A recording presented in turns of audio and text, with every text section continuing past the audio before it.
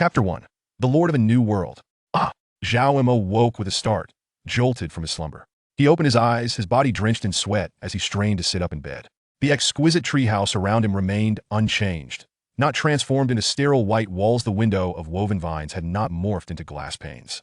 A few tender blades of grass and blossoms sprouted from the black wooden beams. Overhead, it was uncertain whether this treehouse harbored any safety hazards. But one thing Zhao Mo was certain of was that he had not returned home. His crossing into another world was a fact.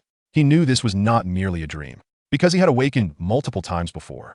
He had truly crossed over. Slowly, Zhao Mo rose to his feet, leaning on his intricately patterned cane in an attempt to stabilize himself. After all, falling from a tree several meters high could easily result in severe injury, even for someone of his previous elven form. What's more, the previous incarnation, William Blackleaf, was merely a teenage elf, one who had not yet cultivated any combat prowess or magic, and was essentially bottom tier among his kin. However, being reborn as an elf does seem to have its perks. This face, this physique, these long legs, they are just as handsome as I once was. Zhao Mo glanced at the mirror, taking in his handsome visage, pointy ears, and elongated limbs, and couldn't help but feel a twinge of admiration. Yet he refrained from reminiscing about his past, for he had already spent half a day in this new world. With no signs of returning home, he decided to make the best of his situation, letting go of his past and choosing to live anew, harboring a small thrill in his heart as he aspired to survive in this convoluted realm. More importantly, in a world where gods may exist, speaking thoughtlessly could lead to dire consequences. Though he yearned for his parents, wishing to provide for their golden years, he had read countless tales of others crossing over, yet few ever returned. Fortunately, he had two brothers. The eldest and second brother were already well settled. Thus, caring for their parents was not an issue. He could only hope that his sudden demise as a lonely single man while playing games had not caused his dear parents too much anguish. If possible, it would be best if they shed as few tears for their unfilial son as possible. Living healthily into old age was the ultimate goal. I am William Blackleaf. Yes, I am William. Stepping out of the treehouse, he stood on the balcony bathed in golden sunlight, relishing the warmth that enveloped him, invigorating his spirit. William's gaze ventured farther, his thoughts beginning to wander. Just 98, a mere 98 for monthly access to the game. Indeed, The Gods was a monthly subscription virtual game. In an age dominated by pay-to-win games and subscription models, all virtual games had transitioned to a monthly fee system. Historic hits such as Glory, Zero, Divine Realm, Global Swordplay, Star Sea, and Faith had set the foundation for monthly games. The Gods officially launched its open beta in 2333. Due to the obscure nature of the development company, initial promotions were scarce, leading to a lukewarm reception. Given the competition among numerous virtual games, carving out a niche was no small feat. It wasn't until 3 years later that it skyrocketed in popularity, ultimately reaching a peak of 68 million players online simultaneously. There was no way around it. Technology had developed to such an extent that idle players were abundant, but so too were games. The Gods was a realm intertwined with martial prowess and magic. Here, one might be fortunate enough to become a dragon-slaying hero, securing the hand of a princess and ascending to the pinnacle of existence. Yet, it was equally possible for heroes to unwittingly become dragon fodder, leading to tragedy such as the slaughter of entire towns or the annihilation of guilds, resulting in the demise of tens of thousands of players, all from the wrath of vengeful NPC nations. And this was a world influenced by divine beings. Every player chased the dream of becoming a god. Regrettably, William had played for a decade without attaining divinity, and he had scarcely glimpsed a god, not for lack of potential, but rather due to him meeting his end prematurely. He had perished within the confines of the game pod. Despite history's few rare cases of players suffering sudden and inexplicable brain death throughout various gaming eras, whether with early console games, computer titles, mobile games, or fully immersive virtual experiences, this did not instill fear in the player community. They continued to play relentlessly, for the game must go on. Funds must be spent, and monthly subscriptions renewed. How could one simply watch their hard-earned money slip away?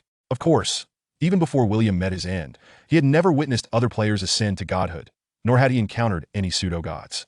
The crux of the issue was that it was exceedingly challenging. Whether professional or casual players from top-tier guilds, all were stymied at the legendary rank, and even among the legendary, few achieved prominence. The strength within this tier was divided into ranks as well. As for William, he had only just grazed the surface of the late-game mechanics just before his demise. What level did he occupy prior to his untimely fate? Unquestionably among the elite, a towering figure among solo players, a legendary warrior. He was primarily involved in power leveling. This included not only assisting in boss fights, but also helping affluent players complete quests for experience, capturing pets, or acquiring mounts. He could even moonlight as an assassin, aiding in the elimination of targets when the opportunity arose. After all, being legendary necessitated superiority over ordinary players. Yet, it came with a catch. To achieve legendary status required both substantial investment and significant time commitment. Without money, one could not enhance gear, embed gems, or upgrade weapons if one lacked both resources and desire. It was best to quit the game. William had always hypothesized that ever since the bankruptcy of NetEase, many developers must have migrated to this company otherwise. How could the gear system be so merciless? A pauper like him had only gained a significant edge by starting on the first day of the game's launch, showcasing skill and perceiving the future potential of the game's diversity. Countless hours spent grinding had led to an exponential accumulation of power leveling income, which allowed him to snowball towards legendary status otherwise. He would have starved within the game pod long ago. How ironic that I still perish from grinding, William Blackleaf muttered, rubbing his belly as he resignedly took a seat on a bamboo-woven rocking chair, sipping on fruit wine worth 30 copper coins, sweet and smooth on his palate. At least his beginnings weren't that of a mere commoner. He was far more fortunate than many of his peers. However, having been reborn, I must continue my grind. He needed to contemplate how best to leverage his new identity and survive in this realm. William Blackleaf, one of the elven lords at the edge of the Blackleaf Forest, also known as the Lord of the Margins. It seems I am a half-elf. William merely inherited the sparse memories of his predecessor, bewildered as to why the man had fallen so catastrophically from the treetops, resulting in his untimely demise. Yet this had granted William a serendipitous rebirth in this strange world. However, now was not the time to dwell on that. He ought to strategize ways to navigate his new life. Wait, I recall some interactions from when I was around level 20. I seem to have encountered a rather formidable lord. Then the territory was small, but his ambitions were far-reaching. I took on numerous quests here. Yet, that lord met his end within half a year post-launch, falling victim to the chaos of multiple factions, leading to his lands being seized by the ironclad Duca. Tragic indeed. His father, the former lord, had managed to survive amidst the conflict between the Blackleaf Forest and the human duchy, demonstrating a knack for political maneuvering. Sadly, his son appears to have had little future.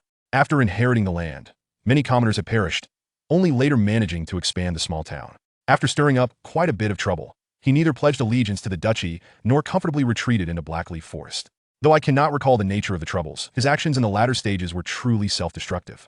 William reflected with a hint of exasperation as he began to piece together fragments of memory in his mind. The marginal territory, while not spacious, allowed for extensive utilization across its east-west breadth. The minor town was home to 3,000 inhabitants, 500 half-elves, 1,000 humans, and 500 full-blooded elves. Those 500 pure-blood elves. In the recesses of his memory, they seemed to be the personal guards gifted to him by his mother. These guards were formidable and fiercely loyal, yet they bore a degree of arrogance, harboring disdain for his human heritage. Even though his mother descended from elven royalty, these 500 pure-blooded elves seemed determined to convalesce their grievances, seeking to outlive William, the half-elf, before returning to Blackleaf Forest in triumph. Wait, my mother is of royal elven lineage? William's thoughts spiraled as the sudden influx of memories finally registered. As he contemplated calling for assistance to survey his domain, a chime echoed in his ear. Ding! Countdown to version 1.0 public beta launch. 364 days, 23 hours, 59 minutes. Now, as the marginal lord and scion of noble elven blood, William Blackleaf found himself deep in thought, for according to his grand design, crossing into this new world should set him on a path to vanquish dragons, win the prince's heart, and live a magnificent life. Yet, why was he meant to become merely an NPC? Why must I face these unyielding players? William suddenly felt lost. Chapter 2. The Elf, the half-elf template has been activated. The bloodline potential of the Blackleaf elven royalty has been activated. The bloodline potential of the legendary human hero has been activated. The experience pool available for task allocation is provisionally set at 1,000 experience. The panel attributes have been activated. William Blackleaf pursed his lips, dismissing thoughts of the players. Yet he could hardly fathom that his vanished father possessed a legendary bloodline. However, if he truly lacked any prowess, he would certainly be unable to deceive his mother, who had already ascended to the status of an elven princess. That it remained uncertain whether that father of his was deceased or merely missing. Logically, though, NPCs endowed with legendary bloodlines typically possessed high luck values, making premature demise unlikely. Should he also possess the strength of a legendary tier, such individuals often attained noble ranks and wielded considerable power, for legendary status denotes the pinnacle of combat prowess across the continents. Has he truly perished, or is he merely lost? William raised an eyebrow and murmured, a tribute panel. Name: William Blackleaf. Countdown to the public beta of version 1.0:364 days, 23 hours, 57 minutes. Race, half-elf level. 8 bloodline potential. Legendary. 8 to base attributes. Rank: none. Talent: handsome, passive, All beings, except those from the dark faction, including gods, animals, and plants, will hold a favor towards you equivalent to your charm value. Additionally, when engaging in trade with other sentient beings, you will receive a certain discount. The higher the opponent's level and bloodline rank, the less pronounced the effect. Level 8. 32 unallocated free attribute points, 8 skill points. For each level gained, free attribute points increase by 4, and the 4 primary attributes increase by 1. Experience Sad Phase 0 4200 Age 16 Childhood Health Points 270 Stamina Points 340 Basic Attributes Strength 34 Constitution 27 Agility 38 Intelligence 25 Special Attributes Charm 43 Luck 3 Evaluation. Among 8-level young half-elves, your prowess is such that you could easily outmaneuver human children. Health points need no explanation. Once depleted, it results in game over. Stamina, however, differs from other online games. Any action, behavior, or skill in this world consumes a certain amount of stamina, even during intimate moments. Thus, players of insufficient level attempting unsavory actions may find themselves swiftly outmatched, leading to their partners doubting their abilities, ultimately resulting in a blissful separation. Of course, if a player wishes to engage intimately, they must first accumulate a friendship score of 1,000 points, in essence. This requires a span of 6 months. Hence, it is imperative to monitor stamina closely. Unnecessary actions should be avoided, lest one finds themselves unable to wield their weapon in critical moments during combat, leading to inevitable defeat. Strength Stamina 50 of base attack power constitution, health 50 of base defense value agility movement speed, unrelated to evasion and critical hit rates, intelligence 50 of base magical defense value. Moreover, intelligence possesses a hidden attribute, mental power. The longer one concentrates, the more mental power is consumed. During battle, maintaining focus is crucial to accurately strike enemies or target their vulnerable spots. Prolonged combat will gradually deplete hidden mental power, resulting in diminished accuracy and mental fatigue. Concurrently, intelligence also enhances the magical attacks of spellcasters.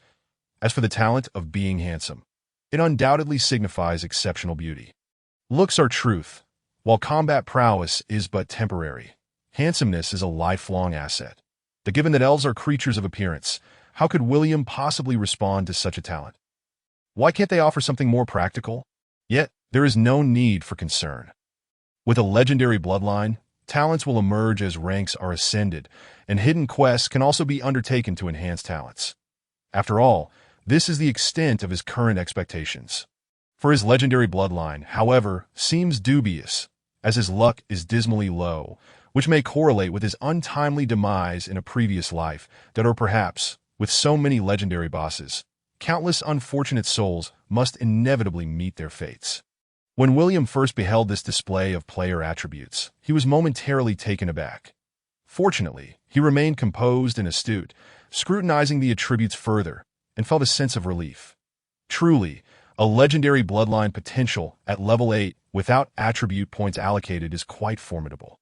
He could effortlessly dispatch level 0 novices in the starting village with a mere strike. In this game, bloodline potential is paramount, representing the ultimate limit for NPCs. Unlike players who can gradually grow stronger through diligence and investment, though late-game advancements also prove challenging, they remain considerably more fortunate than NPCs. Moreover, the legendary bloodline potential astonishingly lacks the weaknesses of half-elves, perfectly integrating the advantages of both humans and elves, with attributes that are nothing short of powerful. However, one must not allocate level-up points haphazardly.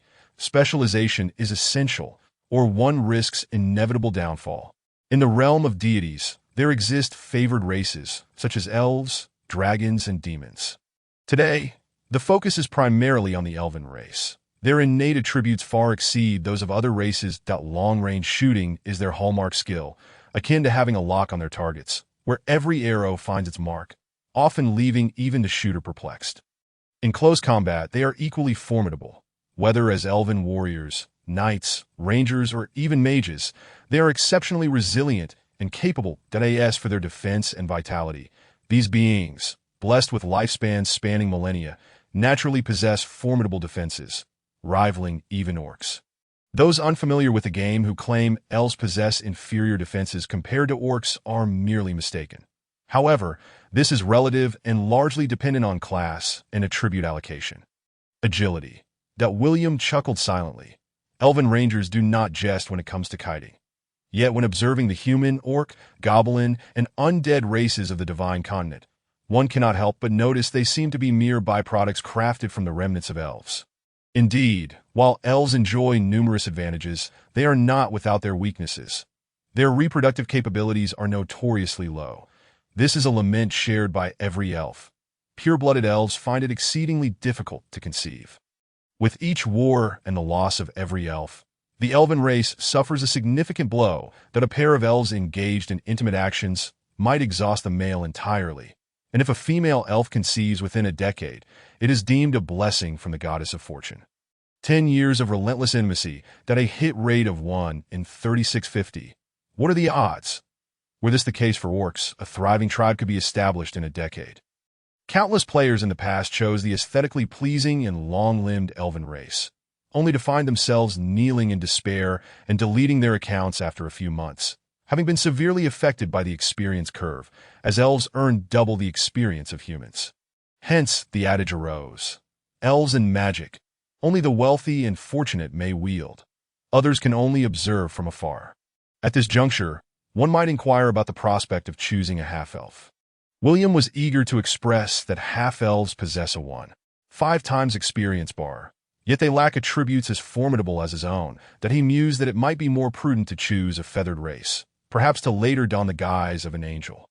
However, it must be noted that the transition to angelic form is contingent upon one's aesthetic appeal, which, unfortunately, often falls short among the players. Chapter 3.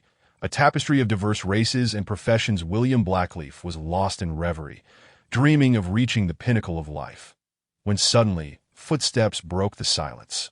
He turned to behold a vision of elegance, a statuesque pure-blood elf, her long, graceful legs, slender waist, and ample bosom captivating his gaze. Distinguishing between pure-blood and half-blood elves is a matter of observing their hair and eye color. Ever since the cataclysm shattered the divine continent into 9 realms, he now found himself in the legendary continent, where pure-blood elves are further categorized into various races, yet their hair color remains uniform, as do the hues of their eyes. In contrast, half-elves often exhibit a bewildering array of hair colors and mismatched eye colors, which is one of the many reasons pure-blood elves disdain their half-blood counterparts. According to the players, half-elves tarnish the overall aesthetic appeal of pure-bloods, an unforgivable transgression. Fortuitously, William's lineage for his legendary father seemed rather diluted, failing to outshine his mother, leaving him with an appearance indistinguishable from that of a pure-blood elf. "My lord, upon hearing of your awakening, I came to assess your injuries," a light, melodic voice chimed. William feigned a simple demeanor, replying, "Sia, you need not call me my lord. I am quite well, save for a slight headache and some hazy memories. It is a relief to hear you are well, but you must still take this." Sia, the statuesque elf, maintained her stoic expression as she presented a small emerald vial. Upon grasping it, William immediately received its information, struggling to suppress his excitement as he inquired, "What is this?" "This is the water of life. Ever since I learned of your fall from the tree." Sia paused, taking a deep breath. After all, whether elf or half-elf, falling from a tree is a monumental disgrace. The fact that he had fainted from such an incident and remained unconscious for several days was indeed humiliating. Yet she pressed on, "Given your prolonged unconsciousness and the wizard's examination, it appears your mind has become quite muddled. Rothner hastened to the City of Night to retrieve this sacred artifact from your mother, and he has just returned with it.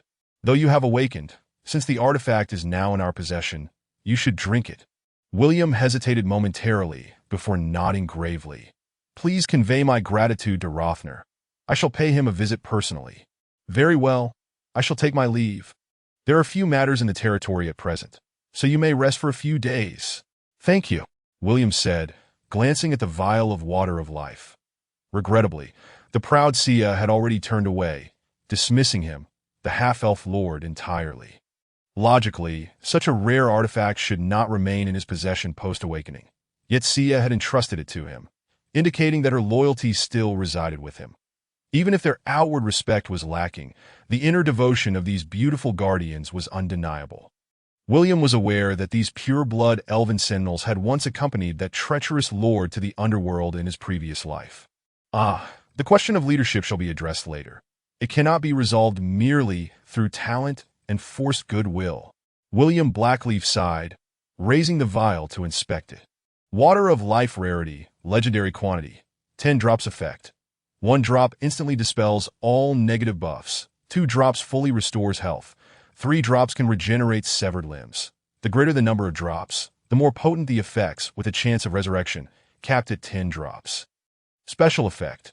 1 drop extends lifespan by 100 years. Special effect.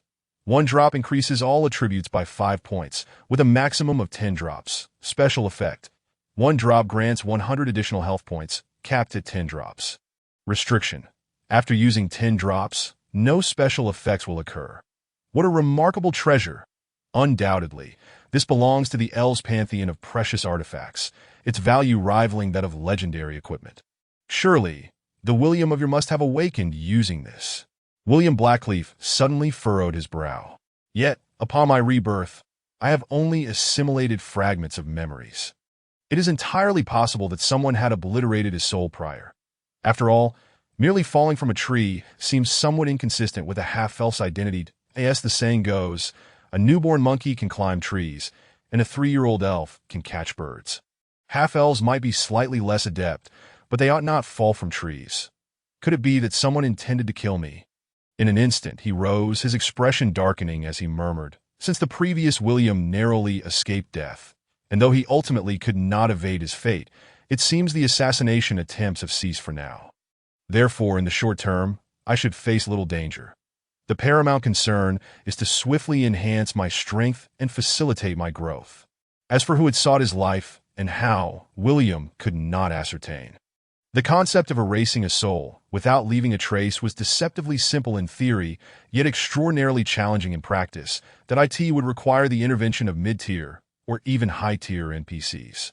Beyond those formidable sorcerers and mages shrouded in mystery, other professions could also possess unique skills to achieve such ends, but the scope was too vast to pinpoint a suspect. Yet, narrowing down the possibilities, who would wish to kill him? What motivation would they have? What benefit would arise from his demise? A half-elf, a member of the Blackleaf royal line, or perhaps an adversary of my ineffectual father? William shook his head, realizing the scope was still too broad. However, it was unlikely that the Blackleaf royal family would resort to such measures. Firstly, these haughty elves seldom engaged in assassination. Secondly, if they truly wished to eliminate him, to preserve the purity of their bloodline, they had ample opportunity during his childhood in the City of Night to orchestrate an accident. Thirdly, they had no need to bestow upon him 10 drops of water of life, granting him a chance at resurrection, especially considering his mother lacked the means to procure such a treasure for herself.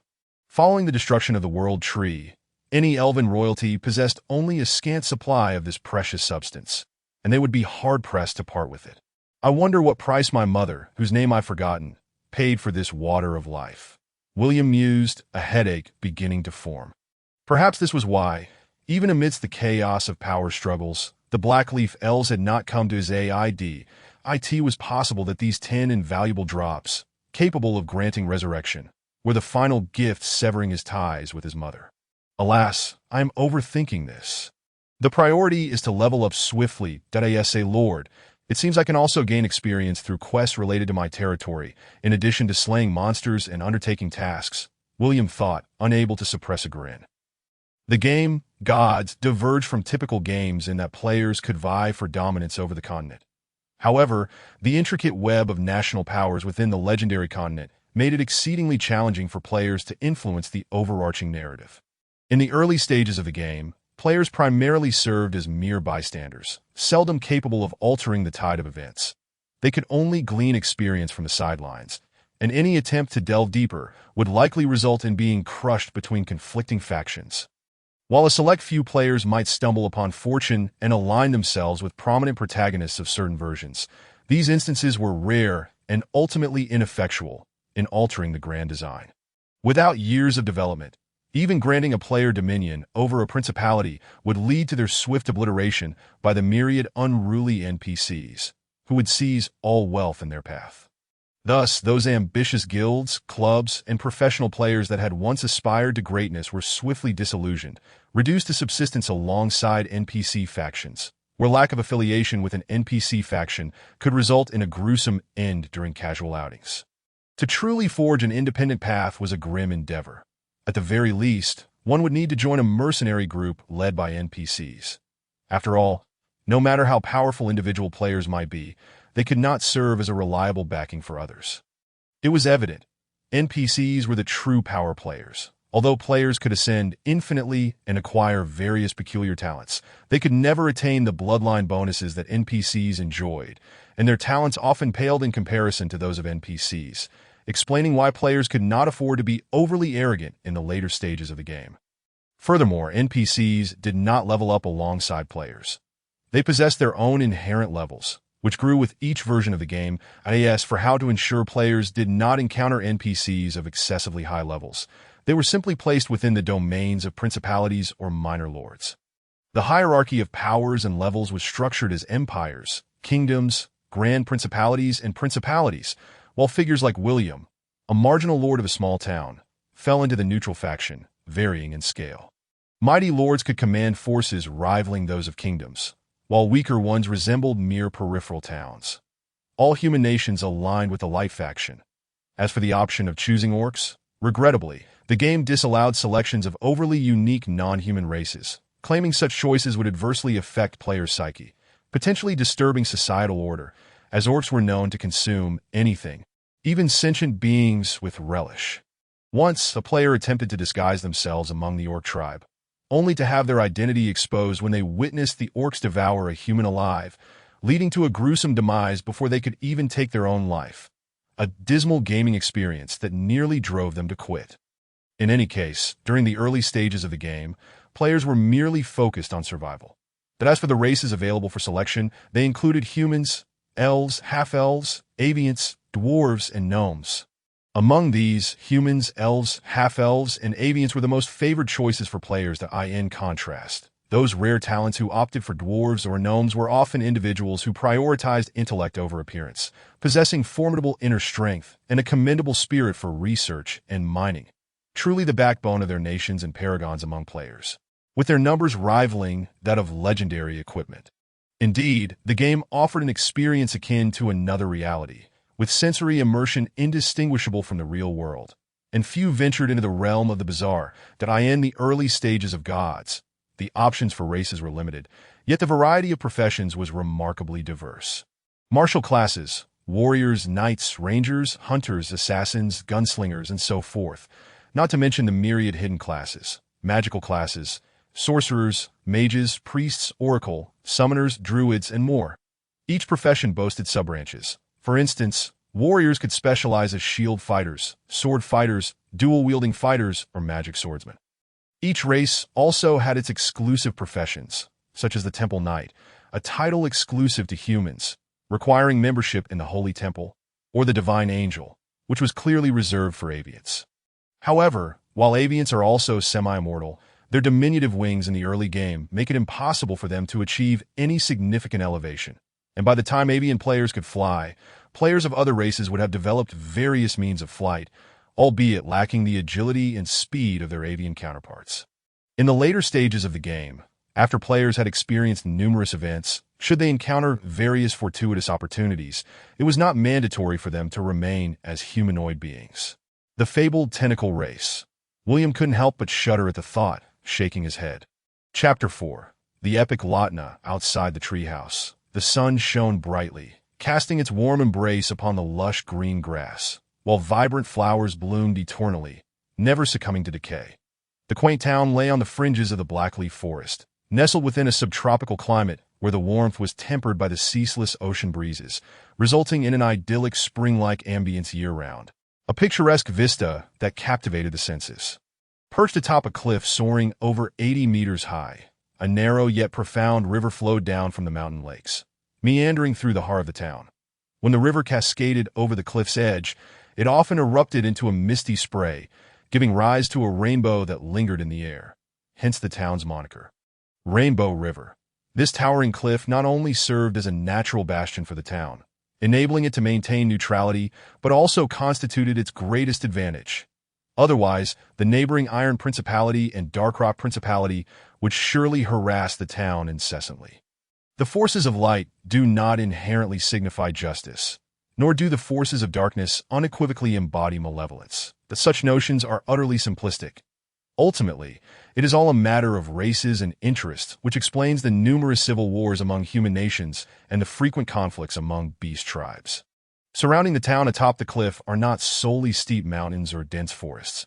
Extending towards the east and west along the cliff's edge lies an expanse of fertile black soil. This land yields a plethora of crops, more than sufficient to sustain the town's populace. To the south stretches the vast blackleaf forest, its expanse reaching endlessly. The town occupies a narrow section of the mountain range, and beyond the southern peaks lies access to the boundless ocean. Within the depths of the blackleaf forest, countless magical beasts and wild creatures reside, their tiers varying from lowly to formidable, with the most powerful magical creatures dwelling deep within the woods, including numerous wild dragons. After all, the Blackleaf Forest is home not only to the Blackleaf Elves, but also to many sentient races. The half-elves and elves residing in the town require far less than humans, as they are not particularly fond of grains, but prefer to hunt in the pristine wilderness of the Blackleaf Forest. Each expedition into the mountains yields a bounty of fruits and game, thanks to their exceptional skills. The southern mountain range, being relatively narrow, harbors few high-level prey, making it unlikely to encounter stronger beasts unless one ventures east or west into the forest depths. In the realm of the gods, elves are carnivorous. They consume fruits and vegetables, yet their staple remains meat. After all, the elven race aspired to ascend to the pinnacle of the world, and relying solely on a vegetarian diet would have rendered them incapable of competing for supremacy. The handsome and dashing William Blackleaf, with his pointed ears, donned a resplendent purple-black robe as he gracefully exited the treehouse. Upon activating his player panel, his leg injury swiftly healed, illustrating the substantial advantages players held in this world. Notably, the priests here do not restore health. They merely mend injuries and provide various buffs for survival. But for the priests are not mere support figures. They wield formidable maces designed to vanquish the undead, each one a muscular powerhouse, exceptionally capable. They bellow the praises of holy light, charging forth with their blunt instruments. For both NPCs and players, healing primarily relies on physical condition and rare potions, with water mages and priests offering similar healing spells that merely expedite recovery, yielding equivalent results. After all, their profession is that of a mage, not one expressly designed for the support of others. That in his previous life, there were not many mage players. Entering this profession in the early stages required significant financial investment, and luck played a crucial role in advancing. It wasn't until he attained a certain level that he could profit from enchanting weapons. However, powerful mages were in high demand, adored by all, akin to flowers blooming in spring, provided they offered their magic free of charge.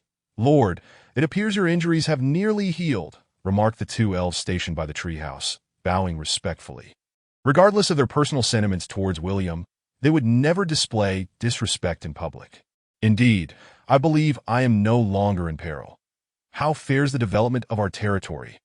William glanced at the two elves, Norton and Nock, both pure-blood Blackleaf elves and his loyal guards.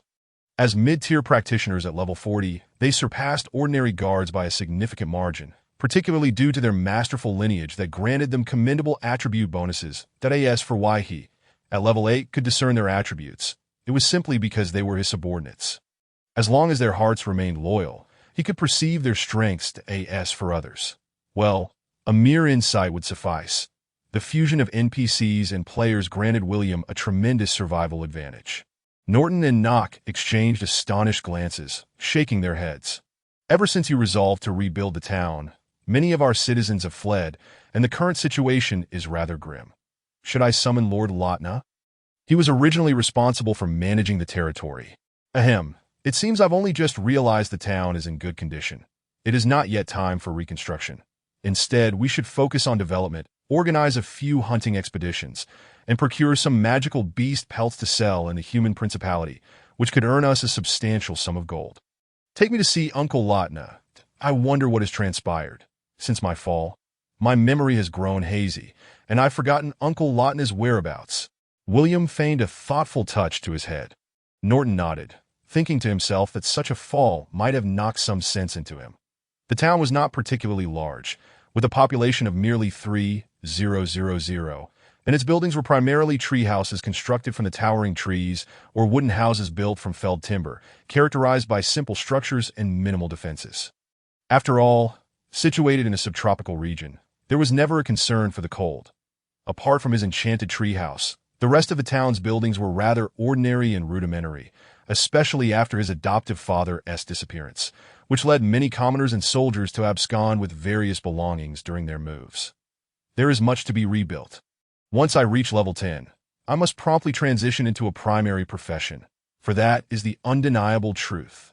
In his previous life, William had chosen the human race, pursuing the path of a warrior to the very end.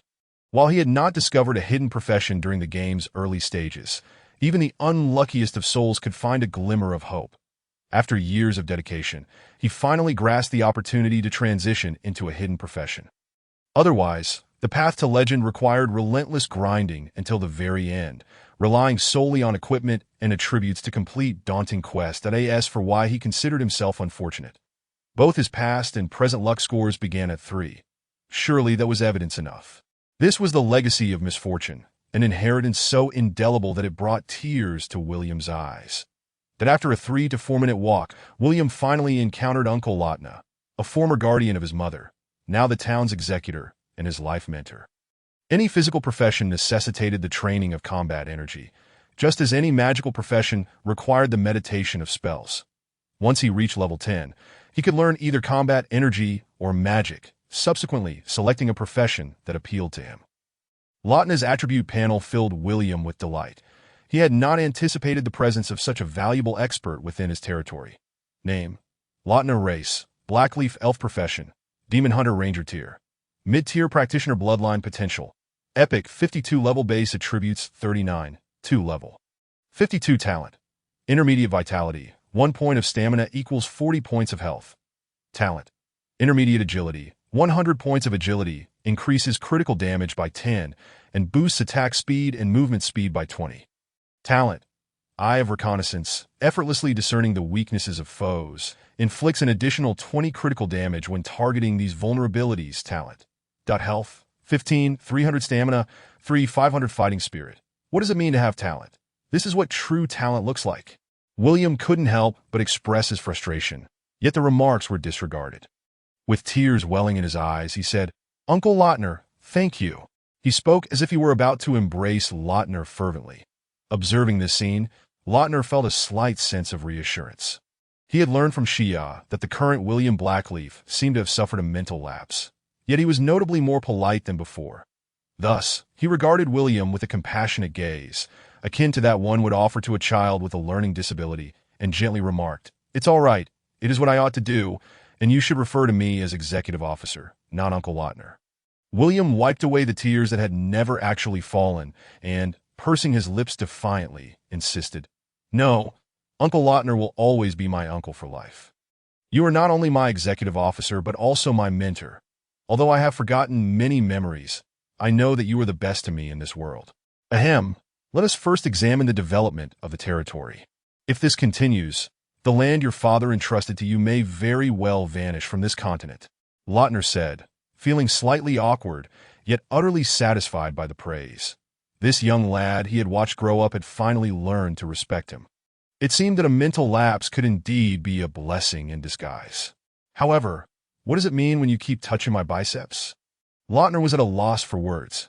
Little did he know, William's admiration for the epic bloodline NPC, combined with the tangible muscle beneath his touch, filled him with an indescribable affection. Chapter 5.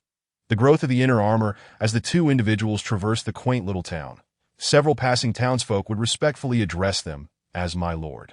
However, the true thoughts of these individuals remained an enigma. The gods constitute a game, Yet the brilliance of this game's mastermind lies in the fact that every NPC is utterly unique. Each possesses an independent cognitive framework, leading their own lives, nurturing their dreams, and maintaining their families. Thus, it would be folly to presume that William, upon inheriting the lordship, could simply revel in his position while others dutifully pledge their loyalty to him like mindless automatons.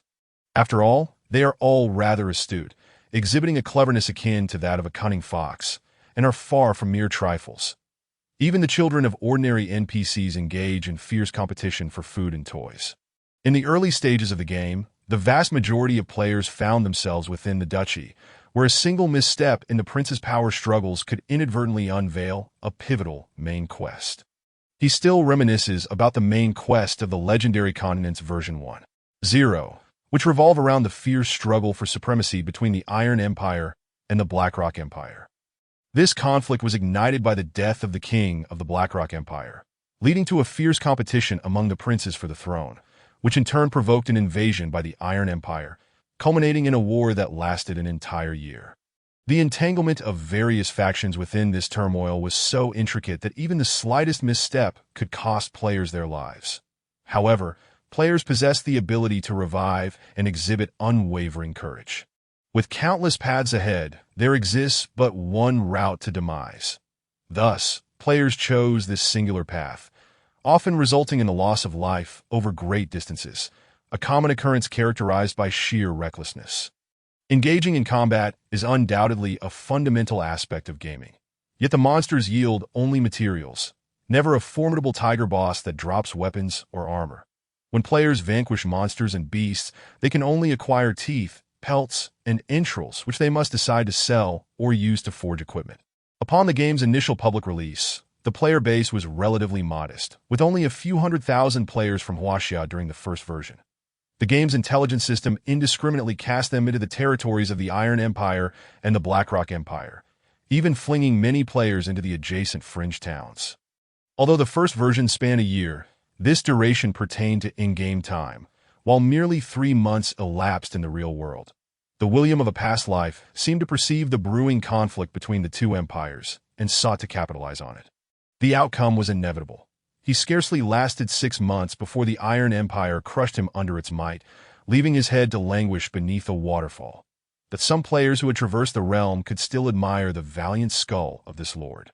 Despite his command over numerous high-bloodline pureblood elven guards, and even an epic bloodline demon-hunting ranger like Lotna, none proved to be his match. Thus, one must build high walls, amass grain, and proclaim kingship cautiously. William Blackleaf sighed as he observed the flourishing state of his territory, crooked houses and withered trees. "What did you say?" Lotna scratched his ear, seemingly unable to hear clearly. "Nothing of consequence. How much food and gold remain in the granary and treasury?" William forced a smile, steering the conversation elsewhere.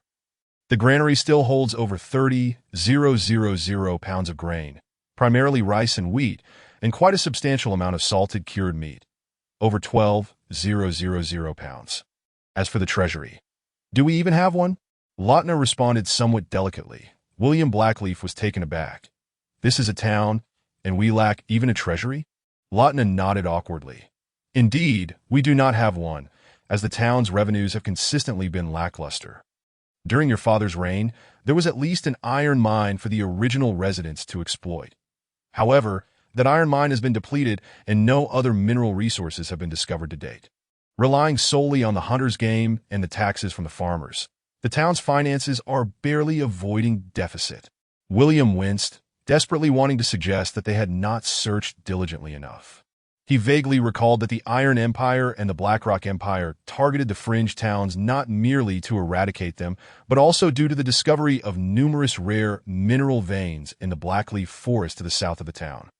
It could be said that the forest south of the fringe town was akin to a colossal supermine.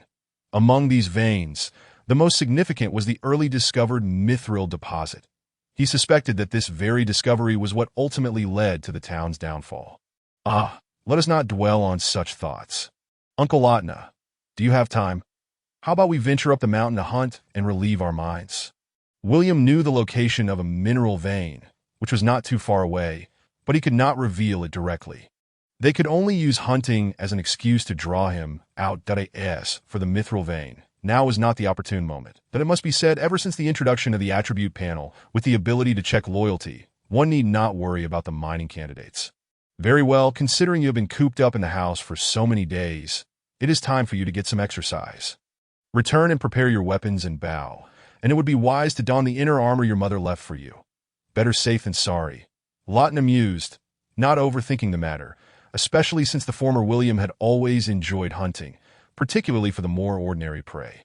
Indeed, that is a splendid idea. While there are countless paths to peril, preserving one's life is paramount.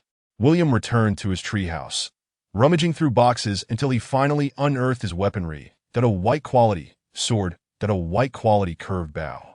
The attributes of the equipment were rather lackluster, not worth mentioning, especially since the unclassed William could not wield superior weapons. However, he could not help but admire the final piece of inner armor. The delicate mithril inner armor, adorned with the patterns of the world tree, shimmered with a faint silver and gold light. One needed not examine its attributes to recognize it as a treasure.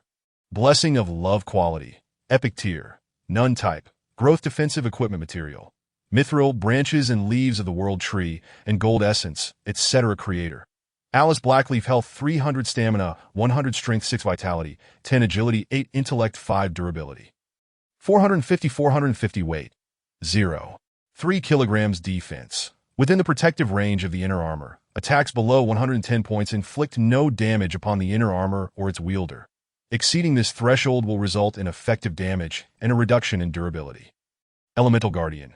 Any elemental damage will be mitigated by 10. Blessing of Love.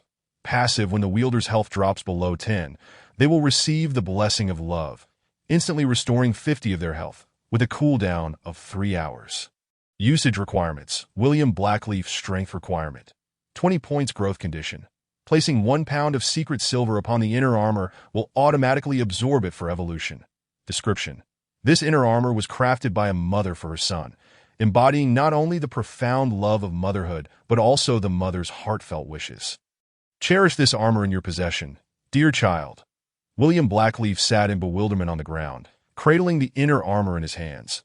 Feeling quite at a loss, that moment, he realized the extent of his mother's care for him in this world. As for the previous incarnation of William, who perished in the chaos of battle, it was likely a case of reckless folly. Otherwise, even if the sky were to fall, his mother, Alice Blackleaf, would have surely come to his aid. Maternal love is indeed magnificent. If only there were a chance. William shook his head, acknowledging that his current strength was still too feeble to entertain such thoughts. For now, survival until the end was the only viable strategy. Chapter 6. Orcs, Never Companions. 500 strikingly handsome and beautiful pure-blood elven guardians form the foundation and secret weapon of his power. Among them are 100 elven rangers, 100 elven warriors, 100 elven knights, 100 elven hunters, and 100 elven spellblades, accompanied by an additional 10 mages, including Shia, who was initially a novice mage. Among these 500 guardians, the elven spellblades stand out as the mightiest, approaching the intermediate level of combat prowess, albeit slightly below that of Nock and Norton. William is well aware of how to leverage these individuals. Since we are to hunt in the Blackleaf Forest, let us take the opportunity to do a few other things as well. Nock, summon 300 guardians. We shall scour the vicinity of the town for any beastly threats and eliminate them. William Blackleaf declared, stepping out and addressing Nock at the entrance to that moment. He donned a form-fitting elven leather armor, with a long sword at his waist and a wooden bow slung across his back. Regardless of the quality of his equipment, it was undeniably appealing.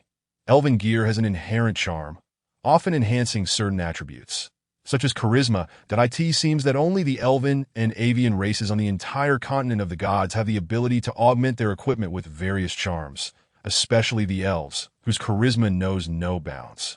Yes, my lord, Nock replied with a nod, swiftly departing towards the military camp. When William reunited with Lautner, the 300 elven guardians promptly assembled before them. Among these guardians were 100 warriors, 50 rangers, 50 archers, and 100 spellblades. The knights were unnecessary for this venture, as they could not fully exert their prowess within the confines of the forest. Engaging in battle requires practical knowledge. Cavalry may be useful, but they must be agile, robust beasts rather than mere mounts. My lord, you refer to this endeavor as hunting, but it appears to me more akin to initiating a war. Lautner lamented, resting his forehead as he gazed upon the fully armed soldiers, feeling somewhat bewildered. William shook his head, turning his gaze to the neatly arranged elven soldiers ahead, a surge of pride swelling within him. Truly, they are warriors of pure-blood elven lineage. Regardless of their rank, their discipline renders their movements synchronized, as if cast from the same mold. He took a deep breath, disregarding the puzzled expressions of the passing townsfolk, and proclaimed, "My soldiers, I am your lord, William Blackleaf. Perhaps you are not particularly fond of following me. Yet, I recognize that you are the most exceptional and outstanding warriors.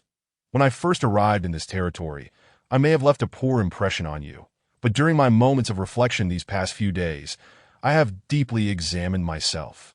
I acknowledge that I have erred in many ways. Therefore, I have resolved to change and earnestly develop this marginal town."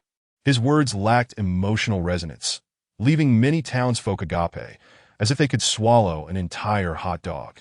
Nevertheless, William remained unfazed. As a legendary NPC, his defenses are formidable. After a brief pause, he continued, "For the town to prosper, it is essential to secure funds that I am aware that our territory currently lacks income, but I believe treasure lies within the forest before us. I ask you to accompany me as we forge a path for our territory, bravely pressing onward." "At your command, my lord."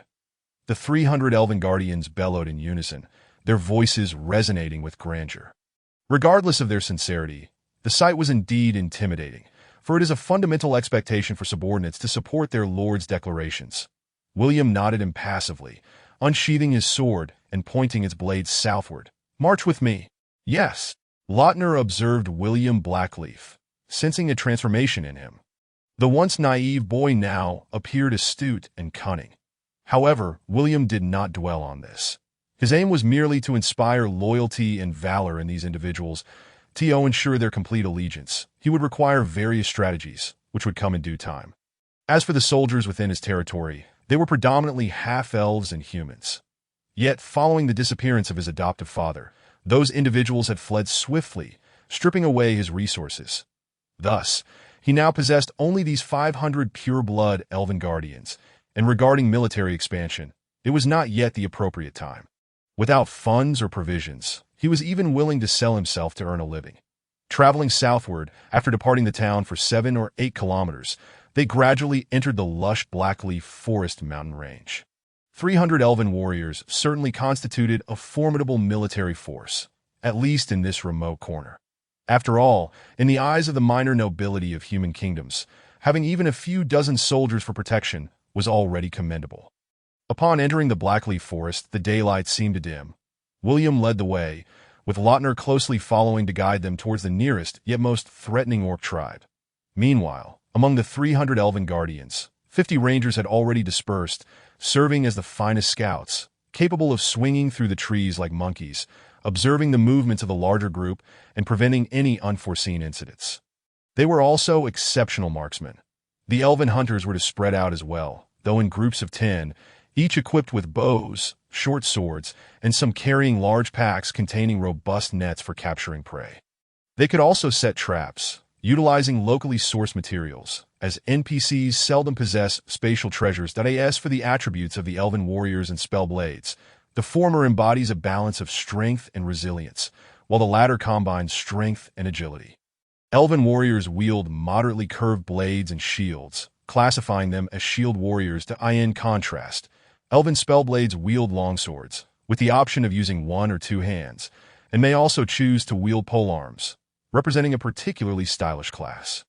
Furthermore, the spellblades exude an abundance of battle energy, unleashing powerful sword techniques from both close and long distances. Before long, 3 elven rangers dash back to relay crucial information, informing the group that an orc tribe lay just 800 meters ahead.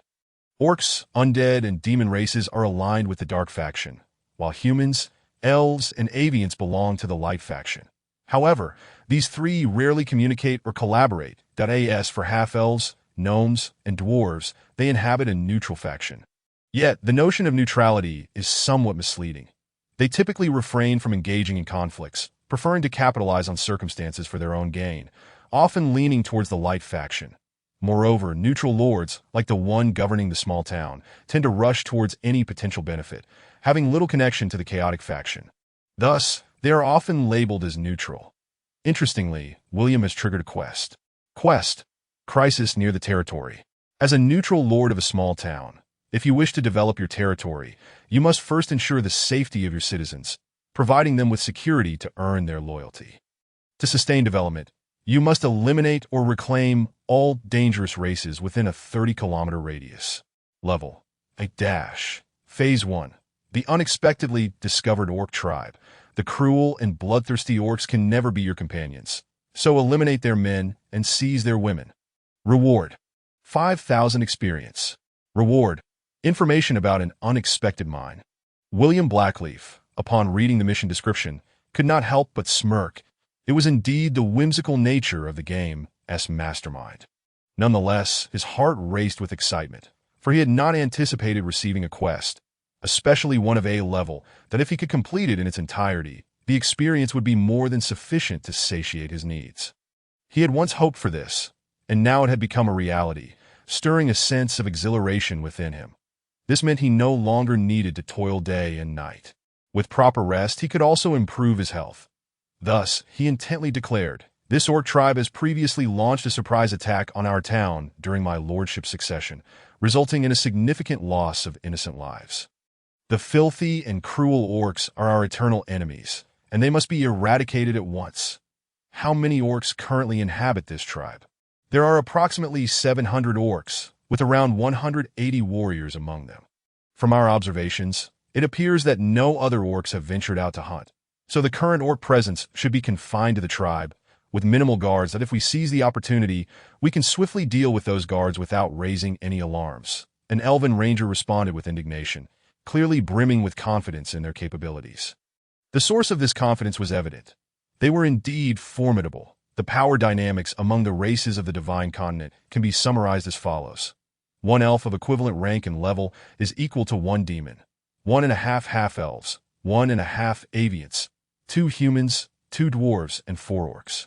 As for goblins, an elf of the same rank and level, unarmed, could likely single-handedly dispatch dozens of goblins. Moreover, concerning the numerous mermen that populate the continent, a singular elf of equivalent rank and level could probably defeat hundreds of them. If it weren't for the formidable alliance the orcs have with the demons, coupled with the orcs' astonishing reproductive capabilities, they would have been eradicated long ago in the previous era. The reproductive rate among the races of the gods is starkly different. Goblins spawn in clusters, while orcs produce in groups of 3 or 4. And the mermen. Have you ever witnessed fish eggs? They emerge in a bubbling cascade.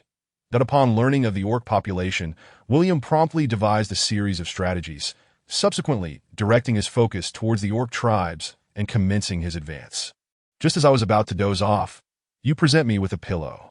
For the sake of the mines, I cannot overlook the deep-seated enmity between our races. William licked his lips and strode purposefully towards the enticing orc stronghold. Chapter 7. The orcs who lower the average IQ in the fringes of the world. It is inconceivable that any colossal orc tribes could emerge. Even the vast elven stronghold of the Blackleaf Forest lies several thousand kilometers away from the nearest marginal town, bordered only by 2 human duchies and a few small to medium-sized enclaves of other races.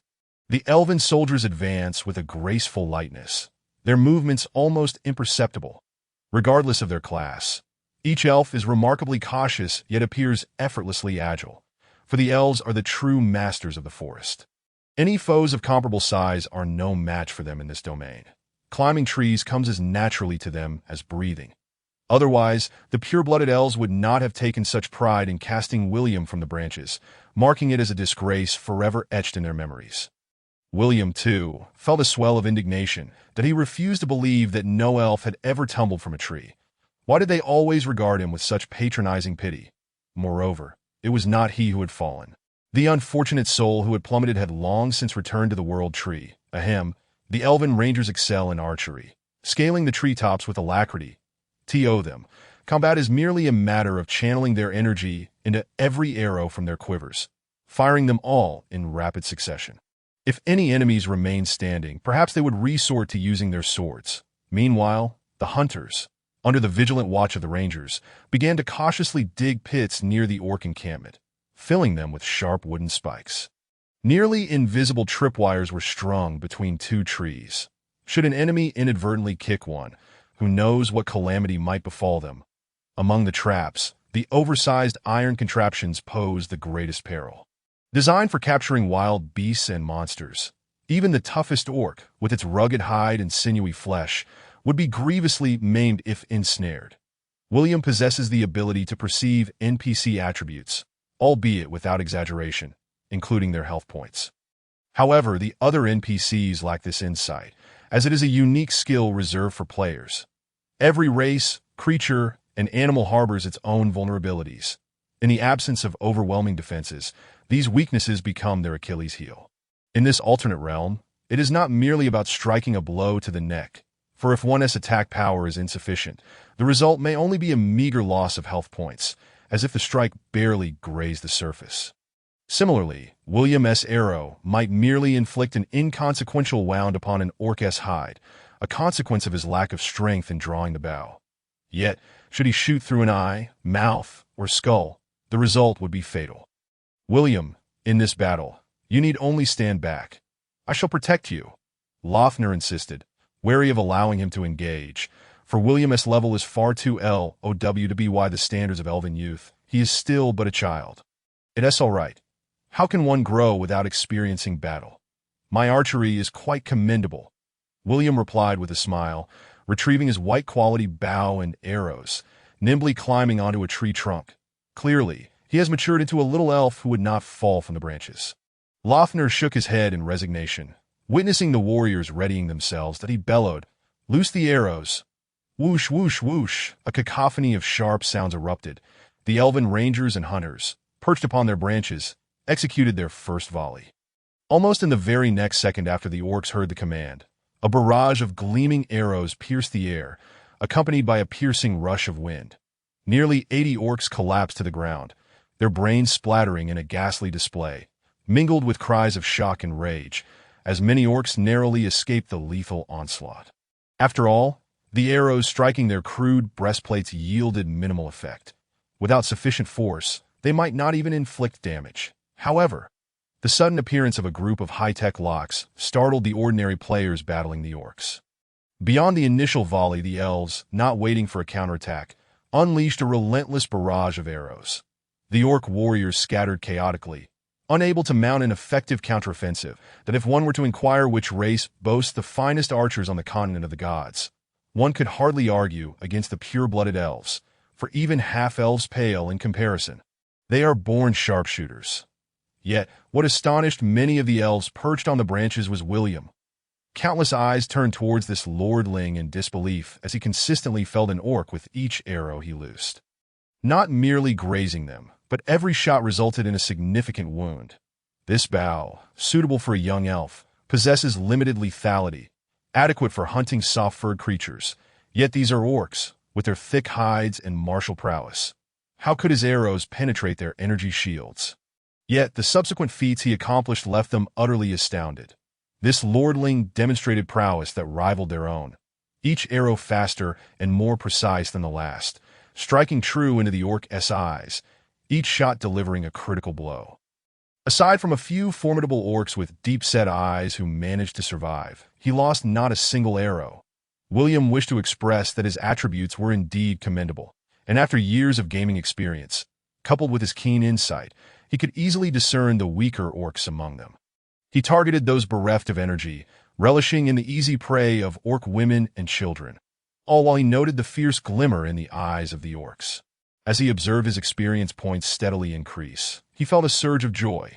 After all, in this game of the gods, players can level up by slaying creatures in the early stages, but as one progresses, it becomes increasingly arduous to gain levels without quests, a true trial akin to scaling the heavens. Cursed elves, how dare you disturb my tribe? I shall flay your skins and turn your thighs into roasted meat. A brawny orc charged forth, clad in heavy armor, exuding an air of ferocity. Towering at over 2 meters tall, he wielded a massive spiked club, effortlessly shattering a tree as thick as a bowl. "William, be cautious." The chieftain of the orc tribe approaches. Lothner, positioned closest to the encampment, shouted urgently, his brow furrowed in concern, warning William to retreat. "Little mongrel, don't run," the orc chieftain roared, surging forward with over 100 orc warriors that he had never before encountered elven attacks.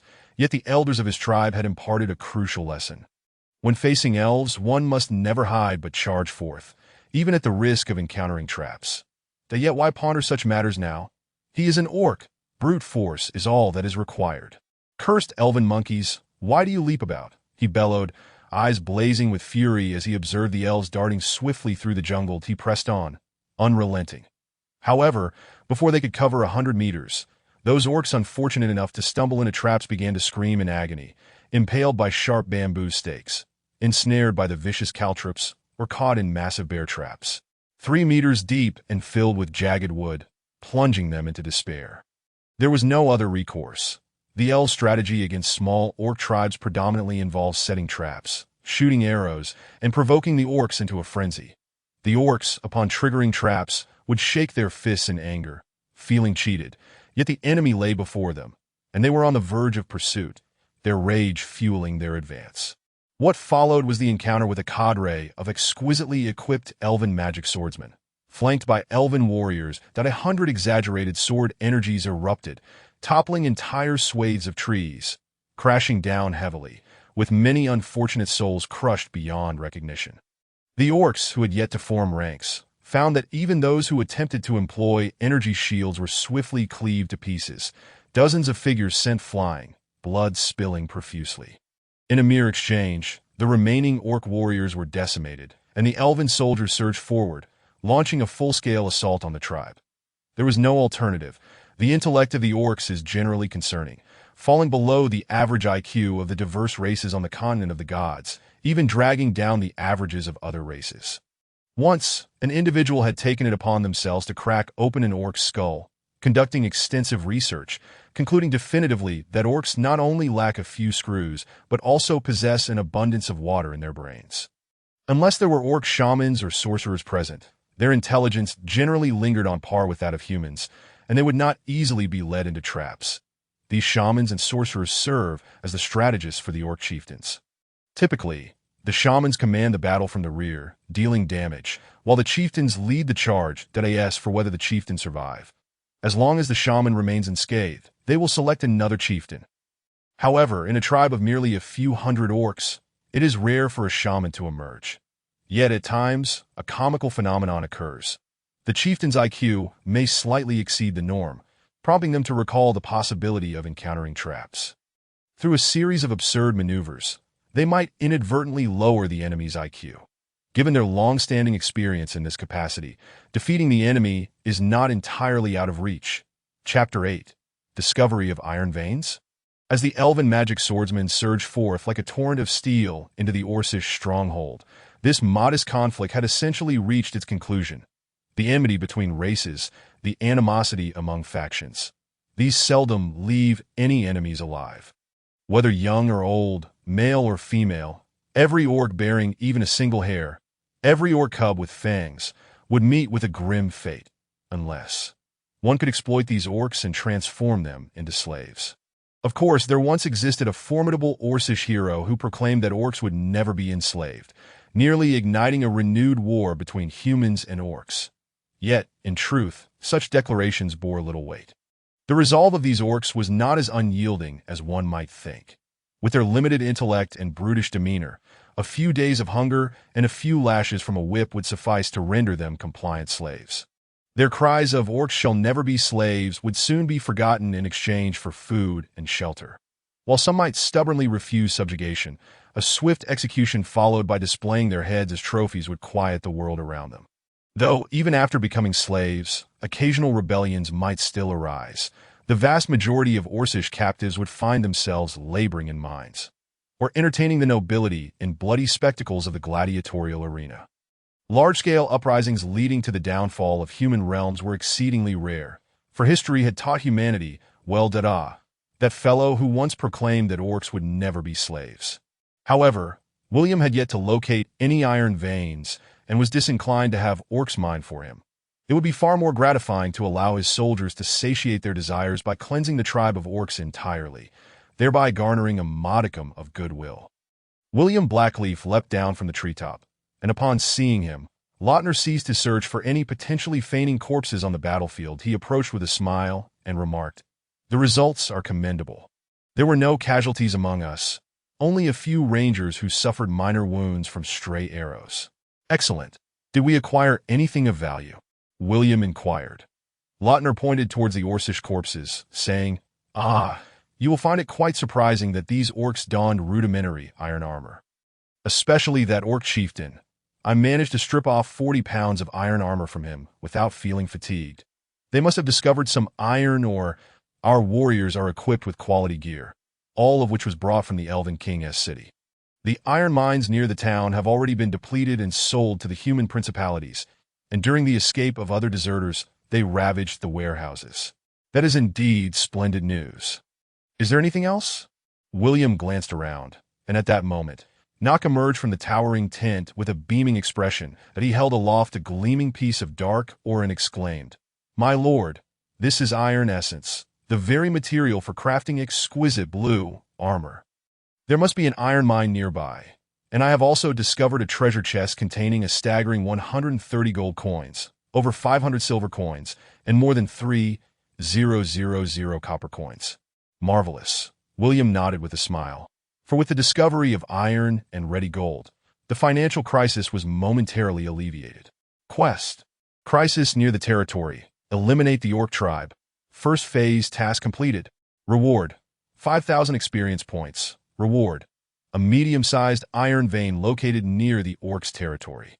In an instant, William ascended to level 9, earning 4 attribute points and 1 skill point, all of which he chose to reserve for the time being, as he was not far from reaching level 10, having personally slain numerous orcs.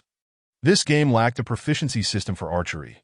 Accuracy relied entirely upon aim, akin to FPS games, where success stemmed from practice and innate talent. In his previous life, as a top-tier free player, it was inconceivable for him to limit himself solely to his class skills. Although he was a warrior, it did not preclude him from wielding other weapons. Provided his attributes were sufficiently high, even a sorcerer could wield a sword in one hand and a staff in the other, charging alongside knights. After all, the greatness of Gandalf, irrespective of the passage of centuries, continued to influence sorcerer players within the game. Which sorcerer would be without a fine, great sword in hand? It would be a disgrace to the very essence of sorcery itself for how many sorcerer players would invest in strength. Well, that is a matter of perspective. Those capable of wielding a similarly ranked dark gold longsword typically had invested significantly in strength. And how formidable were these strength-focused sorcerers? Strangely enough, they were far from weak. Those daring enough to play this way were either exceptionally lucky or wealthy. Befriending such players was a necessity, for one could surely enjoy the spoils of life alongside them. However, for someone like William, a warrior of a hidden class in his previous life, to master archery as he did suggested he possessed that innate talent. Of course, practice in archery was unavoidable, requiring speed, volume, and precision. With enough practice, one would naturally improve. Yet, different classes found it challenging to acquire the shooting skills of their respective professions. Even if they did, it would be a waste of experience points. In his past, he had only managed to learn a few advanced archer skills. Unwilling to squander resources, he chose to hone his shooting technique, and by pure fortune, he possessed remarkably nimble fingers. Moreover, which legendary player would be considered legendary if they lacked proficiency in skills from other classes? The essence of this game lay in multi-classing, diverse elements, and varied developmental paths. As long as attributes were sufficient, a mage could don heavy armor and charge like a knight, while a warrior could wield a staff and cast fireballs. In the mid to late game, the scenes of battle became truly spectacular. When cavalry charged en masse, the initial strike was often not a wave of sword energy, but a barrage of magical artillery, followed by an onslaught of half-baked spells, a flurry of arrows, and the thunderous crack of gunfire, leaving the cavalry to engage in life-and-death struggles only after the ranged assault ceased. As the elven warriors stripped the orcs of their gear, they excavated a pit to inter the bodies, preventing decay from causing a plague. Only then could the aftermath of this conflict be deemed concluded. William nodded approvingly. Everyone laid down the equipment. Though this battle was not particularly arduous, each of you performed exceptionally well. As a reward, each shall receive 1 silver coin, and those who were injured will receive an additional coin. Thank you, my lord. The elven warriors beamed with joy, astonished that their notoriously frugal lord was so generous, immediately placing their right hands over their chests and bowing in gratitude. What genuine elves they are, bowing at the prospect of rewards. William mused internally before continuing. However, rewards must be distributed back in the town. For now, form teams of 5 and disperse to seek out our iron veins. Understood, my lord. The elven soldiers scattered in an orderly fashion without need for command, instinctively forming 5-member teams as they ventured into the thicket. The value of iron mines was immense. While rare ores such as mithril, gold essence, purple gold, and mountain copper, along with a myriad of vividly colored gemstone mines existed in this world, iron, copper, and aluminum remained the primary veins of the divine realm. With these iron mines, the elven warriors could effortlessly resolve their equipment repair issues. Should they uncover abundant iron essence, they could elevate their quality gear to superior craftsmanship. The grading of equipment is as follows: ordinary, white; superior, black; exquisite, blue; exceptional, silver. Following these were the truly remarkable items endowed with various attributes, skills, and effects: gold, dark gold; epic, legendary; and even those bearing divine qualities. Naturally, there would also be some uniquely progressive equipment. Chapter 9. A Great Bear. As twilight descended, the sun had vanished beyond the forest canopy. The darkness enveloped the surroundings, with the feeble glow of the moonlight proving ineffective in penetrating the depths of the woods. Yet, for the elves, this posed little threat. Even the warriors scouring for, or would not easily lose their way. Each expedition was equipped with provisions sufficient for 3 days, particularly during such large-scale endeavors. Night vision was a faculty possessed by the majority of races on the continent of the gods, with the notable exception of humanity. However, the proficiency in this ability varied among individuals. Of course, as human practitioners grew stronger, their night vision improved as well. At this moment, William could discern objects a dozen meters away with the faint starlight. He perched upon a sturdy branch, engaging in a silent stare down with a saluting monkey. The sight of the monkey evoked memories that despite the presence of Orcish structures and numerous tents beneath him, the elves would never deign to reside in such filthy abodes. They would rather sleep upon the branches than inhabit those stench-ridden tents. There was no allure here. That as the Lord, William was not compelled to personally seek out iron veins. Such tasks were best left to his subordinates. That a leader speaks, and the subordinates run tirelessly. That is the blissful life of a lord. Accompanying him were only Lautner and Nock. Nock, serving as his gatekeeper, was a formidable magic swordsman, tall and imposing, a rarity among elves with his robust physique. He favored a curved blade with a hook rather than a conventional longsword, reveling in the ability to ensnare foes and unleash a barrage of furious strikes. His peculiar preferences were hard for William to fathom. The elves were characterized by their straightforwardness. They spoke plainly and retreated not in the face of war. They regarded every race with a sense of pride, even if the adversary was formidable, powerful, or even more handsome. Such a notion was inconceivable.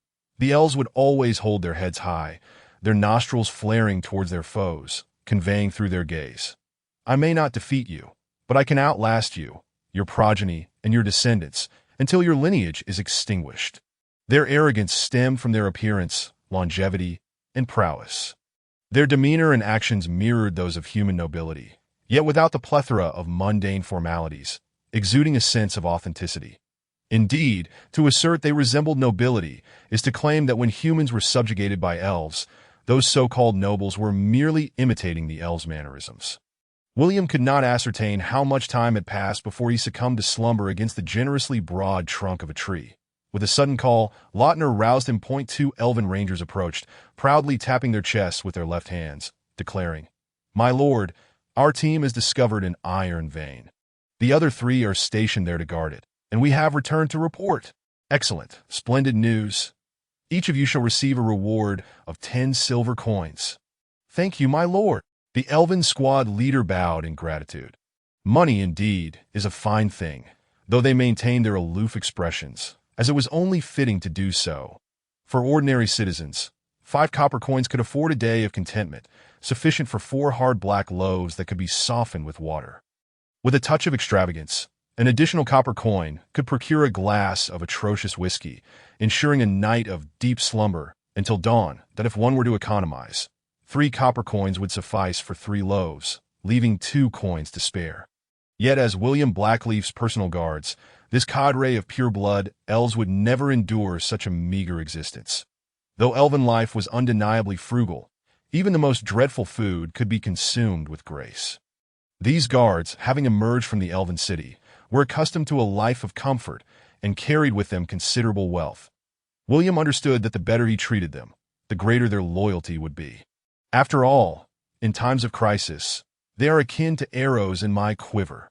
The reason William had initially struggled to win the hearts of the people perhaps lay in his frugality. Of course, it might also pertain to his nature, poverty. Nevertheless, he had recently acquired a significant amount of gold coins, the origins of which he remained unaware. What mattered was that these coins represented a substantial fortune to him. He always remembered that wealth symbolizes numbers.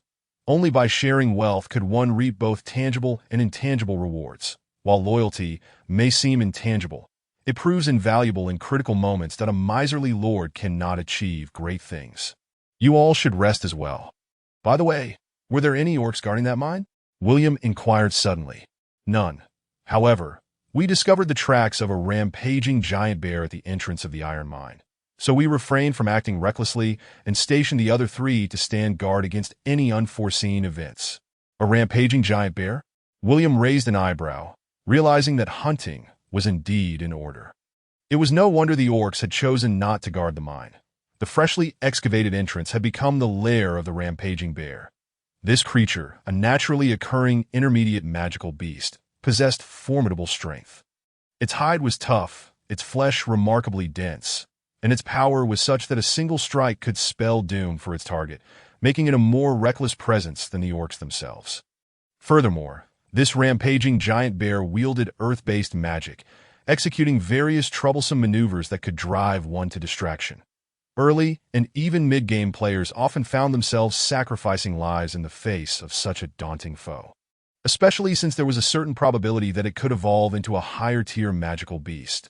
Should it be nearing that threshold, or if it were indeed a high-tier rampaging bear on the verge of breaking its limits, without Lautner's presence, it was likely that even the 300 elven warriors could defeat it, but at a grievous cost. Hence, the orcs' decision to abandon the Iron Vein was undoubtedly astute, perhaps born from the bitter lessons they had learned.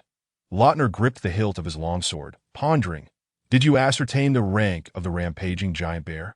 Not precisely, but judging by the tracks, it must be as large as my armor. William Blackleaf contemplated momentarily before asking. Uncle Lautner, do you think you could take it on in a duel? Lautner's lips twitched. It may very well be on the cusp of becoming a high-tier magical beast. I would prefer to avoid a duel. Being so handsome and valiant, it would certainly invite disparagement from my subordinates if I were to bully it. William regarded him and nodded. An epic-level practitioner does not equate to invincibility. Lautner was still considered a youth within the elven community, and all who accompanied William were merely stepping into their youth, brimming with untapped potential. Moreover, Lautner possessed an epic lineage yet had yet to fully harness the power of that bloodline. Much like William Blackleaf, who bore a legendary bloodline. But in the eyes of players of the same level, he was akin to a legendary boss, for players viewed him with a legendary emblem attached. Indeed, according to attributes and various bonuses, he truly belonged to the legendary boss category among level 9 NPCs. Furthermore, he bore the exclusive mark of a legendary boss. Defeating him would yield a piece of epic-grade armor. MMP. However, in the world of the gods, the classifications of common, elite, chief, master, epic, and legendary bloodlines represent potential, talent, and bonuses, rather than rank. The perspectives of players and NPCs diverged significantly. After all, players were more concerned with bloodlines and less interested in rank, as those of higher ranks were often beyond their reach. leaving them with no recourse but to fawn. Meanwhile, each tier of NPC bloodline bonuses was delineated as follows. The beginner level ranges from 0.1 to level 10 through level 39. Intermediate level 0.2. Levels 40 to 69 are classified as intermediate. Advanced 0.3. Levels 70 to 99 are classified as advanced. Master 0.5. Epic 0.7. Legendary 1 denotes the percentage increase in base attributes for each level within the total level of an NPC. For instance, William Blackleaf, currently at level 9, experiences a 9 augmentation in his base attributes, which can accumulate up to the maximum level of 100 thereafter. Upon leveling up, his lineage will no longer enhance attributes, yet achieving level 100 in the legendary lineage allows for a doubling of attributes. In summary, the legendary lineage is extraordinarily formidable. Conversely, the savage giant bear, considering its lifespan, surpasses even the juvenile stage, and its level is certainly higher than that of Lofner. If the disparity in levels is substantial, it is unequivocal that it would be stronger. Ultimately, in terms of both base health and fundamental attributes, magical creatures vastly outstrip sentient beings. Let us make thorough preparations. Come dawn, we shall procure ample quantities of tranquilizers, steering clear of lethal poisons. Additionally, we must set various traps. Once all is in order, we shall ensnare it. William must momentarily set aside his thoughts, as he has yet to encounter the colossal entity and cannot ascertain its true level. Chapter 10. The hunt in progress. The towering, cloud-piercing Blackleaf Forest mountain range gradually descends from west to east, save for the eastern sea snow mountain. But the trees burgeon ever more luxuriantly, creating an endless ocean of forest that harbors a plethora of diverse races and creatures, including the most enigmatic and prosperous Night City, the dwelling place of the Blackleaf elven royalty and their subjects. Naturally, such an immense forest must also be home to numerous dragons. The mountains that separate the fringe town from the ocean, William has dubbed the Sea Barrier Mountains. For this modestly elevated range obstructs his proximity to the sea, he has simplistically bestowed it with a name. He is acutely aware of what lies near the ocean, and even more so of the countless mineral resources and treasures that abound within its depths. Although there are often a few small mermen near the beach, once dealt with, the coastal waters promise ample rewards. At the very least, it would enrich the food on the tables of the commoners in his territory. There are a few nations on the eastern continent that are close to the ocean, but they are few and far between. Essentially, the southern regions are blocked by the Blackleaf Mountains, making it exceedingly difficult to access maritime resources. Only a handful of nations in the east and west can approach the ocean. Yet, the vast majority of nations do not harbor aspirations of thriving by the sea. They believe the land is where their dominion lies, typically relying on the nearby seas and rivers for the transport of goods. Indeed, in the eyes of many nobles, anything beyond fish in the ocean is deemed too fearsome for consumption. How could it possibly be edible? Nevertheless, fishermen tend to care little for such concerns, often secretly wishing that these creatures would not eat at all. As the morning sunlight filters through the forest, it casts warm rays that dapple the fallen leaves, resembling clusters of gold that are irresistibly alluring. The elves have all returned, and no untoward incidents have occurred. This is not the heart of the forest, where one would encounter formidable magical beasts, and discovering a rampaging giant bear is merely serendipitous. William did not immediately lead his troops to besiege the giant bear, but instead chose to rest for 5 hours. After finishing their rations, he then set forth with a large contingent toward the iron ore veins. Upon encountering 3 elven rangers stationed there, William learned that the giant bear had not ventured out to hunt, but had been sleeping soundly within its lair. He stroked his chin thoughtfully, pondering the implications. Lautner discovered the extraordinarily large tracks and contemplated for a brief moment. It is currently undetermined whether this is a mid-level or high-level magical beast. However, as long as we are prepared, we can certainly triumph over it, albeit with some potential casualties. It is best to achieve absolute certainty. I do not wish for any of my warriors to suffer harm. William shook his head, while the other elven soldiers regarded him in silence. Is it not just the onset of spring? He suddenly inquired. Indeed? Why do you ask? Lautner replied. William Blackleaf squinted thoughtfully. Is there a possibility that the rampaging giant bear is expecting cubs? Generally speaking, bears conceive in the autumn and give birth in early spring, as per the laws of the divine realm. If that is the case, it simplifies matters considerably. Lautner did not pause to consider the cruelty of slaying a pregnant bear, nor did the other eager-eyed elves. In this world, the law of the jungle reigns supreme. As far back as ancient times, the ruling elven race on the continent understood this truth. They could be benevolent, even exceedingly so, but all of it hinged upon the safety of their kind.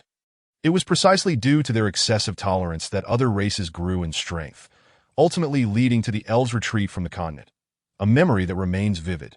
Should this rampaging giant bear indeed bear offspring, its strength would be restored, rendering the fringe town significantly unsafe. Moreover, this is not an ordinary bear. It is a magical beast. Any magical beast is inherently ferocious, and most cannot coexist with anything outside their kind, save for a few rare exceptions. Otherwise, these creatures would devour everything that is not of their kin. Gather a substantial amount of fainting grass for poison, or ignite it to fill the cave with smoke. Dig a pit at least 10 meters deep and 5 meters wide, and weave nets that can ensnare a 5-meter-tall giant bear, at least 3 nets. Prepare everything else, and aim to eliminate it without a scratch. Lautner began issuing commands, and the other elves systematically set about their tasks. The digging was not solely left to the elven hunters. 150 elven warriors took on this task, as the hunters needed to adapt the giant nets on site. Meanwhile, the rangers sought out fainting grass and other less toxic herbs, for the meat of magical beasts is indeed quite delectable. NPCs grow stronger not only through combat, but also by consuming various magically infused foods or potions, which facilitate their enhancement, leveling up. Players too gain considerable experience from consumption, but alas, each type of food has a limited number of uses. William recalls a wealthy player from his past life who achieved the title of food god, leveling up over 80 times merely by consuming sustenance, remaining competitive with top players throughout the mid-game. However, to attain the title of food god, one must consume more than 1,000 types of magical beast meat and over 5 types of dragon meat, a challenge that rivals the difficulty of becoming a legendary player, if not surpassing it.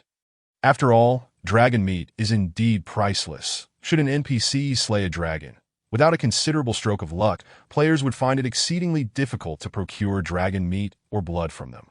The bustling task of digging progressed in an orderly fashion, uninterrupted by the rampaging giant bear. William observed the pit, noting that no one had ventured inside, and he was uncertain of its depth. Yet Lautner could ascertain with certainty that the rampaging giant bear was undoubtedly within. He could sense its presence. Given its acute hearing, it should have detected the anomalies surrounding the cave, yet it remained inside, which indicated that it was in a precarious predicament. William Blackleaf could not help but lick his lips.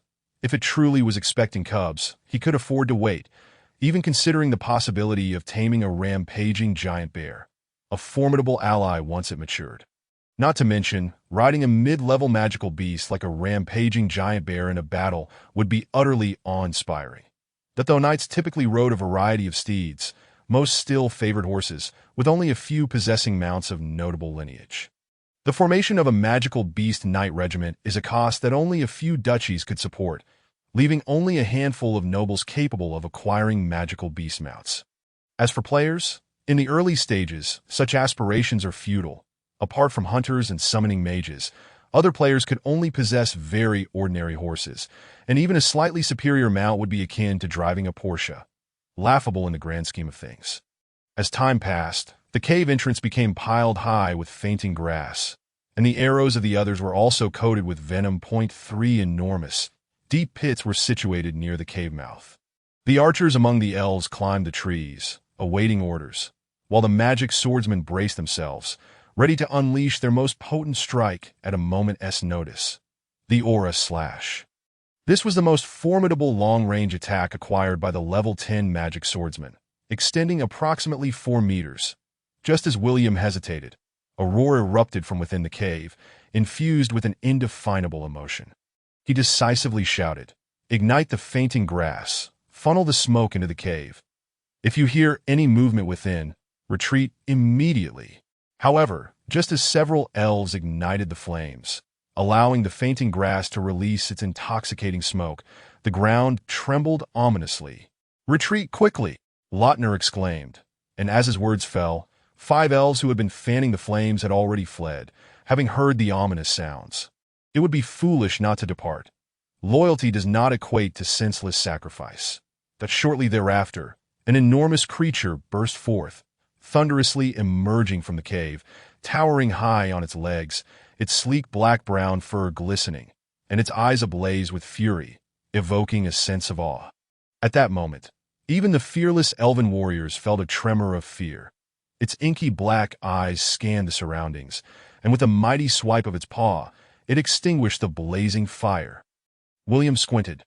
"Draw your bows." Chapter 11. The hunting method of the army. A multitude of arrows, shimmering with brilliance, descended from the heavens. In an instant, a deluge of arrows imbued with fighting spirit was about to rain down upon the ferocious giant bear. However, the equally formidable giant bear, steeped in magical prowess, did not yield. With but a single roar, dozens of arrows were sent spiraling away, and only a few arrows, rich in fighting spirit, managed to penetrate the gust of energy, yet they still fell powerless before the mighty beast. The arrows could not even pierce its thick fur, let alone inflict any harm. Such an exaggerated hardness of its hide was utterly astounding, as for whether it would incur damage. This game operates under different principles. Otherwise, during a dragon hunt, wouldn't thousands of players shooting arrows turn the dragon into a mere victim of mosquitoes? William had long anticipated this outcome. He did not relent. The elven archers perched in the trees continued their frenzied assault, unleashing a barrage of fighting spirit arrows to wear down the giant bear's magical defenses. For it could not continuously unleash its roar. Among them, William aimed his white bow at the bear's eyes. But alas, not only did it block, but it also possessed a protective magical barrier, rendering his efforts futile. I suppose I can afford to be nonchalant. Yet, interestingly, this ferocious giant bear seemed aware of the nearby traps, refraining from charging recklessly. Instead, it turned its gaze towards William, the nearest target, and unleashed a rock spire attack. Massive rock spikes, spanning 7 to 8 meters, suddenly erupted from beneath William's feet, that in an instant, Lautner seized his shoulder, leaping into the air and propelling him onto a tree. Then, gracefully turning mid-air, he drew forth a radiant bow from his back and fully drew the string. A silver arrow shot forth with explosive force, while he artfully glided backward. The arrow formed a spiraling current in the air, and the exaggerated sound of thunder was almost deafening. With that single shot, a tremendous burst of blood erupted from the giant bear's forepaw as it raised its paw to shield its head. Yet, despite its rugged hide, abundant magical energy, and recent childbirth, it still found its strength significantly diminished. The full-force strike from an epic-level NPC had dealt a grievous blow to its left forepaw, rendering it hesitant to move. The furious giant bear glared at Lautner, torn between the desire to charge forth and eliminate this wretched prey. However, upon witnessing Lautner knocking another arrow, it charged forward without hesitation. Yet, at the very moment it fully exited the cave's mouth, for elven hunters descended from above, each grasping a corner of a massive net, which instantly enveloped its head. Just as the other hunters rushed to assist, the giant bear unleashed its overwhelming strength once more. With a mere shake of its body, it sent the 4 hunters flying 3 to 5 meters away, crashing heavily against a large tree, coughing blood and feeling as though their very kidneys had been rattled. "Utilize lethal shot," William bellowed, prompting the elves in the trees to draw their bows, infusing their hands and arrows with fighting spirit. This was the simplest yet most effective skill. Infusing 30 of one's fighting spirit and charging for approximately 1.5 seconds can amplify the base attack by an astonishing 150. Remarkably, this is achieved without any enhancement to the skill. Higher-level critical shots typically inflict damage exceeding double that in a mere instant. Hundreds of lethal arrows, infused with surging energy, descend upon the target. Splashes of blood blossom in mid-air as the rampaging bear, recently liberated from a massive net, faces a second wave of devastating damage. Yet the bear, now adorned with arrows, becomes even more furious, its body surging with magical energy as it charges forward. The ground trembles beneath it, and enormous boulders coalesce effortlessly, hurled toward the elves perched in the trees. Fortunately, Lautna had forewarned the other elves that upon witnessing the bear channeling magic in any direction, they should cease their attacks and promptly descend to safety, for while hunting the beast was paramount, the lives of the guards held greater significance. Thus, it was evident that the bear's assault was in vain, as its own wounds only intensified.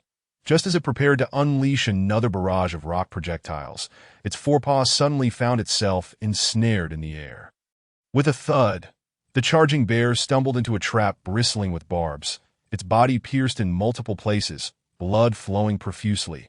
The unimaginable agony prompted it to roar in despair, the sound reverberating like thunder.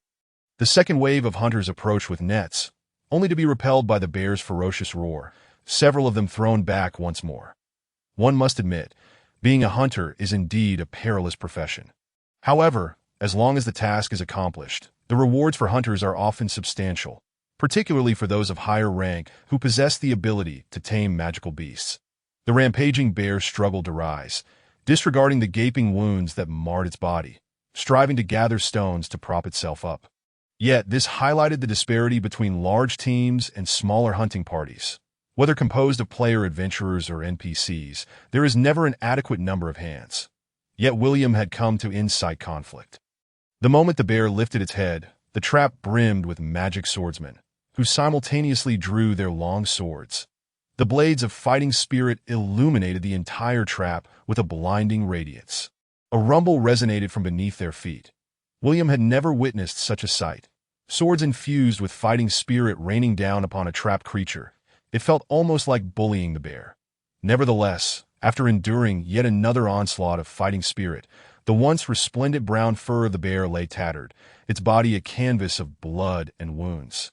It raised its despairing eyes, tears of blood streaming down its face, seemingly yearning for one last glimpse of its offspring.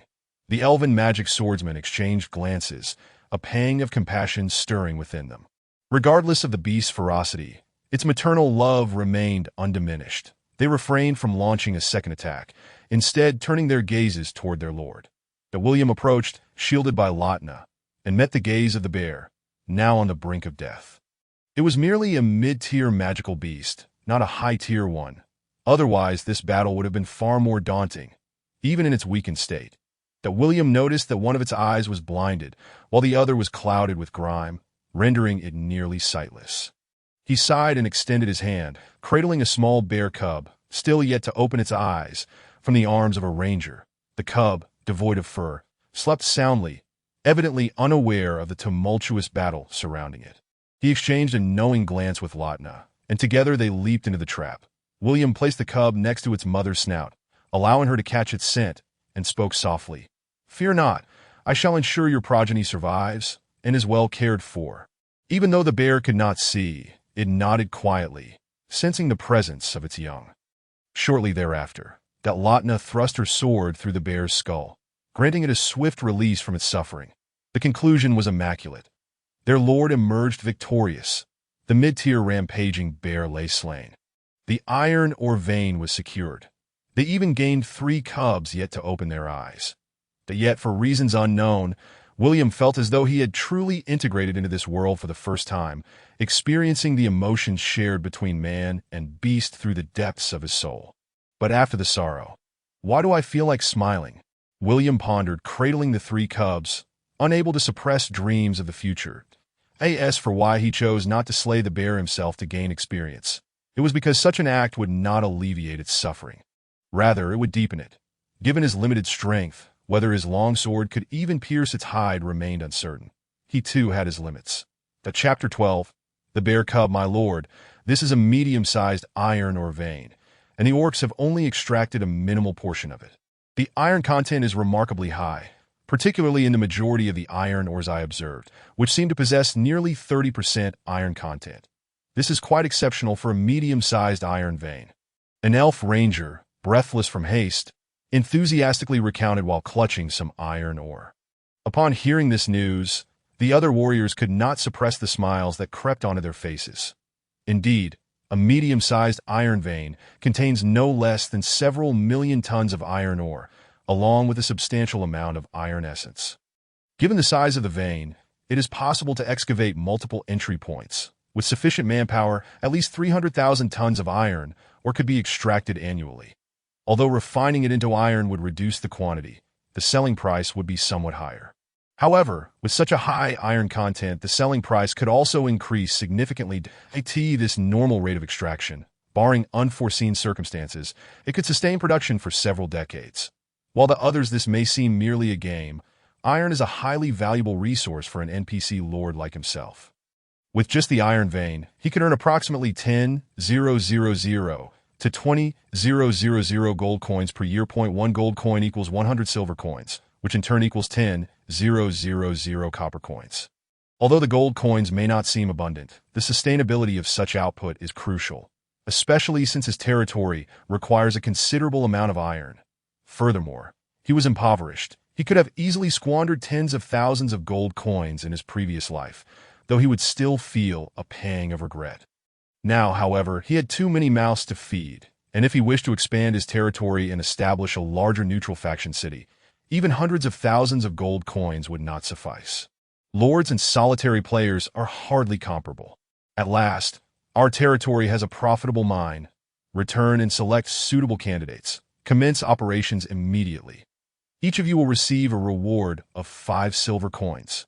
William did not hesitate. A single iron vein, even if its existence became known, was hardly worth the neighboring duchies sending armies to eliminate a peripheral town for a mere annual profit of 10,000 to 20,000 gold coins.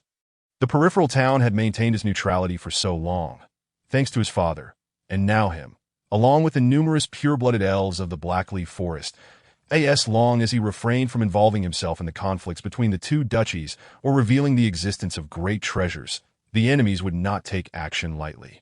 After all, no one wished to provoke the elven race of the Blackleaf Forest. While they might not know the full extent of William Blackleaf's background, they could certainly understand that possessing 500 elven guards made him a figure of considerable importance in the eyes of the Blackleaf elves. "Thank you, my lord," numerous elven warriors exclaimed joyously. Rofner smiled faintly and pointed towards the large beast trapped in the pit, saying, "What shall we do with this intermediate magical beast? Its hide cannot be sold. Otherwise, the intact pelt of a raging giant bear of such size could fetch at least 1,000 gold coins. If we sell its meat, it could yield at least 800 gold coins." William pondered for a moment before responding, "Forget it. This raging giant bear weighs at least 4,000 kilograms, and its flesh is imbued with rich magical energy. We shall keep it for ourselves. Each warrior accompanying me will receive 5 pounds of meat, while those guarding at home will receive 2 pounds each. Thank you, my lord. The glory of the world tree shall forever bless you." This time, the expressions of gratitude were markedly different, and the elven warriors instantly felt a surge of goodwill towards William. Such a boon, capable of enhancing their strength, was exceedingly rare. 5 pounds of magical beast meat was roughly equivalent to 10 silver coins. Yet in reality, 50 silver coins would scarcely purchase precious magical beast meat. This kind of reward was indeed generous for any lord. Moreover, they had emerged unscathed, and even the soldiers left behind had not been overlooked. This clearly indicated that their current lord had undergone a transformation. At the very least, his character was commendable. However, William retained the bulk of the spoils, not out of greed, for even the tastiest intermediate magical beast would eventually become tiresome. As a being embodying both NPCs and players, he did not possess the same limitations on meat consumption as players did. Yet the remaining bear meat could serve as a future reward. Such offerings held far greater value for professionals than mere gold coins, offering a much higher cost-performance ratio. After all, while William had missions to undertake for leveling up, other NPCs could only improve their strength through consumption, combat, and training. "My lord, this little one must be hungry, right?" Norton, now cradling 3 tiny bear cubs, had only a thin layer of white fur covering them.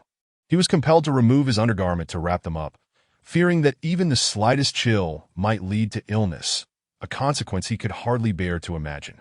"Let us return immediately. Leave a team of 10 rangers here to monitor the area and see if anyone else has discovered this vein. Once we are back, we will promptly send miners and troops to replace you." William lifted one of the cubs, who indeed appeared famished, necessitating a swift return to procure some milk for nourishment. As soon as he spoke, William Blackleaf hurried back with his entourage. The iron vein was situated about 7 or 8 miles from the peripheral town, a distance that was neither close nor far. The main challenge lay in the rugged mountain path. To fully exploit this iron vein, a road must be constructed for the transportation of the iron ore. As William traversed the path, the thought of the expenses for tree felling and road construction caused him a headache. However, the peculiar and impoverished residents of the peripheral town were eager to work for money, willing to undertake any task. There was little choice. Within the neutral faction, law-abiding citizens were scant, and those who could survive there were predominantly outlaws, either bearing deep-seated vendettas or marked by bounties on their heads, who dared not show themselves in the light of the righteous and could only mingle within the neutral realm. In the days when his father was still alive, he could command numerous criminals to work quietly for him, even as soldiers. Yet, with his father's absence, those soldiers quickly reverted to their true natures. Nevertheless, there were advantages to having such outlaws. They possessed considerable strength and combat prowess, and many were professionals. With the right mix of power and financial incentive, persuading these individuals to lend their efforts was quite straightforward. 2 hours later, a band of armored warriors, their gear stained with blood, finally emerged from the forest. Upon their return to the peripheral town, the idling townsfolk stared in shock, speculating about the giant bear standing at a towering 5 meters. Surely, it was a magical beast, as no ordinary animal could attain such stature. This is a raging giant bear, an intermediate magical beast. Perhaps even a higher grade one, someone suddenly proclaimed, a glimmer of excitement igniting in their eyes. After all, this was an intermediate magical beast, known for its exquisite meat, capable of significantly enhancing one's strength. My goodness, there are even bear cubs, 3 of them, no less. Could it be? Upon seeing the bear cubs nestled in William's arms, the crowd felt a twinge of envy. The cubs, still blind, would imprint on the first person they saw upon opening their eyes. Should these 3 cubs grow up successfully, they would undoubtedly become formidable assets on the battlefield.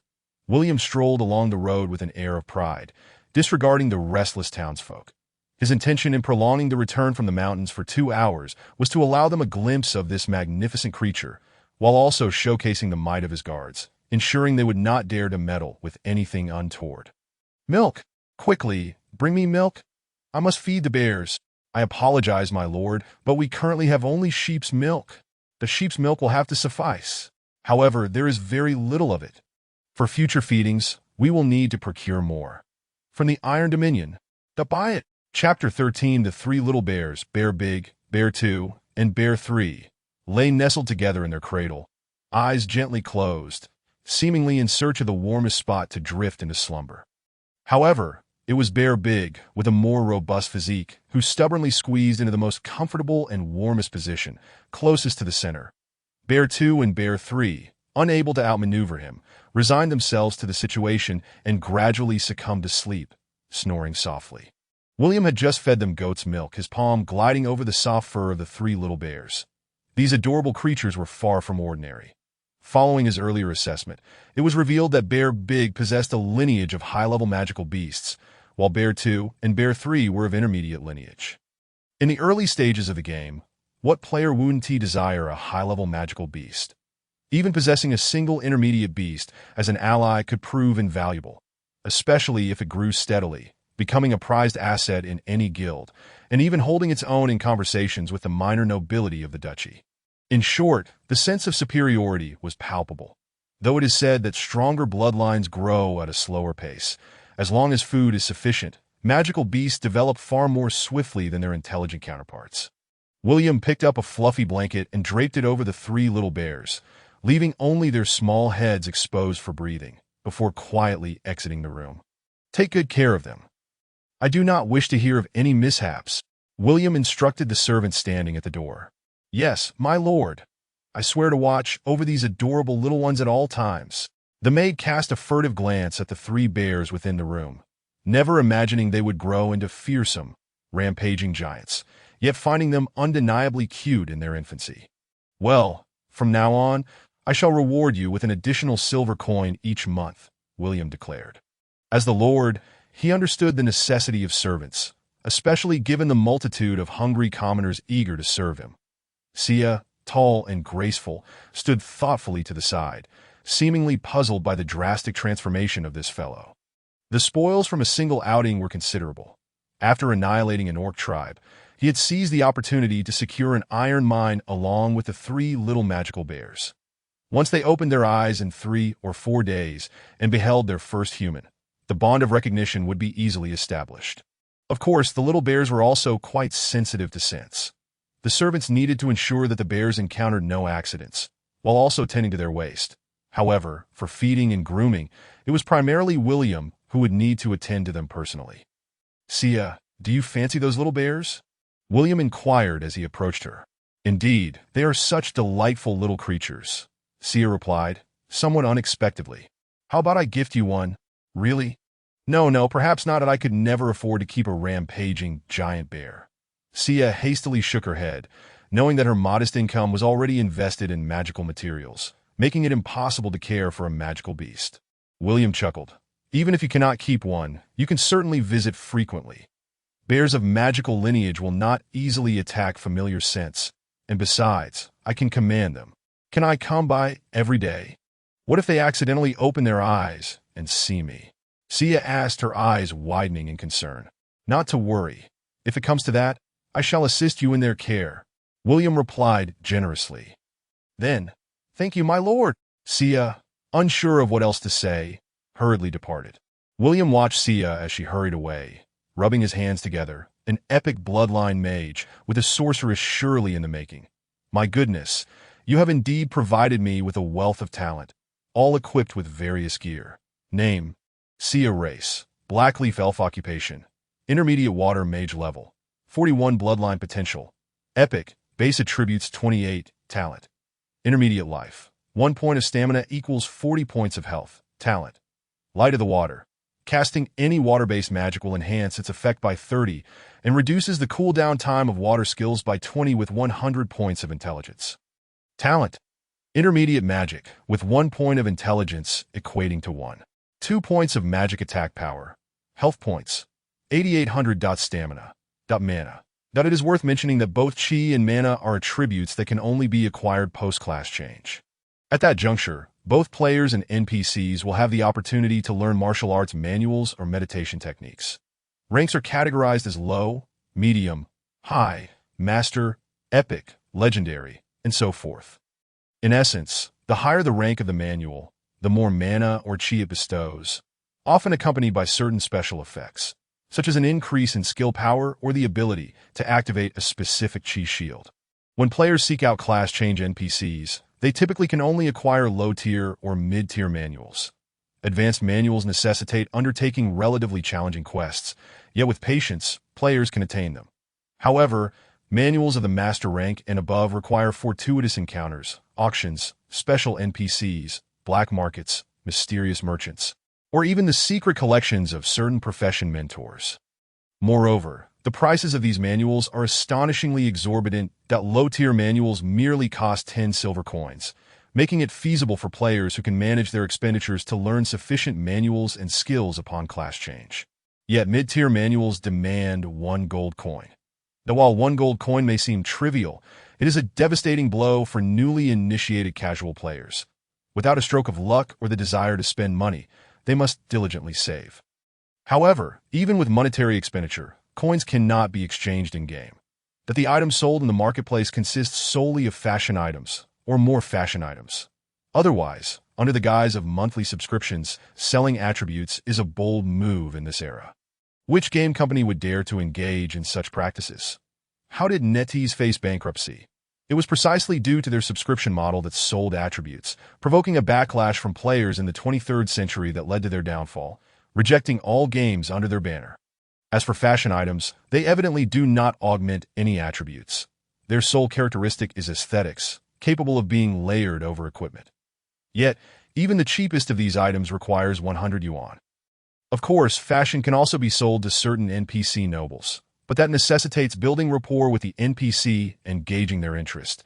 Should an NPC express a desire to purchase, one could indeed earn a substantial amount of gold. The marketplace does not offer resurrection coins, and this game lacks a resurrection profession. After reaching level 30, players are limited to 6 resurrection attempts daily. Each death incurs a loss of experience and potentially a reduction in level, along with random equipment drops. Exceeding 6 deaths results in a 10-hour login ban. This limitation is enforced only after players have largely transitioned to intermediate professions that IT serves to maintain balance in combat among players and between players and NPCs. Yet, after all, this is a game.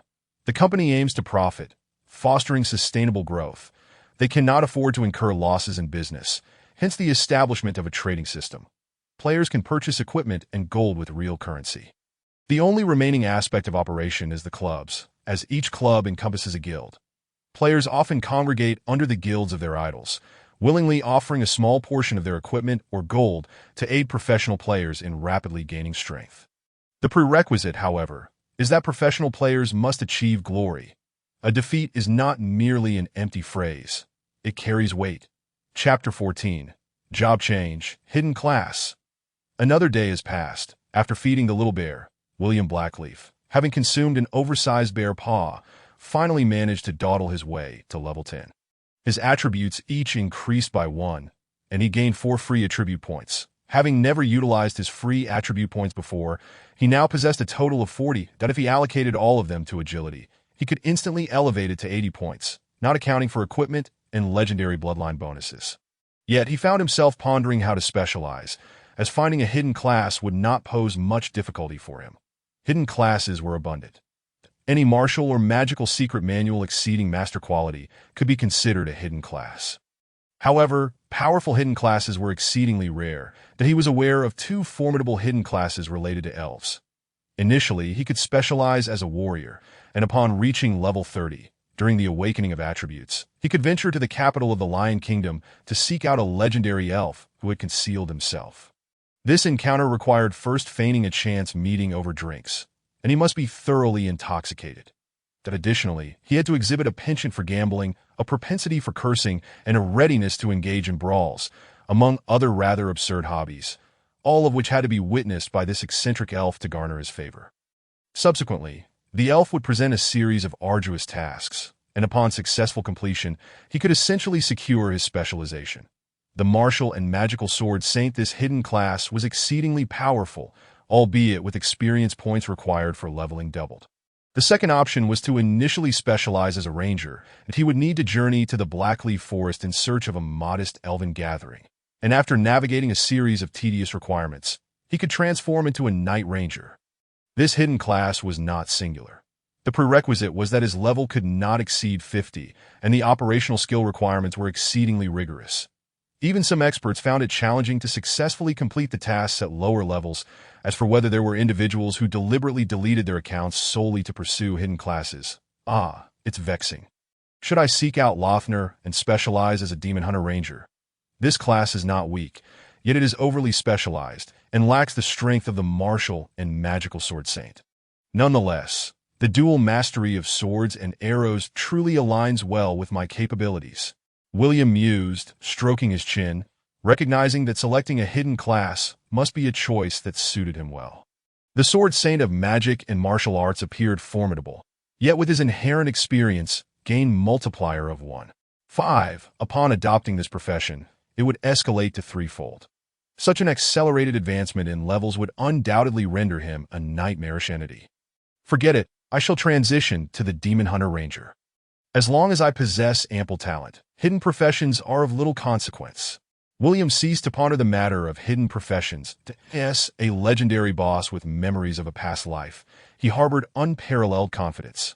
Shortly thereafter, William sought out Lothner, who was honing his martial skills at home. Training was an inevitable pursuit. Whether it was the epic Lothner or the daily endeavors of the elven warriors, all were engaged in the refinement of their combat abilities, interspersed with moments of indulgence. The residents of the remote town had mobilized over 500 individuals to repair roads and mine, necessitating a daily expenditure of at least 50 silver coins. Among them, over 100 warriors stood guard, while the remaining warriors patrolled or trained within the town. My lord, how? You can finally cultivate battle, aura, or magic. If Her Highness the Princess were to learn of this, she would surely be greatly pleased. Lothner's words carried a hint of nostalgia as his gaze drifted into the void, imbued with a sense of longing and helplessness, his emotions in disarray. William felt a surge of confusion. He sensed that Lothner's excessive concern for him harbored ulterior motives. Indeed, it seemed he harbored a secret affection for his mother. That, alas, it was the knight who protected the princess, while it was the prince who would wed her. Of course, his father was not a prince, but he was, after all, a legend. Lothner, just call me William. I have mentioned this numerous times. No, that I am your subordinate, and my form of address cannot be altered. Lothner responded before continuing, You seek me out to learn battle aura, do you not? Indeed, I aspire to become the renowned Demon Hunter Ranger. Lothner observed the twinkle in William's eyes and could not help but feel a twinge of pride. He then clapped William on the shoulder and said, Perhaps the Demon Hunter Ranger is not the best fit for you. There exists a more suitable profession. Why is that? William inquired, somewhat perplexed. Lothner, perceiving his confusion, produced a beautifully ornate scroll and handed it to him, stating, This is a profession chosen for you by your mother. It is quite fitting. William was taken aback. An unexpected boon? He accepted the scroll, and his eyes gleamed with excitement. The Dawn Watcher, a hidden profession, the exclusive vocation of the royal house of the Blackleaf Forest, a combat profession leaning towards Ranger Warrior. Suddenly, William realized he had fallen into a misconception. He was, after all, an NPC, yet he was attempting to transition as if he were a player. How foolish. He had forgotten that he possessed half the bloodline of the Blackleaf Elves. Such a significant matter as a profession change would surely not escape his mother's notice. Profession Inheritance Scroll. Dawn Watcher Grade. Legendary Usage Requirement. Bloodline of the Blackleaf Elves. Usage Requirement. Bloodline potential must not be lower than epic. The requirements seem reasonable. After all, the potential of elven bloodlines is extraordinarily high. Legends abound, and epics are commonplace. However, without the royal bloodline of the elves, it would be challenging to attain such a top-tier hidden profession. William hesitated not and tore open the inheritance scroll.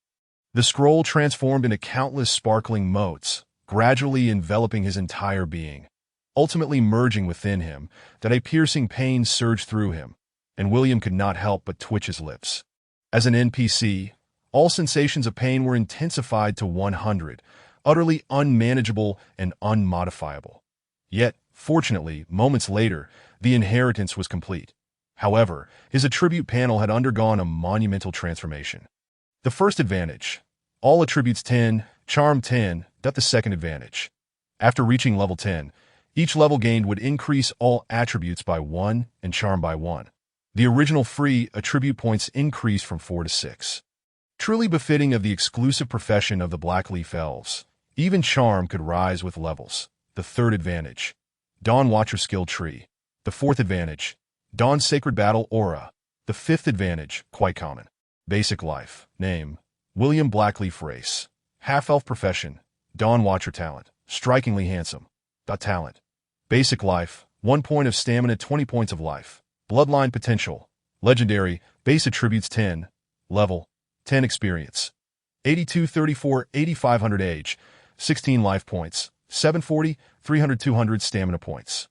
440, 100, 100 base attributes, strength, 44, 6, 3 stamina, 37, 10, 3 agility, 48, 8, 3 intelligence, 35, 5, 1 special attributes, charm, 53 luck. 3. The values in parentheses reflect gains from equipment and battle aura effects, excluding bloodline potential bonuses.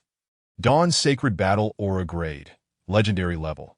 LV1, 0, 100 experience, battle aura points, 300 recovery rate, 10 points second special effect. All battle aura skills will have their power amplified by 1. Special effect. Strength 3, Stamina 3, Agility 3, Intelligence 1 special effect. Life points 200 special effect. Stamina 100 battle aura shield. Generates a shield equivalent to the battle aura value on the surface of the body, consuming 30 battle aura points per second. Base defense is 100. If attack power exceeds the defense limit, battle aura points will be consumed. If attack power exceeds double the defense, the shield will be shattered. The shield can be reactivated after a 5-second interval. Light of Dawn. Enhances a certain battle aura skill by 50 of battle aura points, amplifying attack power by 200, with a cooldown of 30 minutes.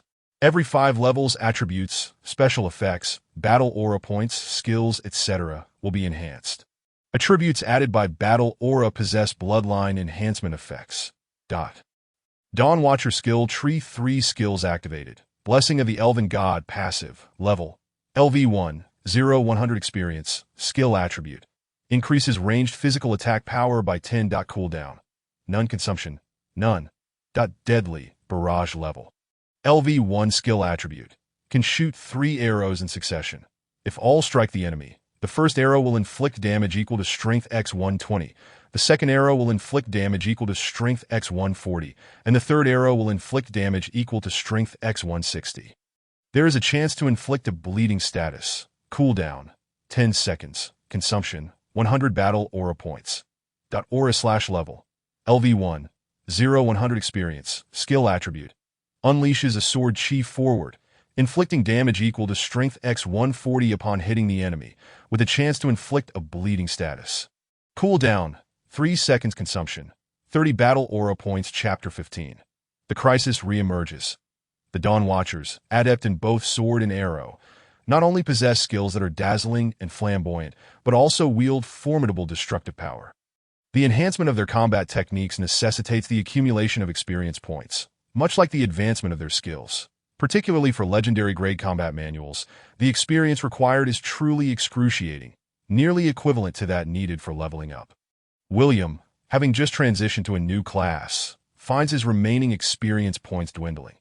Even though consuming bear meat can grant him experience, he cannot indulge excessively, for overconsumption of meat not only becomes monotonous but could also lead to choking.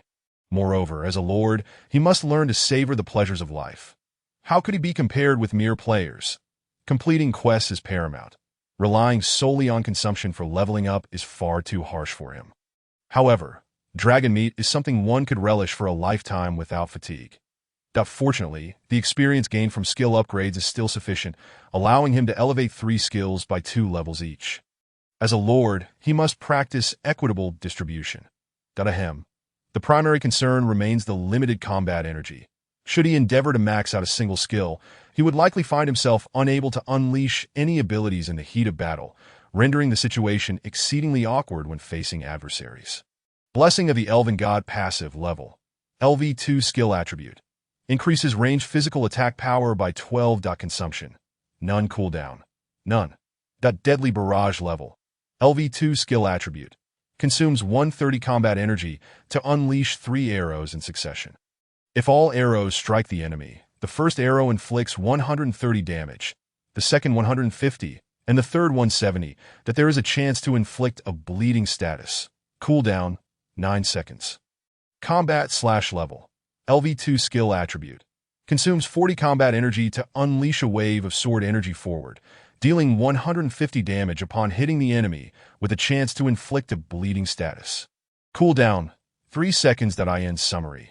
These abilities are formidable, and there are likely more distinctive skills to come, especially the deadly barrage, which, though demanding, cannot be overlooked given William's exceptional accuracy. As for the 40 unused free attribute points, he allocates 20 points each to strength and agility. The hallmark of the Elven Watcher is a primary focus on strength and agility, with early skills predominantly ranged, yet there are also numerous melee skills available in the mid to late stages. As for intelligence and stamina, bulk is one of the essential traits for a legendary boss. Even if my class does not prioritize bulk, it is still vastly superior to an ordinary NPC. As for intelligence, the fusion of magic and martial prowess is an anomaly that must be eliminated. William swiftly dismissed his earlier thoughts of transitioning to a magic warrior sword saint, reveling in his own attributes. Lotna patted his shoulder. It seems you have matured into a true elf, having embraced this vocation. However, possessing strength without the ability to strike is futile. You must practice diligently. Understood. William nodded, recognizing that for both players and NPCs, having an abundance of skills is not inherently beneficial, not to mention the issue of insufficient experience. The crux lies in one's own strength, skillfully integrating technique, abilities, positioning, and environmental factors to inflict continuous damage, rendering the enemy unable to retaliate. This is of utmost importance. This game lacks skill targeting. All abilities hinge on aim and awareness to strike the opponent, thus emphasizing that skills are not the most critical aspect. The key is to hit the enemy's weak points, for even the most mundane skill can yield significant damage. "My lord," an elven ranger rushed in. "Speak." William raised an eyebrow. In times of war or territorial peril, anyone who discovers such threats need not knock. The elven ranger, catching his breath, reported. "Following the reconnaissance team's exploration, we have unearthed another small orc tribe, located 30 miles southeast of the edge of the town, concealed within a cave. The location is quite hidden, yet we managed to discover it. They have prepared numerous weapons and equipment, seemingly poised to wage war." "What is their estimated number?" Latna inquired. "Currently, we have identified about 500 individuals, most of whom are orc warriors, along with a considerable number of orc berserkers. Prepared for action, it seems they seek vengeance for their kin. Or perhaps remnants of the orc tribe we previously eradicated have escaped and informed them of the iron or deposits." William stroked his chin, gesturing grandly. "Summon 5 mages and 200 warriors to prepare for an expedition. Inform the guards at the ore deposits to exercise caution. If they detect an orc attack, they are to retreat immediately without contesting." "At once, my lord." "There are numerous orc tribes to the east of the Blackleaf Forest. If they continue to migrate towards us, it could become quite troublesome." William felt a twinge of frustration. Could it be that the dragon in the eastern mountains has begun to stir, prompting the orc tribes to venture outward? The Blackleaf Forest spans a vast expanse, stretching thousands of kilometers from east to west, housing numerous races beyond humanity, all of whom have established enclaves within the forest. The central and western regions are predominantly controlled by the Blackleaf Elves, their influence encompassing much of the forest, which is also home to rich deposits of minerals and various rare flora and fauna. Naturally, many friendly races reside here, often under the protection of the elves or as allies. However, the dark factions within the Blackleaf Forest are not few. The demon race is scarce. They prefer to establish cities in barren lands devoid of greenery, opposing humanity. As for the orcs, they thrive everywhere, their numbers perpetually high, spreading across the continent like ants. Eradicating them completely is a mere fantasy. They often seek refuge under a dragon, striving to survive. Thus, they relentlessly hunt to satiate the insatiable appetite of a dragon that spends its days either eating or sleeping, all while living in constant trepidation within the dragon's territory. Unfortunately, in terms of overall strength, unless it is a medium-sized or larger orc stronghold, the general quality is rather poor, making it difficult to produce orcs with significant potential. Of course, if a dragon is in a foul mood, it may devour a few orcs, but whether the orcs retaliate depends on their leader's perspective on such matters. The classification of dragon power is as follows. Any pure-blood dragon, be it a chromatic, metallic, or gem dragon, possesses a bloodline potential that is generally of epic quality or higher, except for certain inherently flawed hatchlings. For instance, those unable to utter their true names upon birth, or lacking the ability to cast dragon language magic. That essentially, barring these exceptions, most dragons possess bloodlines of epic potential or beyond. Furthermore, dragons once ruled the divine continent during the First Era, their strength immeasurable and their numbers not insignificant. Even among dragons of the same tier, the likelihood of other races successfully challenging them alone is minimal. Dragon slayers do exist, but they are predominantly teams and squads. It is rare to find an individual capable of single-handedly taking down a dragon, unless they are exceptionally formidable. After all, dragons tend to be solitary creatures. While slaying a dragon is not impossible, it largely depends on the dragon slayer's capabilities. Some dragon clans may have vassal tribes. As long as they do not cause widespread chaos, they can live relatively peacefully. However, such dragons are indeed rare, particularly elemental dragons, which often meet their end wherever they roam. That as for dragon beasts, subdragons, and various magical beasts bearing dragon blood, their strengths vary widely. Chapter 16. Basic Operations. Number 6. Observe. William, accompanied by his warriors, ventured deep into the heart of the forest. Thanks to the elves' unparalleled speed within this woodland realm, they reached the periphery of the orc warriors' encampment in a mere hour. A few elven rangers approached cautiously, reporting, My lord, the number of orc warriors has increased by 100, and they are in the process of transporting various weapons and equipment. It appears they are preparing for battle against us. 600, then. How many patrols do they have on the outskirts? William mused, stroking his chin, lost in thought. Quite a few. There are 10 orc patrol squads, totaling 50 warriors. Rothnir, unperturbed by the strength of these foes, believed that if he truly wished to slay them in the forest, he could annihilate the orc hordes single-handedly, provided they didn't flee, for that would complicate matters and squander time. William shared a similar sentiment. Quest. Crisis near the territory. Stage 2. The situation is clear. There exists a considerable orc tribe intent on seizing this iron vein and utterly annihilating your town. Either eradicate them or confront them personally. On quest completion 0. 100. Rewards 10 0 0 0 50 0 0 0 experience. Rewards, under rewards, loyalty and affection of subordinates. William narrowed his eyes. A second-tier quest indeed.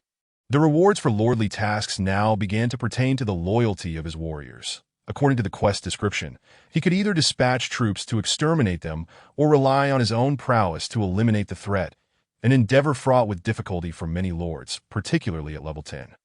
But let us not forget, he is a legend. Even a weak legendary boss remains a legend. William shifted his gaze to an elven ranger captain.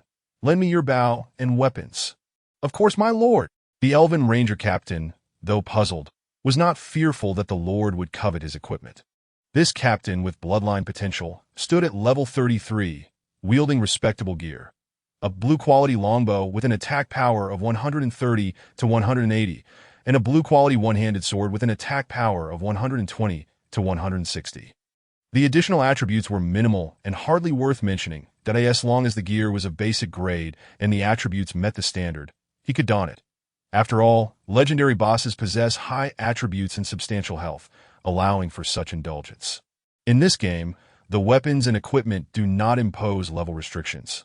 Only tier and attribute requirements apply.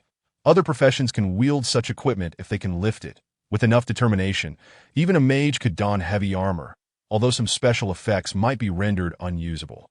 William, as a lord, you need only shoot arrows from the sidelines. There is no need for you to enter the battlefield personally. Rothnir expressed his concerns. However, the legendary boss, clad in gear that paled in comparison to epic-grade armor, shook his head decisively. No, a lord should lead by example. Knock. You and the others encircle their gathering point. I shall deal with them myself and allow none to escape. My lord, we can handle these orcs, the other elven warriors protested, recognizing the life and death stakes at play.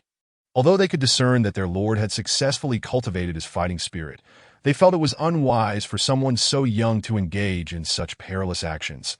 They wished to return to the elven kingdom, yet their hearts forbade them from endangering their lord. Obey my command. With Uncle Rothnir to protect me, you need only encircle these ruffians. William insisted, casting a glance at Rothnir. Reluctantly, Rothnir nodded. Very well, that if true threats emerge, my arrows shall not falter. Then there shall be no issue. However, do bring me extra arrows. Should you see me out of bolts, toss me the quiver. William replied with a slight smirk, gracefully advancing towards the orc encampment. Meanwhile, 5 elven mages exchanged glances and applied various beneficial buffs upon him. Agility, spirit, enhanced strength, enhanced defense, and more. Most of these buffs would last around 10 minutes. Their effects may not be overwhelmingly potent, but they were certainly better than nothing. The remaining elves quietly dispersed, encircling the orcs without a sound. In the forest. Point 1 should never engage in warfare with the elves, for given human nature, they are acutely aware that as the elven numbers swell, they pose an undeniable threat, yet dare not recklessly venture into the woods, fully cognizant that within the primordial forest, the elven combat style is nigh invincible, impossible to defend against. A figure leapt through the underbrush, reminiscent of a swift leopard, silent and stealthy. Despite his rapid speed and impressive leaps, he made nary a sound. With every step, he effortlessly avoided the rustling foliage, embodying the essence of a powerful elven hunter, poised in the forest yet never revealing his presence. Rothnir observed all of this, his mind swirling with uncertainty. But could it be? Had his previous tactics merely been a facade for others? Had he only revealed his true prowess upon becoming a lord?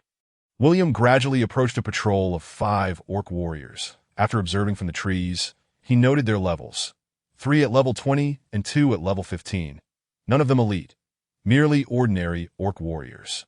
Well, this will be quite easy. William narrowed his eyes, drawing 3 arrows from his quiver and gripping his bow, thereby minimizing the time needed to retrieve arrows. With his right hand, he drew back an arrow enveloped in fighting spirit and released it. Whooshed out, a streak of light sliced through the dim forest, and the last orc in line fell without a sound. A headshot, a critical weakness, and as the arrow pierced through, the fatal damage manifested. The level 15 orc warrior, already low on health, succumbed immediately, granting William 400 experience. The 4 remaining orcs, alerted by the commotion, turned to investigate just as William swiftly retrieved another arrow, drawing his bow once more. In a mere 2 seconds, he dispatched the 3 orc warriors with pinpoint headshots. Yet at that moment, as the last 2 orcs brandished their weapons and prepared to shout, a figure descended from the sky. Mid-air, William drew his bowstring taut, and an arrow shot forth with a resounding thud. The orc, Mouth Agape, felt a sharp pain in his throat before collapsing to the ground, clutching at his neck. The other bewildered orc, unable to react, found William, still airborne. Drawing his sword from his waist and striking downward, swish, William extracted his sword from the orc's skull, green blood dripping onto the ground. Without pausing, he leapt onto a tree branch, continuing his search for other patrols. What appeared to be a complex series of combat maneuvers had transpired in less than 3 seconds. Rothner, witnessing this spectacle, felt a wave of astonishment wash over him. These 5 orcs had not uttered a single word before being effortlessly dispatched by their lord. Not even a single fighting spirit technique was employed. Rothner marveled, particularly at the difficulty of executing such acrobatic shots, something he himself had trained extensively to master. He could hardly fathom that their lord had been concealing his true capabilities. Rothner swallowed hard. How many has he deceived in the City of Night? Chapter 17. Soloing the Orc Tribe, Draw the Bow. Release the arrow. One by one, the arrows, infused with fighting spirit, struck the patrolling orcs with unparalleled precision. Rothner observed this scene, watching as the fallen orcs lay on the ground, their grotesque heads pierced by arrows, not through and through, but merely punctured, with only a trickle of green blood seeping from the wounds. The stench of blood was hardly perceptible in this primal forest, indicating the seasoned archery skills of William. A.S. William's experience continued to rise. A smile adorned his face. He was on the verge of upgrading his fighting spirit skills. Yet, not having reached level 5, any advancement would be futile, as there would be no alterations to the effects or abilities. The experience gained from defeating higher-level monsters was substantial, even for a legendary boss like William. Should he vanquish creatures 20 levels above him, he could potentially reap 10-fold experience. However, such feats required a certain threshold of damage. Only by inflicting a full 100 damage could players achieve that 10-fold experience. As the damage percentage decreased, so too would the experience, thus preventing players from exploiting the system by delivering the final blow to monsters. As for consumables, they could indeed allow for the instant annihilation of creatures 20 levels above oneself. Yet, how many players could afford such methods? Wasn't that akin to robbing their fathers? Thus, the need for power leveling was inevitable. In his earlier days, William had leveled up alongside wealthy players, pouring his earnings into the game, gradually ascending to legendary status. As a renowned power leveler, his fame skyrocketed, establishing him as one of the top-tier power levelers in the legendary continent. With the prices for his services skyrocketing, his journey as a power leveler became unstoppable. After all, players who reached legendary status were highly sought after within guilds. They would never resort to power leveling. Having swiftly eliminated the outer patrolling orcs, the orcs in the gathering area remained oblivious, engrossed in raucous celebrations as dinner commenced, joyously tearing into roasted meat, their faces glistening with grease. William perched atop a tree, gazing at the orc chief, who, lacking any semblance of decorum, munched on roasted meat while scratching himself, even leaning in to sniff his hand, seemingly intoxicated by the aroma, before resuming his feast with glee. What a bunch of fools! William raised an eyebrow. They were currently dining and completely unaware of the impending ambush. Furthermore, once the orcs finished their meal, they would replace the patrolling sentinels and surely discover the enemy's intrusion. Then, I shall resort to the explosive arrows. Su Hao surveyed the orc encampment, noting the presence of 8 large bonfires that be why shooting fighting spirit arrows into the flames. The sudden contact between the fighting spirit and fire would generate friction, resulting in an explosive chemical reaction. Cough. It would simply create an explosion that do not question the reasoning. It was merely a game mechanic, one of the rules of the divine continent. Alas, if only I had oil sacks, I could make your flames burn even more fiercely. William sighed, recognizing that various items could be attached to his arrows, such as poison sacks, oil sacks, and elemental crystals. Mastering the explosive arrows and equipping these items would yield impressive area damage. Otherwise, acquiring similar fighting spirit attributes would be feasible at mid-tier levels. For orcs, the fire explosive arrows were particularly lethal. Though they were tough and imposing, covered in coarse black fur, once their armor was removed, they resembled muscular beasts with hair sprouting from their chests. William Blackleaf took a deep breath, fully drawing his bow, and released the fighting spirit arrow. Whoosh boom! One of the large bonfires erupted violently, engulfing the nearest dozen or so orcs in flames, transforming them into fiery orcs, their frantic movements undeniably spectacular. The burning embers from the other charred wood, propelled by the force of the explosion, struck several orcs, causing the most hirsute among them to howl in agony as they desperately clawed at their singed fur. After all, a thick coat of fur signified strength, and they were accustomed to sitting at the front during meals, yet they feared fire more than anything. William did not relent. His rate of drawing and shooting arrows reached its peak as arrows rained down upon the bonfires that in a mere 3 seconds. All 8 massive bonfires detonated, the resounding explosions reverberating through the forest, not traveling far, yet stirring the howls of numerous wild beasts and sending various birds scattering into the sky. You ugly elf! I've spotted you. Prepare to be devoured. The orc chief, a berserker, was not particularly tall, but sported a cunning demeanor that he quickly evaded the chaos, sustaining no injuries. Yet his subordinates suffered grievously. Fueled by rage, the orc chief brandished 2 axes and charged forward. William grimaced at the absurdity of it all. Clearly, this uncouth creature had never tasted true elven delicacies, spouting nonsense about elf thigh meat, which, he mused, he had only heard about himself after the explosive arrows had wrought havoc. The orc count plummeted from 500 to just over 300. They had recently established a new encampment, unable to light fires within the cave, and thus congregated outdoors, where the limited trees had become their downfall, leading to William almost wiping them out entirely. The remaining orcs were covered in embers, resembling charred gorillas. The orc chief, a level 35 boss of uncertain bloodline, posed a threat, but William, not being foolish, stayed perched in the trees, evading direct confrontation. As a horde of orcs gathered below, he unleashed a relentless barrage from above, his aim unerring, as the swiftly moving orcs were swiftly dispatched, tumbling to the ground. Thus far, William Blackleaf had not missed a single shot. Damn it! You wretched elven ranger, come down here! The orc chief leaped into the air, his axes radiating with fighting spirit. With a crack, he cleaved through a thick tree trunk, but William had already nimbly leaped to another tree, continuing his onslaught. He did not deny his identity as an elven ranger after all. It was unavoidable. The Dawn Guardian class was half ranger, half warrior. Yet if one were to believe him, he could claim to shoot more accurately than a ranger and hit harder than a warrior. While this orc encampment had archers, they were scarce, indicating their elite status, and those remaining were perilously close to the bonfires. Following the explosions, only 3 or 5 orc archers remained, all severely wounded and unable to draw their bows. Even if one attempted to throw weapons, their aim would be equally poor. Thus, William danced between the trees, easily evading them like an agile elf, while the orcs could not keep pace. The orc chief could only watch in furious frustration as the carnage unfolded.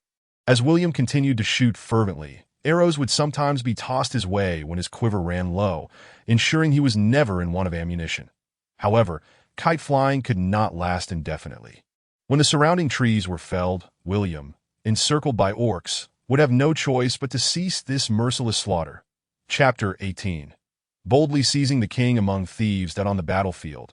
Eliminating the leader of the opposing forces often leads to a drastic decline in enemy morale, potentially rendering them to their knees in surrender. This tactic has proven repeatedly effective against orcs. One might wonder how a level 10 legendary boss could vanquish a level 35 orc boss. This moment would truly showcase skill. William leapt gracefully from the treetops, his form poised as he drew his bow taut in midair, his arms infused with radiant white energy, unleashing a deadly barrage of arrows. Whoosh, whoosh, whoosh, 3 arrows enveloped in sharp energy streaked across the night sky like dazzling meteors that in an instant. The arrows struck the orc boss's head in rapid succession. Bursts of light erupted, and despite the orc boss's tough hide, he could not help but tilt his head back and stagger a few steps when the arrows made contact. No matter how robust his energy shield, when 3 arrows struck the same point simultaneously, it was finally shattered. The orc, wielding his twin axes, let out a cry of anguish, sinking to one knee and clutching his right eye. William's deadly barrage, if all arrows hit their mark, would continuously amplify damage. The final arrow had already increased damage by 160, and with the double damage from a headshot, it swiftly depleted a significant portion of the orc boss's health. Damn it, you little bastard, I will kill you, the orc leader roared, viciously yanking the arrow lodged in his eye socket and charging forward with his minions. With no time to climb a tree, William took a deep breath and drew his bow once more. In that moment, the light of dawn activated. Infusing his deadly barrage with an additional 50 energy, it would amplify his attack power by 200. At that instant, nearly all the charging orcs felt a chilling sense of impending doom. The elven archer, capable of striking only heads, instilled a profound fear within them. Yet they were already too close. Some orcs could not help but fantasize about the thrill of defeating William, imagining the glory that would follow, envisioning orc maidens rushing into their embrace post-victory, granting them the status of heroes. Meanwhile, the orc leader, his eyes now bloodshot, had succumbed to a frenzied state, radiating a crimson aura. With no thought of evasion, it was clear he had activated his berserker state. In his mind, there was only one word: charge. Thus, in a brief moment of retreat and evasion, William unleashed another trio of radiant arrows from the darkness, each accompanied by a piercing sound as they struck their target. Bang, bang, bang. Blood erupted. The orc leader, brandishing his axes, failed to block a single arrow. All 3 arrows struck the orc leader's head almost simultaneously. When the final arrow pierced through the orc leader's skull, many heard the sickening crunch of bone. Boom. But the orc leader, still clutching his axes, had his head explode in a burst of vivid brain matter, crashing heavily to the ground. This reckless and nearly defenseless orc warrior met his demise. The level 35 orc boss was formidable. However, he was merely a creature with a high-tier bloodline, lacking the potential that William possessed. Certainly, such a brute could be fierce against players, but when matched against a level 10 legendary boss, supplemented by equipment, they were evenly matched. After all, the current William, having specialized in his class, was vastly different from his untransformed self. Especially in attributes, possessing epic inner armor and legendary energy techniques. He was only slightly weaker than the orc boss in base stats, but in skills, he completely dominated. Even in terms of intellect, the orc was outclassed. The death of the orc leader caused the charging orcs to instinctively pause. Even some berserkers swallowed hard, knowing that while charge had defined their lives, the death of their leader had triggered a moment of clarity, halting their momentum. After all, the intimidation of those arrows shattering their leader instilled genuine fear.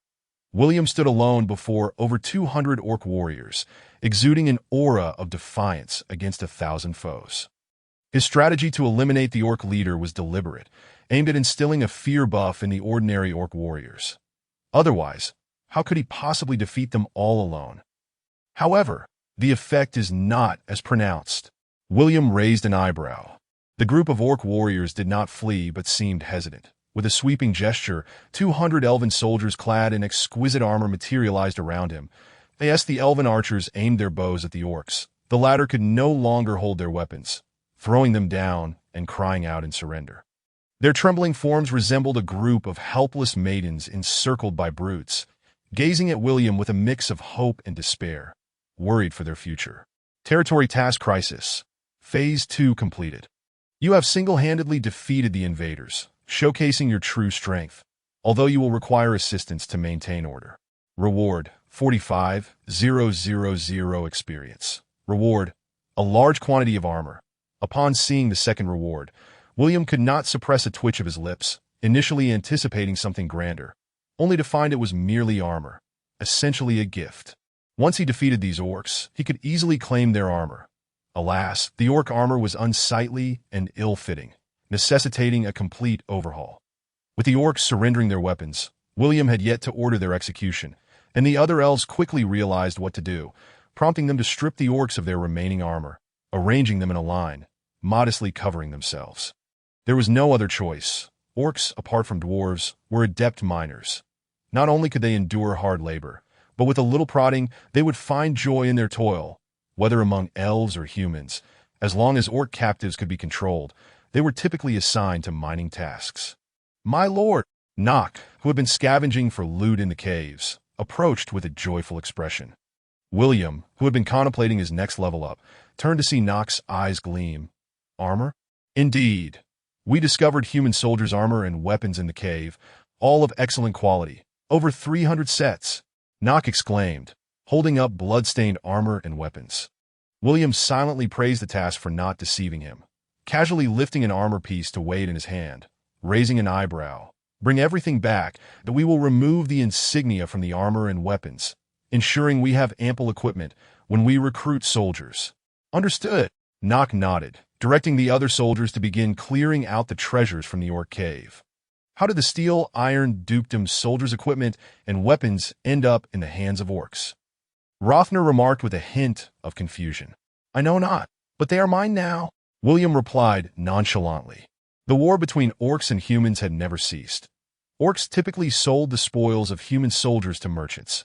Unless unforeseen circumstances arose, these armors would eventually be acquired by adventurous traders. The orcs would then exchange them for food, such as salt, fabrics, and other scarce items, so seizing the steel iron dukedom's armor was hardly a significant issue.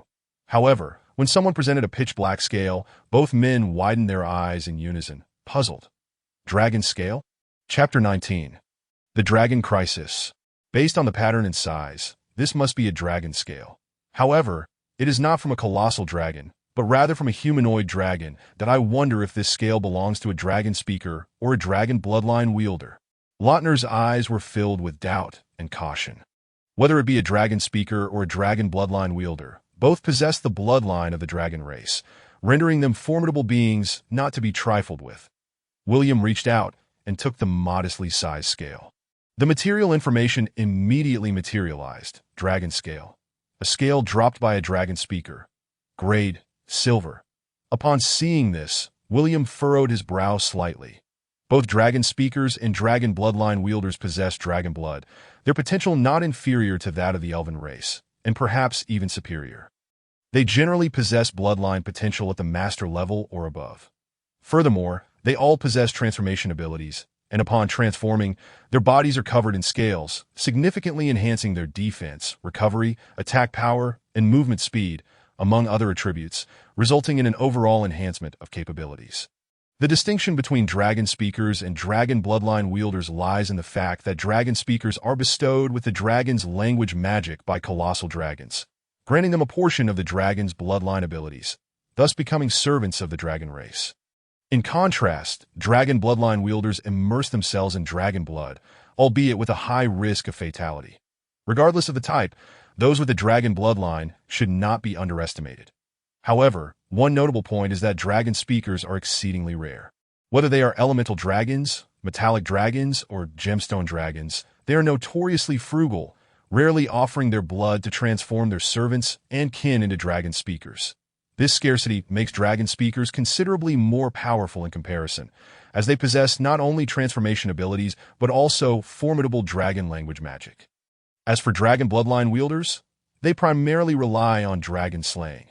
The interaction between humans and dragons is fraught with difficulty, often resulting in a one-sided demise. Moreover, dragon bloodline wielders are categorized into various levels, the most common being those who bathe in the blood of ordinary dragons, and those who bathe in the blood of dragon hearts. Both of these could enhance attributes. Should I consider trying it? William pondered, stroking his chin. Upon entering the game, players have a limited selection of races, yet as the game progresses, methods to change races become scarce. However, changing one's race carries both advantages and disadvantages. Choosing to become a dragon speaker necessitates a betrayal of the human faction. Unless one subdues a colossal dragon and has it bestow dragon language magic upon them, they can only choose to become its servant. Opting to become a dragon speaker entails altering one's faction, which results in a complete loss of the reputation and goodwill amassed in the previous faction, leading to a significant reduction in opportunities. From that point on, quests, narratives, and main storylines may become inaccessible to the player. Yet, the benefits are apparent that it is akin to embarking on a long-term hidden quest. If one navigates this path successfully, they may rise to become a top-tier player.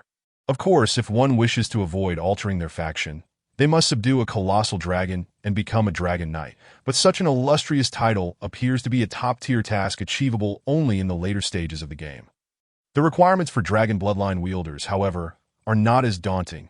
After all, dragon-slaying warriors revel in bathing in dragon blood, consuming it to enhance themselves. Yet, how many players in the early to mid-game possess the opportunity to bathe in dragon blood? Who can assert that bathing in dragon blood will surely result in becoming a dragon bloodline wielder? It is all a matter of chance. Even a newly hatched dragon is beyond the capabilities of early game players. Those adorable hatchlings with a mere breath of dragon fire can unleash an area of effect attack. Regardless of how jubilantly the players cheer, their bodies will fall in droves, the aroma of roasted flesh wafting through the air, enticing the nearby orcs to tears. And what do the players damage? It barely scratches the surface. Naturally, there may be some exceptionally fortunate players who come across a dying colossal dragon or receive a gift of dragon blood from an NPC. It is said that a colossal dragon has long resided atop the East Sea Snow Mountain. This dragon scale must have originated from there. Lautner gradually shifted his gaze towards the east. The East Sea Snow Mountain is also located within the Black Leaf Forest, near the southeastern coastal region. The highest peak rises to an elevation of over 13,000 meters, and at over 6,000 meters.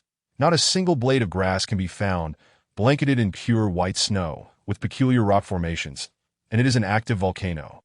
Yet, Lautner remains unaware of the specific type of colossal dragon that inhabits the East Sea Snow Mountain.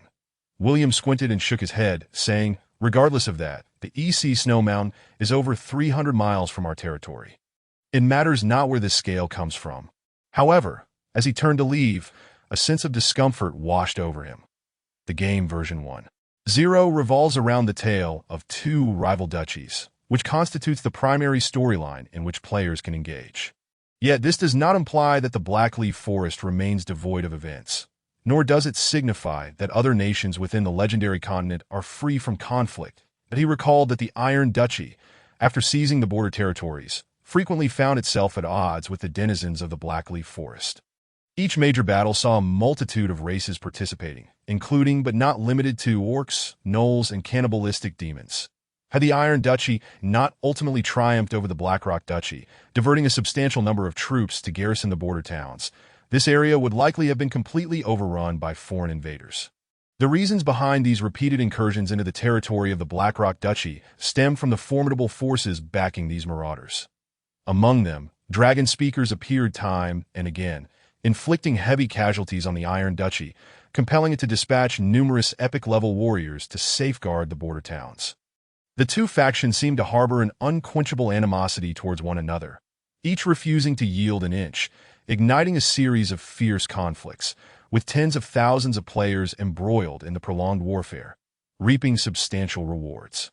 Some players, delving deeper into the quests, unearthed the truth. The colossal dragon of the Eastern Sea Snow Mountains had previously suffered a surprise attack from the Iron Duchy, resulting in a battle that left both sides severely weakened.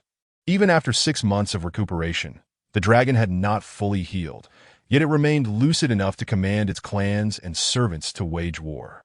Am I truly facing a near-death predicament? William mused, unable to suppress a curse under his breath. His border town lay precisely on the fault line between the two factions, a strategic location fiercely contested by both. Whosoever claimed it first would gain a significant advantage that I end his previous life. Even if William had evaded the Iron Duchy's assault, he likely would not have been able to hold on to this border town. For the Eastern Sea Snow Mountain Dragon, if it sought to attack the Iron Duchy, it would first need to secure the border town, as other locations held lesser value. The Iron Duchy likely anticipated the dragon's retaliation, thus preemptively annihilating the previous William under the guise of the secret silver mine's origin. From this moment forth, with a year and a half of development time remaining, only by fortifying my own strength and military might can I truly establish my foothold in the border town.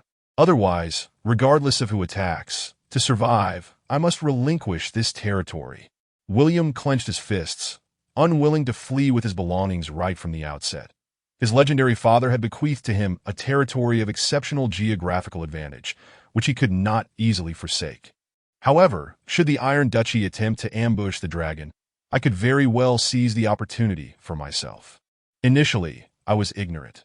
Now that I possess knowledge, I must strategize accordingly, that if the Iron Duchy remains brazen enough to tread upon my domain in pursuit of the dragon's treasure, they certainly do not regard me, the sovereign of the wilds, with the respect I deserve. William narrowed his eyes, surveying the warriors who had gathered the necessary supplies and equipment. With a grand gesture, he commanded, "Deploy all 300 orcs into the iron mine. The rest, return with me." "Yes, my lord." The resounding voices echoed through the night sky as the remaining elven warriors followed their courageous and astute lord back to the territory. Along the way, William elevated his Dawn Saint aura to level 5, while the other 3 skills advanced to level 3. Finally, he allocated the remaining experience points to himself. At this juncture, William stood at level 14. He distributed the 24 acquired free attribute points between agility and strength, significantly enhancing his vitality as well. Dawn Saint Aura rank, legendary level, LV5, 1600 experience, aura points. 550 recovery rate, 15 points per second. Activated effects and skills are as follows. Effect: all aura skills will be augmented by a 5 increase in power. Effect: Strength 8, Stamina 8, Agility 8, Intelligence 5 effect. Health 450 effect. Endurance 200 aura shield. A shield of aura equal to the aura points can be generated around the body, consuming 40 aura points per second, with a base defense of 150. If the attack exceeds the defense limit, aura points may be consumed to shatter the shield. After the shield dissipates, it can be reactivated after 5 seconds. Light of Dawn enhances a specific aura skill with an additional 50 aura points, amplifying attack power by 210, with a cooldown of 26 minutes. Every 5 levels, attributes, effects, skills, etc. are enhanced. The attributes conferred by aura possess bloodline enhancement effects. Blessing of the Elven God passive, level, LV3 skill property, increases ranged physical attack power by 15. Consumption, none cooldown, none LV3 effect, additional 3 true damage. Deadly Barrage level, LV3 skill property, consumes 130 aura points to unleash 3 consecutive arrows.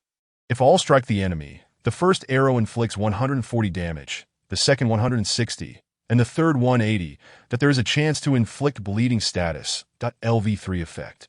If all 3 arrows hit the head, the third arrow will inevitably deal 150 critical damage to the enemy. Effect cooldown, 30 seconds. Cooldown, 7 seconds. Aura/level, LV3 skill property, consumes 50 aura points to unleash a blade of energy forward, inflicting 160 damage upon hitting the enemy, with a chance to cause bleeding status. LV3 effect. The blade possesses repulsive and tearing effects, contingent on circumstances. Cooldown, 3 seconds. The advantages of the legendary aura manual are evident. Once a skill reaches level 3, its effects manifest early. William chuckled to himself, increasingly confident in his prospects for survival ahead. Chapter 20. The Awakening Beast. The advantage of legendary skills lies precisely here. At the 3rd level, a special effect emerges, appearing earlier than the secret arts of other levels. Moreover, some effects are truly formidable. Among them, the most powerful is none other than the Deadly Barrage. If all 3 arrows strike the head, It will subsequently enhance critical damage by 150. That the ensuing series of strikes is nothing short of devastating. For players, as long as they grasp the rhythm, this becomes a divine skill for seizing bosses. Of course, the most crucial prerequisite is that one must be able to break through defenses. If one cannot shatter even the defenses, then there is no damage to be dealt. But the issue of placing eyes in the Black Leaf Forest wilds can wait. First and foremost, William lacks sufficient troops. Furthermore, according to the tasks from his memory, the Steel Duchy's ambush on the dragon coincided precisely with the time when the game was about to enter open beta. Thus, this year shall be my time for vigorous development. William sat up from his bedside, his tall and perfect figure fully visible. He casually donned the robe hanging on the rack and walked out onto the vine-laden balcony, gazing at the morning landscape of his domain. The 2 battles against the orcs had already yielded considerable achievements. Notably, this time, in addition to capturing over 300 orc slaves, they also seized more than 300 sets of armor. The small town lacked substantial storage, forcing them to pile everything within the camp. Now, many townsfolk gaze longingly at the amassed armor. After all, poverty has thoroughly defined the current state of Lord William. Yet such a wealth of armor inevitably attracts much attention, and it seems many are contemplating enlisting. In a typical neutral faction, it is absolutely uncommon for so many individuals to choose military service. For a town of over 3,000 people, the vast majority are merely ordinary civilians, with only a handful being professionals. However, this marginal town is strikingly different. When his legendary father established this town, he did so under the banner of a peaceful haven, reminiscent of a paradise on earth. This implies, regardless of who you are, what you've done, or how great your troubles or powerful your enemies may be, as long as you arrive in my town, whether you be a dragon or a tiger laid low, you shall not leave. As long as you sever all ties with the grudges of the continent, the town lord will protect you. No one can harm you. In the past, his legendary father was immensely formidable, single-handedly confronting a renowned mercenary group which dared not advance a single step. This also significantly enhanced the town's reputation, attracting many characters. Consequently, the town became home to a plethora of murderers, thieves, and even some highly skilled professionals. While the legendary father could keep them in check, since his disappearance, the criminals within the town have grown increasingly unruly. Many received word that elves were coming to take over the town, prompting a mass looting of its resources and a hasty retreat. As for the remaining individuals, William has never fully understood, nor does he intend to exploit them. This has resulted in his forces comprising merely over 500 elves, with no local townsfolk among them. However, there are notable figures, such as the old blacksmith at the eastern edge of the town, Hank, and the father-son duo, Eric, who survived through hunting at the southernmost point. Additionally, there is the diviner, the wizard Moxis, who makes a living in this town. Individuals whom the locals cannot easily avoid. Of course, these are all people William has heard of, especially the hard-to-believe fact that Moxis, this esteemed figure, is merely lounging here. Knock, knock. Come in. William wiped away the drool, no longer dwelling on that individual whose leg hair was thicker than his. However, he was quite displeased that someone dared to disturb him during his rest. It seems I ought to educate these fellows. But as a pair of long legs entered, accompanied by a figure clad in form-fitting leather, his sullen expression instantly transformed into a smile. I thought it was someone else. Turns out it's Sia. What brings you here? My lord, it seems the bear cub is about to open its eyes. Sia, an elven mage, typically adorned in exquisitely woven leather armor made from beast hide, possesses not only magical prowess but also a degree of close combat capability. Only when she truly intends to cast spells does she don a cloak emblazoned with a mage's insignia, complete with a hood to conceal her identity, adding a touch of mystery. William's eyes brightened. I see. But why did you come to inform me? Where are the servants? I was observing those little ones and happened to pass by. Sia's face flushed slightly as she wished to explain further. William promptly waved his hand. If you like them, then one shall be yours. No, such adorable creatures. It's no trouble. There are 3 of them. Is that really all right? Why not?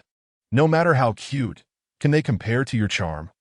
Sia blinked her bright eyes, a hint of joy in her voice. How wonderful. Just think of the magical materials they could become when they grow.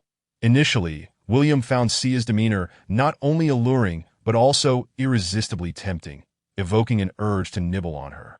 However, upon hearing the latter part of her statement, he could only grimace. Magical materials, you say? I have a dragon scale here. You can try it out. Seeing the conflicted expression on his face, Sia had nearly lost hope. But upon spotting the dragon scale, her eyes widened in delight as she hurriedly exited, for dragon scales are not easily come by. Meanwhile, William found himself quite flustered. He had never anticipated that the most beautiful elf under his command would turn out to be a truth-seeker. There are indeed many truth-seekers on the continent of the gods. What type do they belong to? They are those who pursue truth, devoid of love, devoid of desire, and lacking any other needs. These are the truth-seekers. What a splendid intermediate magical beast, with the potential to evolve into a high-level magical beast, and yet you wish to turn it into magical materials. Such a waste indeed. No wonder you, I'm my little bear with such intent. William smacked his lips and dashed over to check on the 3 bear cubs. The designated spot for the 3 cubs was just next door. As he approached, an elderly maid respectfully bowed, and he nodded expressionlessly, internally anxious as he hurried inside. After all, as a lord, one must maintain an air of dignity. The 3 bear cubs lay nestled in cradles made from the clothes and belongings of William, intended to help them become familiar with his scent. When the maid fed the cubs, she had to cover her head with William's clothing, breathing carefully to avoid imparting her scent to the cubs. Such is the reality of lords and nobles in this age. Servants possess no rights, moreover. They do not perceive such practices as diminishing their dignity. That as for William, a modern individual, what intentions could he possibly harbor? Who wouldn't want to be a noble? It would be madness to contemplate overthrowing the existing system. William gently lifted one of the cubs from the cradle, providing these little ones with the finest treatment, hoping only for their survival and the eventual opening of their eyes. Heaven bears witness. The states of Bear 1, Bear 2, and Bear 3 are quite satisfactory that it appears Bear 1 is about to open its eyes. William beamed as he cradled it, occasionally tugging at Bear 1's soft, pink lips, quite unfortunate that its baby teeth had just emerged, lacking any deterrent power. In response to the familiar scent torment, Bear 1 offered no resistance, merely squirming slightly to find a more comfortable position and yawning that the most comfortable position involved presenting its little rear end while lying in William's embrace. Suddenly, a fart startled William. An unimaginable stench assailed him, nearly causing him to toss the cub outside. What an unrestrained fart! William gagged, gripping the little creature, intending to administer some form of discipline. Yet, just at that moment, Bear 1 slowly opened its eyes.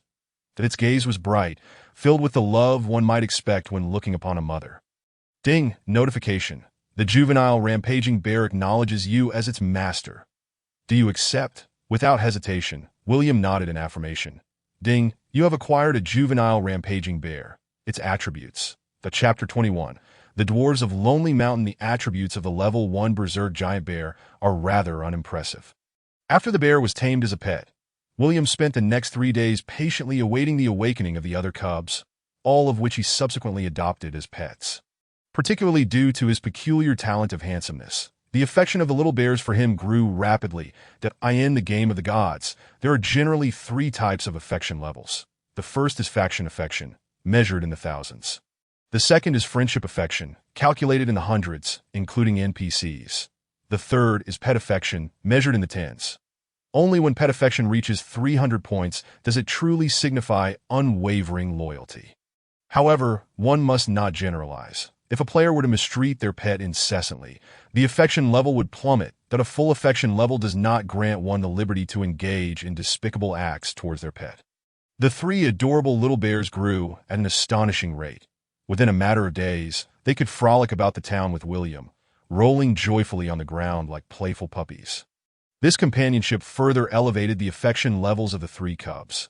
William had first-hand experience with the nuances of raising pet affection. In his previous life, he had witnessed countless players forcibly capturing adult pets only to find the process of raising their affection excruciatingly tedious. Eventually, players came to realize that if they had adopted juvenile pets, they need not expend such vast resources and efforts, as juvenile pets possessed limited intelligence and merely required playtime. In contrast, obtaining the affection of an adult pet, such as a nearly mature high-level magical beast, was akin to accumulating affection through monetary means.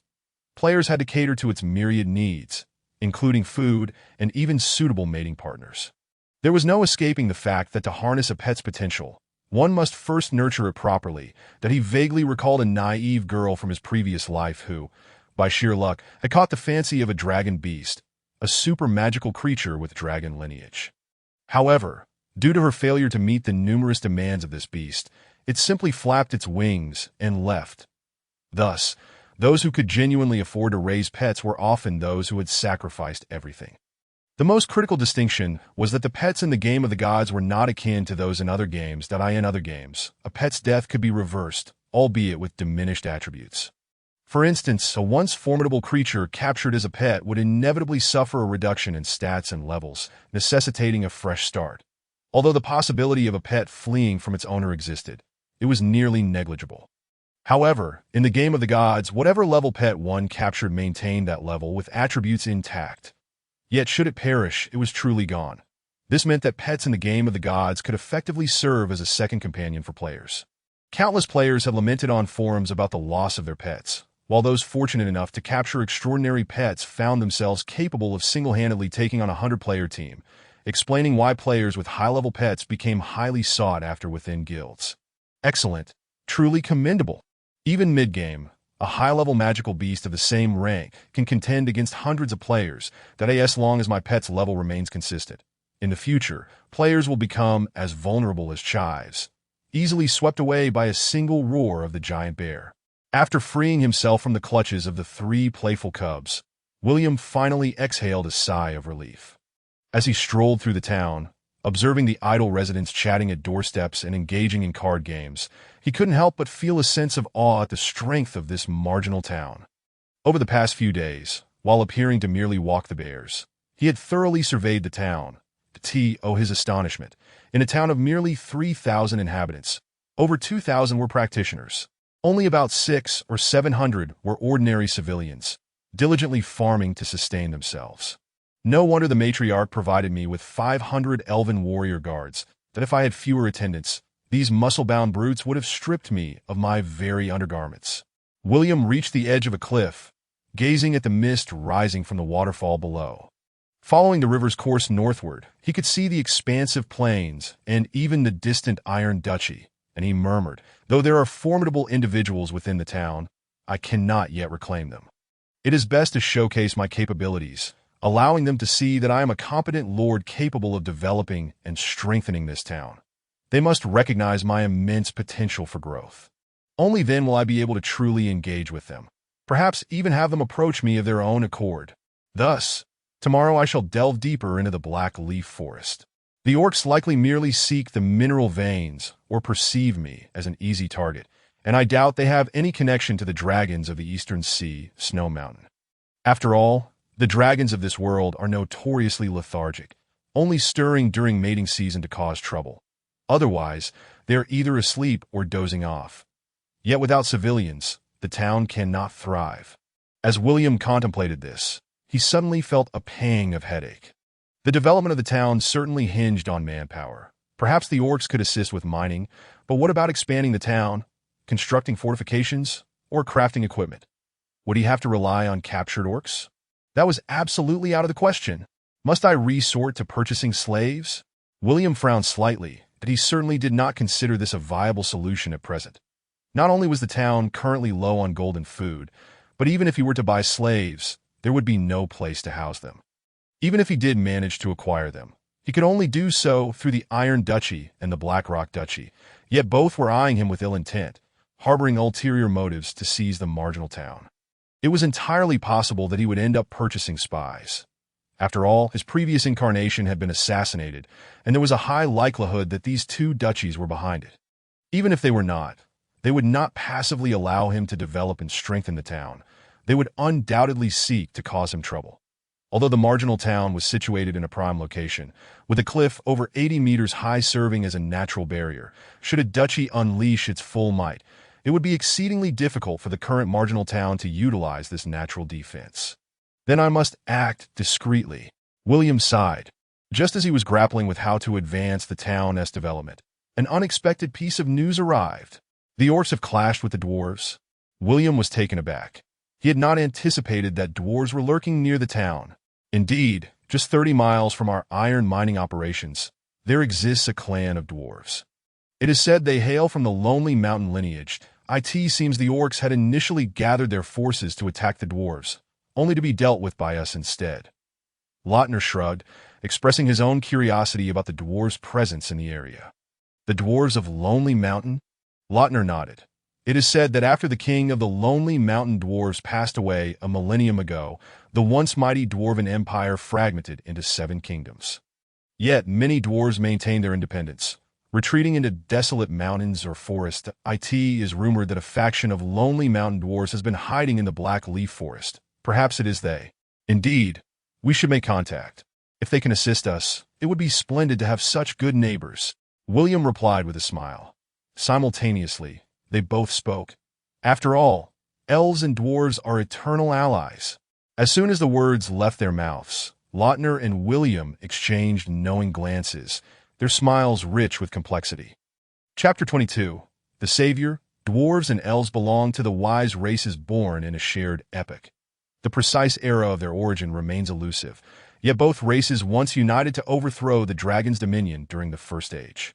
Although elves have consistently exhibited superior attributes, boasting exceptional combat prowess, elongated limbs, towering statures, and striking appearances, the dwarves' craftsmanship in forging weapons is equally remarkable. During the First Age, dwarves, harnessing their innate talent for smithing, achieved combat capabilities that nearly rivaled those of their elven counterparts. Together, they formed the backbone of the resistance against the Age of Dragons. The Second Age marked the reign of the elves, as erstwhile allies of the elves. The dwarves were afforded ample living space and extensive territory. However, their insatiable desire to delve into the earth proved irresistible, even to the gods. Their reckless endeavors unearthed entities from the Age of the Gods, long forgotten in the annals of history, including the fearsome fire demons. After vanquishing numerous fire demons, the surviving dwarves found themselves on the brink of extinction. With the passage of years, as the dwarves began to flourish once more towards the end of the Second Age, they resumed their excavations, a period that coincided with humanity's pivotal uprising against elven rule. In their relentless digging, they breached the spatial barriers, unleashing dark creatures from the abyss that launched a merciless assault on the dwarven race. Ultimately, both dwarves and elves suffered devastating losses, retreating from the prosperous realms of the legendary continent. The elves established their stronghold in the Black Leaf Forest, while the dwarves congregated at the Lonely Mountain on the Endless Prairie. However, millennia ago, when the last king of the Lonely Mountain fell, the once mighty dwarven empire crumbled, leaving the noble bloodline in tatters.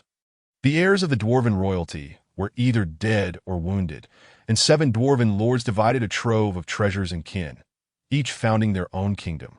In a word, these 7 little dwarves have quite the tempers. William had immersed himself in this game for a full decade, delving into its rich history, which many players cherished uncovering. For only by grasping the past could one experience a sense of glory and even epic resonance during critical plot developments in the latter stages of the game. Players often found themselves entrenched in a faction for extended periods, relishing the sense of belonging, the honor of fighting for their king, and the thrill of confronting adversaries, ignited by a profound understanding of history. As William pondered these historical events that reshaped the landscape of the Divine Continent, Sia approached him.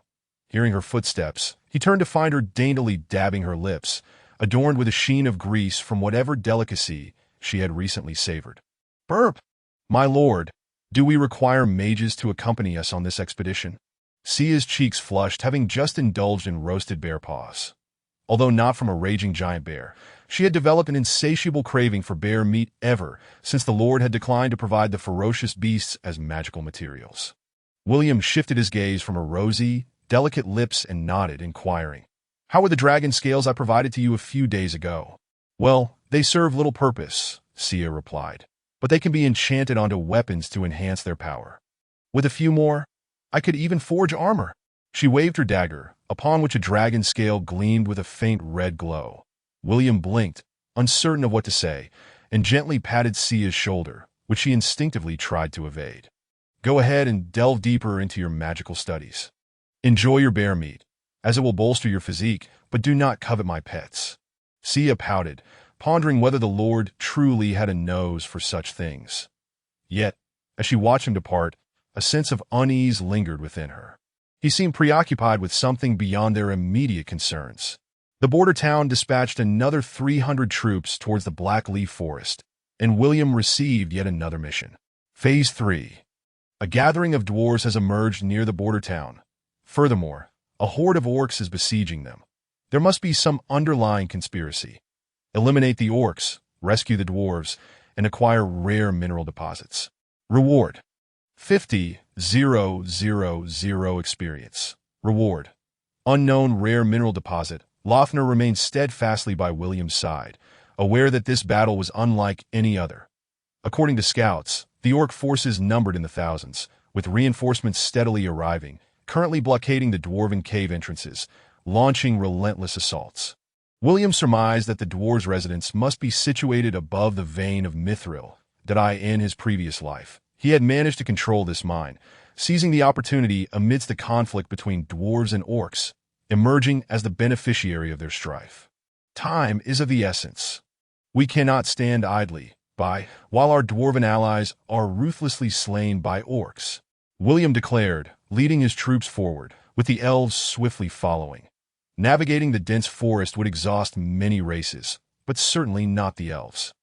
With a thought in mind, Lothner spoke without hesitation.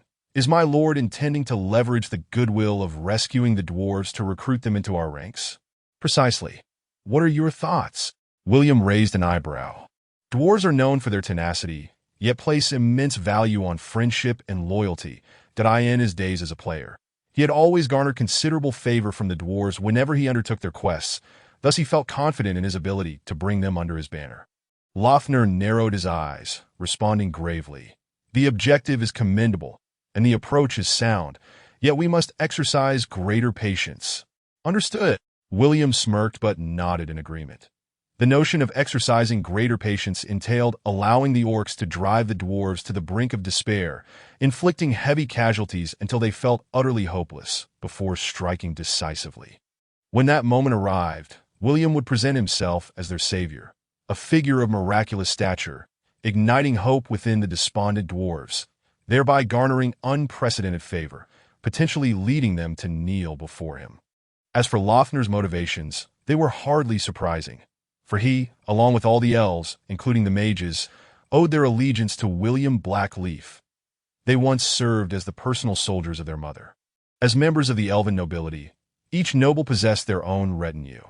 Now, their loyalty belonged to him, and Lothner sought to maximize his lord's benefits. His master was his deity, his guiding light, and he needed no justification or dissent. When it comes to loyalty, no race rivals the elves in their unwavering fidelity. Throughout history, those chosen as personal soldiers exhibited absolute loyalty. Moreover, the inherent elegance, pride, and benevolence of elves are traits that manifest only in times of peace. In warfare, they wield centuries, even millennia, of wisdom and experience to devise intricate schemes. Yet, every era has its protagonist, and the current one belongs to humanity. This shift resembles an unstoppable tide. But who will claim the future? No one can say. William and his troops traversed mountains to reach the dwarven cave. They stealthily ascended the treetops, silently observing the brutal carnage unfolding beneath them. Their gazes were filled with compassion, yet such scenes did not waver their resolve. Chapter 23. Uncle Wong the Mysterious, as the saying goes, although elves are the sovereigns of the forest. Those who frequently traverse riverbanks cannot avoid catching fish. One elven warrior, hindered by the weight of his armor, suddenly heard a crack beneath his feet. Yet he did not plummet. His agile reflexes allowed him to grasp the trunk of the great tree in an instant. William smiled subtly, observing, "See, weren't you on the verge of falling?"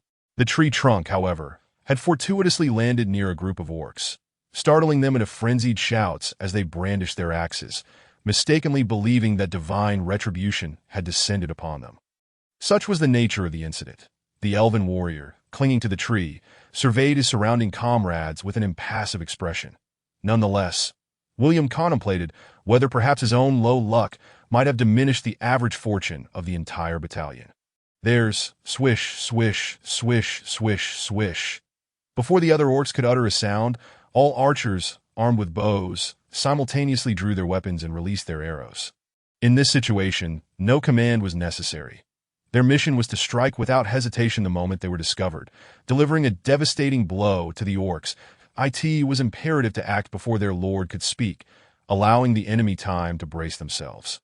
After all, they had lingered here for a considerable time, and the dwarves' diminutive stature would likely prove incapable of withstanding the orcs' relentless assaults. As hundreds of energy-infused arrows soared from above, piercing through dense foliage. The exaggerated force of their energy shredded countless leaves, showering the air with green fragments. In the next moment, a cacophony of howls erupted. Over 100 orc heads burst forth in sprays of blood, their bodies collapsing to the ground, many left gravely injured. That instant, numerous orcs were startled awake, realizing the impending doom. However, the assault on the dwarven cavern involved a staggering 1,500 orcs, of which 500 had already surged into the depths, engaging in a brutal melee with the dwarves. Leading the charge was a towering orc wielding a massive sword, his pallid skin adorned with dark tattoos. He was a pale orc, endowed with a master-esque bloodline that ordinary orcs could scarcely inherit. He observed the arrows flying toward him, yet remained unmoving atop his colossal wolf beast, a cold smirk flickering in his eyes. The energy shield he effortlessly emanated caused all arrows that approached him to fall harmlessly to the ground. The sensation was akin to a needle attempting to pierce an impenetrable stone. No matter how much force he exerted, it would ultimately collapse in futility. His formidable prowess and imposing presence alone, merely by standing still, invigorated the morale of his fellow orcs. Elves from the border town. Let us eliminate them first before dealing with those little dwarfs. The pale orc bellowed in a muffled roar. The over 1,000 orcs behind him, previously out of range, coldly unsheathed their weapons and charged toward the elves. Faced with an overwhelming number of orcs, would William feel frightened? Undoubtedly. He would not. Uncle Lautner, I leave it to you. William patted his shoulder. This distant relative, devoid of any blood ties, twitched his lips yet nodded gravely, his form crashing to the ground. The leaves around him had scarcely begun to stir before they were shredded into fragments by his energy as he advanced, the remnants slowly descending earthward. From the various circumstances, one could discern his mastery over energy and his flair for theatrics, an almost transcendent skill, eagerly anticipated. Everyone, unleash your arrows with all your might. Leave the front line to our hero, Lautner. William was indeed serious. He did not permit any elven warriors or even magic swordsmen to descend from the trees to engage in battle. After all, this was ultimately a novice zone. Whether near the edge of a small town or within the boundaries of the two great principalities, as long as one remains within this region, the highest level NPCs during version 1.0 were merely at level 70 and exceedingly rare in number. Regardless of the impressive bloodlines they possessed or their esteemed statuses, they were still in a developmental phase, having yet to reach the pinnacle of their bloodline potential. For instance, the dragon of the eastern sea snow mountain, though seemingly formidable and of considerable size, is nothing more than a young dragon, or even an adolescent, when faced with true power. It has yet to fully mature, despite its legendary bloodline, that for Lautner, a level 52 epic bloodline boss. In terms of genuine strength, it is certainly no less formidable than a level 60 master bloodline boss. Players assess NPCs based on their bloodline and level, as a higher bloodline often signifies the potential for substantial loot. However, what do NPCs perceive?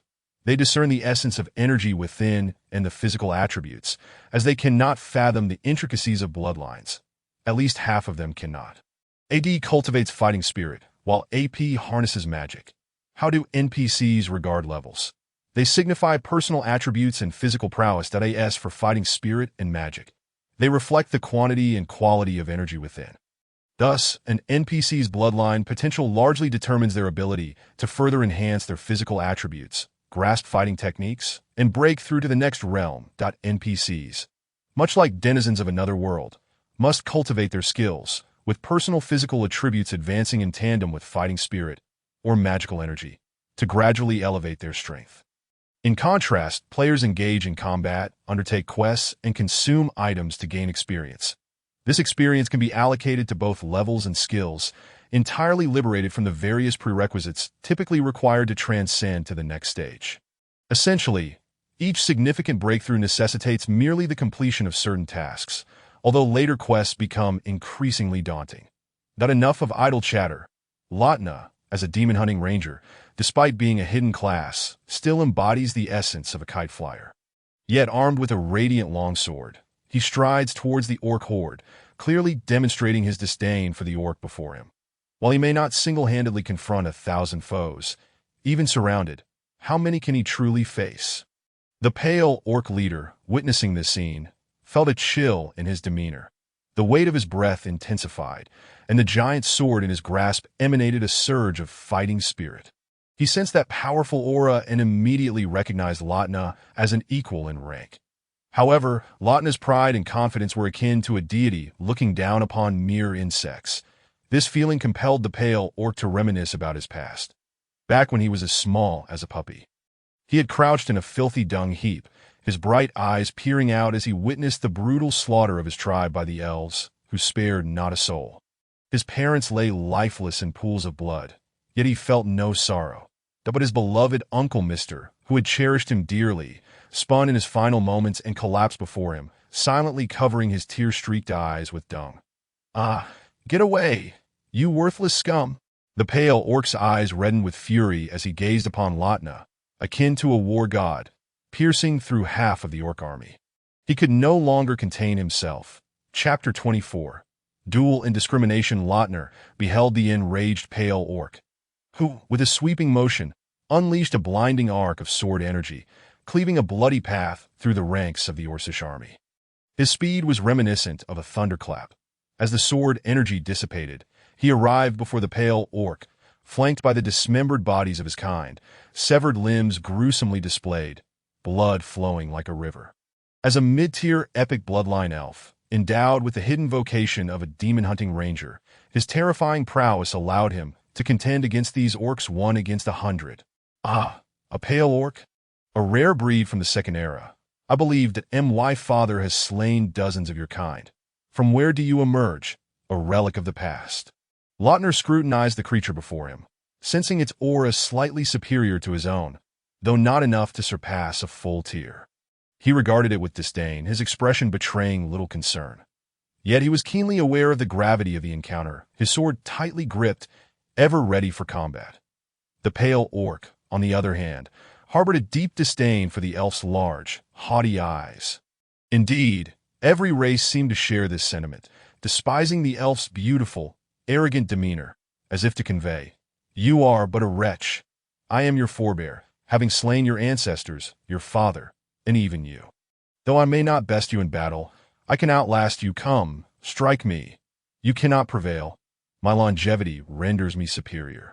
The elves, in their ability to attract animosity, were unrivaled across the divine continent, their resentment points practically maxed out. Thus, with a single utterance, Lautner ignited the pale orc's fury, causing it to tremble with rage. The absence of immediate combat was merely a tradition on the divine continent. When two armies clashed, if their commanding generals encountered one another, they would exchange taunts, hurling a few choice insults to heighten their enmity before resuming the fray. "I shall rip your head from your shoulders and stuff it into your rear. Do you, pointy-eared fools, intend to rescue those diminutive wretches?" Though the pale orc was the commander of this army, he was acutely aware of his mission, and the intelligence of such a bloodline was not to be underestimated. Despite the elves and orcs being eternal foes, he sought to ascertain whether this conflict could be averted. It was not cowardice, merely an inquiry, and he remained indifferent to whether his preceding insults would ignite an unavoidable war. Upon hearing the pale orc's threat of decapitating him, Lautner paid no heed to the latter part of the statement, instead expectorating a glob of elven phlegm that landed squarely upon the pale orc's treasured broadsword. Without a doubt, these two, unwilling to engage in any further conversation, clashed with fervor. William stood upon the treetops, momentarily halting his archery as the orcs refrained from launching an offensive against Lautner. This was an inevitable duel, when one could breach the ranks of an army and confront the enemy general. Such a duel was beyond reproach, lest the gods themselves would scorn the naysayers. Players reveled in this disdainful conduct. That thus, after the chosen ones descended upon the divine continent for several years, no one bothered with the niceties of divine etiquette as long as the adversary belonged to the undead ranks of the chosen. The only recourse was to engage in battle. And as for the elves spewing profanities and spitting, was that not entirely normal? Did elves not defecate or urinate?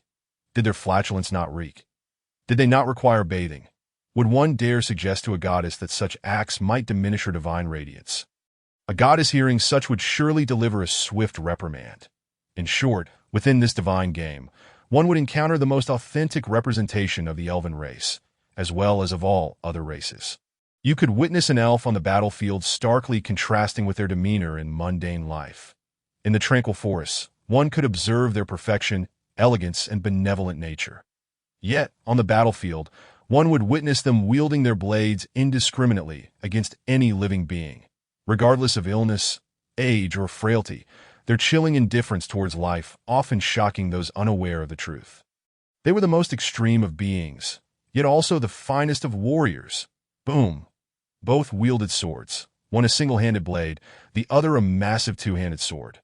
Typically, such a clash would favor the wielder of the heavier weapon. However, the advantages conferred by bloodline and vocation rendered Lochner evenly matched. The surging battle aura ravaged the area within a 10-meter radius. Flora was shattered into fragments, swept away by wave after wave of kinetic energy. In mere seconds, both combatants bore numerous wounds, for not every attack could be parried. Yet, the elves were undeterred by the exchange of injuries, for the true pure-blooded elf bore no inherent weaknesses. Their defenses far exceeded those of other races, particularly for one like Lochner, a boss of epic bloodline, who understood the depth of his vitality and feared not the flow of blood. As the two clashed, their auras clashed violently, the ground beneath them sinking deeper with each strike, creating a scene of exaggerated spectacle. The orcs gasped in astonishment, occasionally debating who might emerge victorious. What would become of them should their leader falter? For most orcs, such considerations were typically reserved for after a defeat. Yet, witnessing their once dominant commander being pushed back, unease began to seep into their hearts. Meanwhile, the elves stood expressionless atop the treetops, devoid of cheers or shouts. Only silence, their gazes fixed intently upon the center of the battlefield, poised to launch an assault at any moment. Were the elves not excited? They were, yet the thought of engaging in raucous cheering seemed beneath their dignity, unworthy of their proud lineage. That after all, they were all beings of longevity, well-versed in the ways of the world, and could not comport themselves like these short-lived races. To do so would undoubtedly lower the esteem of the elven race. Thus, witnessing the elves charge forth, battle fiercely, and even perish without uttering a sound of pain was a testament to their racial dignity. William's unwavering gaze remained fixed on the battlefield. He harbored little concern for Lochner's potential failure. In his mind, Lochner was bound to secure victory, and these orcs would not escape unscathed. After all, with such scarce manpower, how could William possibly come to the aid of these dwarfs? Yet, his greatest worry lay in uncovering who was truly behind these orcs. Was it merely an ordinary orc tribe, or was it a clan under the command of a dragon? The chasm between the two was unfathomable. Though the dragon might not be inclined to avenge the orcs, it was equally plausible that, should the orcs falter, the dragon might devour them whole. But one could never be too cautious. If the dragon of the eastern sea snow mountains chose to emerge prematurely, it would spell disaster for the nearby settlements, that unless unforeseen circumstances intervened. In the latter stages of version 1.0, the colossal dragon of the East Sea Snow Mountain was nearly classified as a level 70 legendary dragon boss. However, now a year prior to the public beta, even if this dragon does not reach level 70, it is at least in the upper 60s. Regardless, this dragon poses a formidable threat. Chapter 25. Two Princes.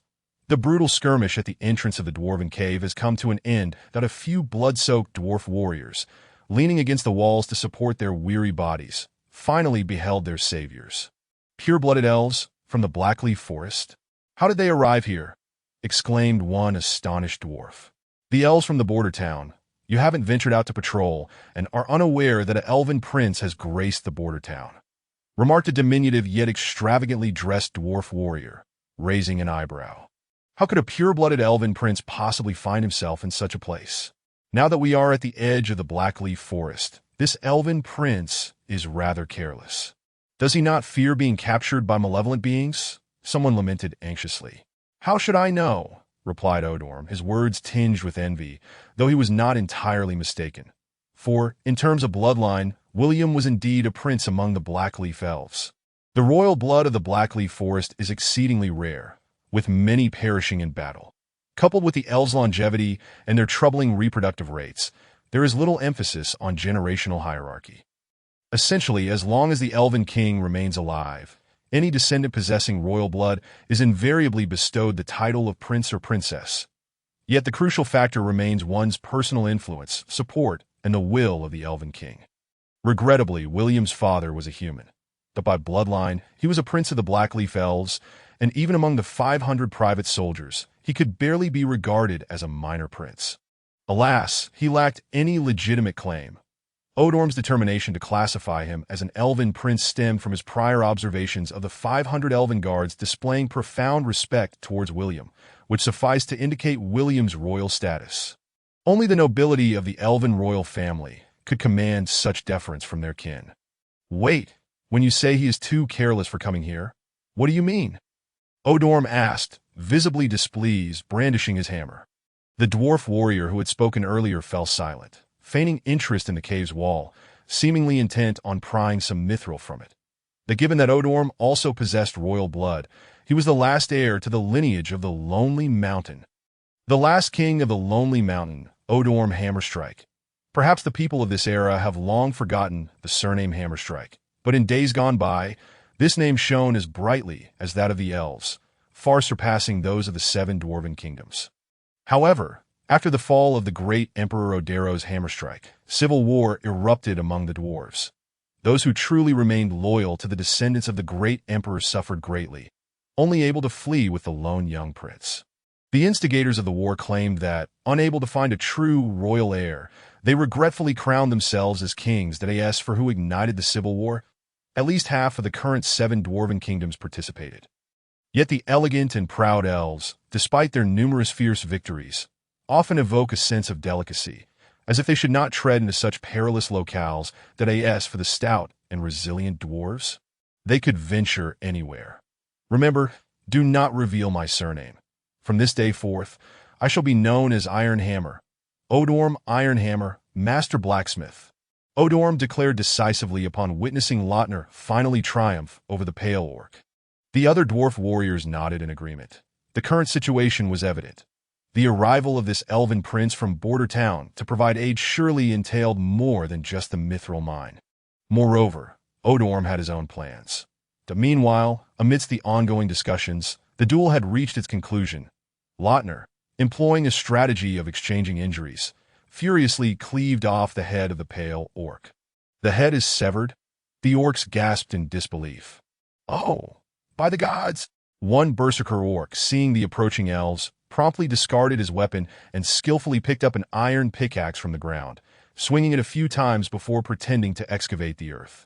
Other orcs, witnessing this display, immediately dropped their weapons and began to look around, as if the previous Pale Orc bore no relation to them.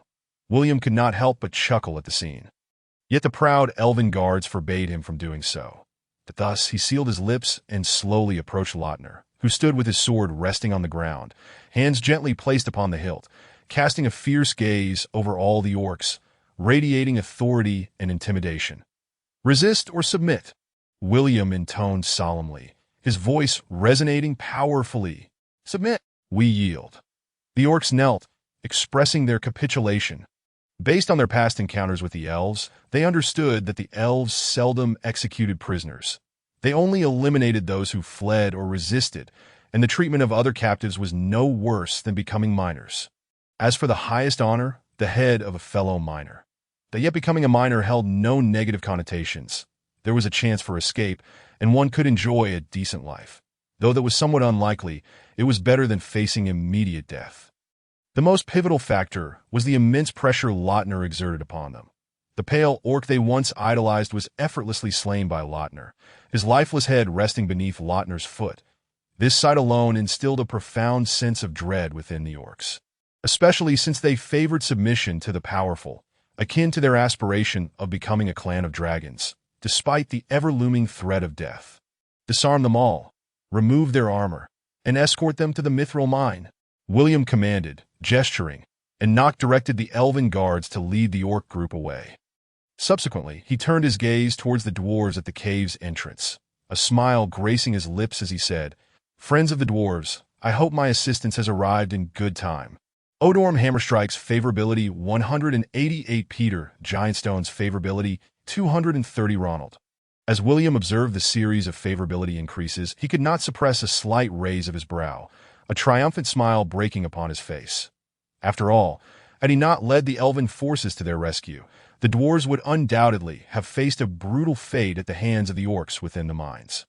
The implications of the favorability were unmistakable. Regrettably, however, the faction favorability William had eagerly anticipated was conspicuously absent. He furrowed his brow, scrutinizing the refreshed information, and indeed found no sign of faction favorability.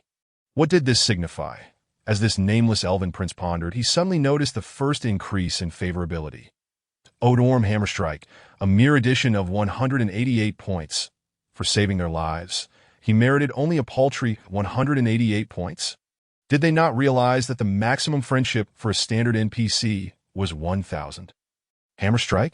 William exclaimed, his eyes widening in disbelief as he examined the information again, casting a glance at the slightly above-average dwarf among them. Golden hair, a ruggedly handsome visage, a height of 5'5", wielding a hammer that seemed eerily familiar, with faint currents of electricity dancing around it. Hiss! William inhaled sharply, compelled to admire the creators of this divine game. Did they not fear receiving a letter from Marvel's lawyers? Nevertheless, he approached with a beaming smile, gently placing his hand, which was about to strike his head, instead upon his shoulder, and inquired, "Might I ask who among you is the leader?" Odorm Hammerstrike glanced at the elongated hand resting on his shoulder before raising his gaze to meet William's. "Odorm Ironhammer. I am their leader." William contemplated for a couple of seconds. "William Blackleaf. Is there anything I can assist you with? The orcs' assault has inflicted severe losses upon us. I have resolved to lead all my dwarves to join Bordertown, seeking protection. Would the prince be amenable to our inclusion?" "Of course, your joining is most welcome, eternal friends of the elves," William replied, narrowing his eyes in a smile. "Prince, those 4 syllables? This little brother was truly accepted." Chapter 26. The fire dragon dwarves possess a lifespan that far exceeds that of humans. Even an ordinary individual typically lives between 200 and 500 years. Naturally, each rank attained extends one's life further, and should one achieve legendary status, they would truly enter the realm of the long-lived. However, this is contingent upon the specific race. For instance, a legendary elf can expect to live at least 3 times longer than a legendary human. "Report!" An elven ranger rushed in. "Speak! Over 1,000 orc reinforcements are on their way, seemingly belonging to the elite of their kind." Upon hearing this, William furrowed his brow and addressed Odorm. "How many members does your clan have?" "They must evacuate at once, 1,600 in total, but only 300 are capable of fighting." Odorm replied with a bitter smile. Although he is of dwarven royalty, they had been in a state of wandering for many years. Over the course of a millennium, their once thriving following of tens of thousands dwindled as persecution took its toll. The birth rate could not keep pace with the death toll. Despite this, his clan still maintained a population of over 10,000, but a betrayal 30 years prior led to the demise of his epic father, with the majority of their combatants and subjects perishing at their previous hideout. Young Odorm Hammer, barely in his 20s, had led the remaining 1,000 or so into hiding, eventually discovering this mithril vein. Utilizing the excavation advantages passed down from their ancestors, they dug deep and stockpiled supplies, residing here in secrecy. In fact, those who had pursued them initially believed they were already dead. Without requiring further explanation, William understood the implications. Logically, a dwarven prince of such remarkable lineage, who had evaded death for so long, would not be an ordinary individual, as such figures often bear the mantle of destiny. Yet, He had never heard of Odorm before. It was entirely possible that Odorm had been cornered by orcs within the mine, that the orcs previously encountered were hardly capable of wiping out these dwarves. However, the continuous stream of reinforcements, that was the final straw that could lead to the dwarves' demise. Unbeknownst to him, his premature rescue had already altered the course of history, drawing a significant amount of enmity in the process. Stage 3 task. Completed. Reward. 50,000 experience. Reward. Unclaimed mithril vein. William glanced at the task notification, choosing not to allocate the experience points to his level just yet, instead issuing orders. Odorm, have your kin emerge and relocate immediately to the nearby town, taking only essential belongings. Leave everything else behind. We must depart at once. Understood, Odorm replied, turning without a backward glance to organize the evacuation. William then clapped a hand on Lotna's shoulder, inquiring, "How are you faring?" Lotna's shoulder twitched, blood streaming down his arm as his previously staunched wound reopened from the jolt. Nevertheless, he maintained a sardonic smile while gazing eastward. A mere scratch. I could still fight for 300 rounds. 1,000 orcs wouldn't be enough for me to break a sweat. Then we shall rely on you. Lotna paused for a moment, gazing earnestly at William as if he wished to voice something. Prepare for battle. Mages, organize the magical array. Lotna, you should rest for now. William took a few steps forward, expertly directing the remaining 100 elven warriors that he spoke with gravity. We shall protect our allies during their retreat. Elves never stand behind dwarves. Yes, my lord. The elves, suddenly invigorated, were filled with fighting spirit, readying themselves for combat. What need had they for magical formations or buffs? Such notions were laughable. A mere word of encouragement from William was enough to send the elves into a fervor. However, the situation did not deteriorate as expected. While Lotna engaged in single combat with a pale orc, the dwarves had already dealt with the orcs within the cave and, upon witnessing the arriving elves, had prepared for their own exodus. Within 10 minutes, all dwarves were hastily retreating northward, their movements so practiced that William could only watch in astonishment. He silently marveled at the dwarves, who had evaded extinction for over 1,000 years and possessed an exceptional speed in flight. Their pace through the forest rivaled that of the elves. Odorm, however, did not flee. He allowed 100 dwarven warriors to accompany the main group while he remained with 200 warriors. William cast a glance at the bloody dwarven warriors, pondering the prospect of engaging 1,000 orcs. His greatest fear was to suffer casualties. This was not a mere game. He was now the lord of the nearby town, and for sustained development, every individual was a precious resource. Wastefulness was not an option, especially with Lotna, who could endure and fight, still unhealed. Meanwhile, Lotna, recuperating under the care of elven female warriors, sensed a shift in the atmosphere. Stealing a glance at William, he found him wearing a particularly sinister grin. Fortunately, as William waved his hand to signal retreat, Lotna's heart, which had risen to his throat, finally settled back down into his stomach.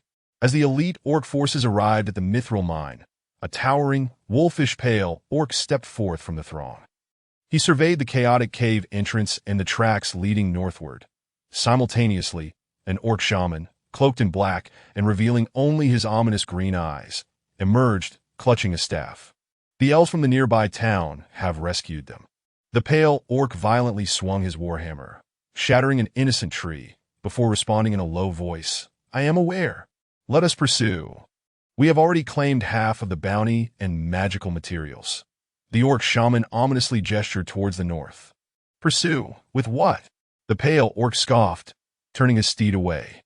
"We have only claimed half the bounty, and we have suffered considerable losses. Since they have escaped, let those traitors seek out others." He then glanced at the orc high priest, his status comparable to his own. "Remember, we should not be here, especially after taking on this bounty task without permission. We have even secretly retained some of the treasures. Have you considered what our master would do if he discovered this? Can our clan continue to exist under his gaze?" The pale orc mounted his great wolf and departed, followed without hesitation by the other orc soldiers. At this moment, the orc shaman reluctantly tore his gaze away from the north, suddenly remembering the brutality and ruthlessness of their master. Who was their master? Naturally, it was the dragon of the eastern sea snow mountains. He is supreme. His wings span over 10 meters, A mere sneeze from him could incinerate hundreds. He is the most terrifying elemental dragon. Their master is the fire dragon.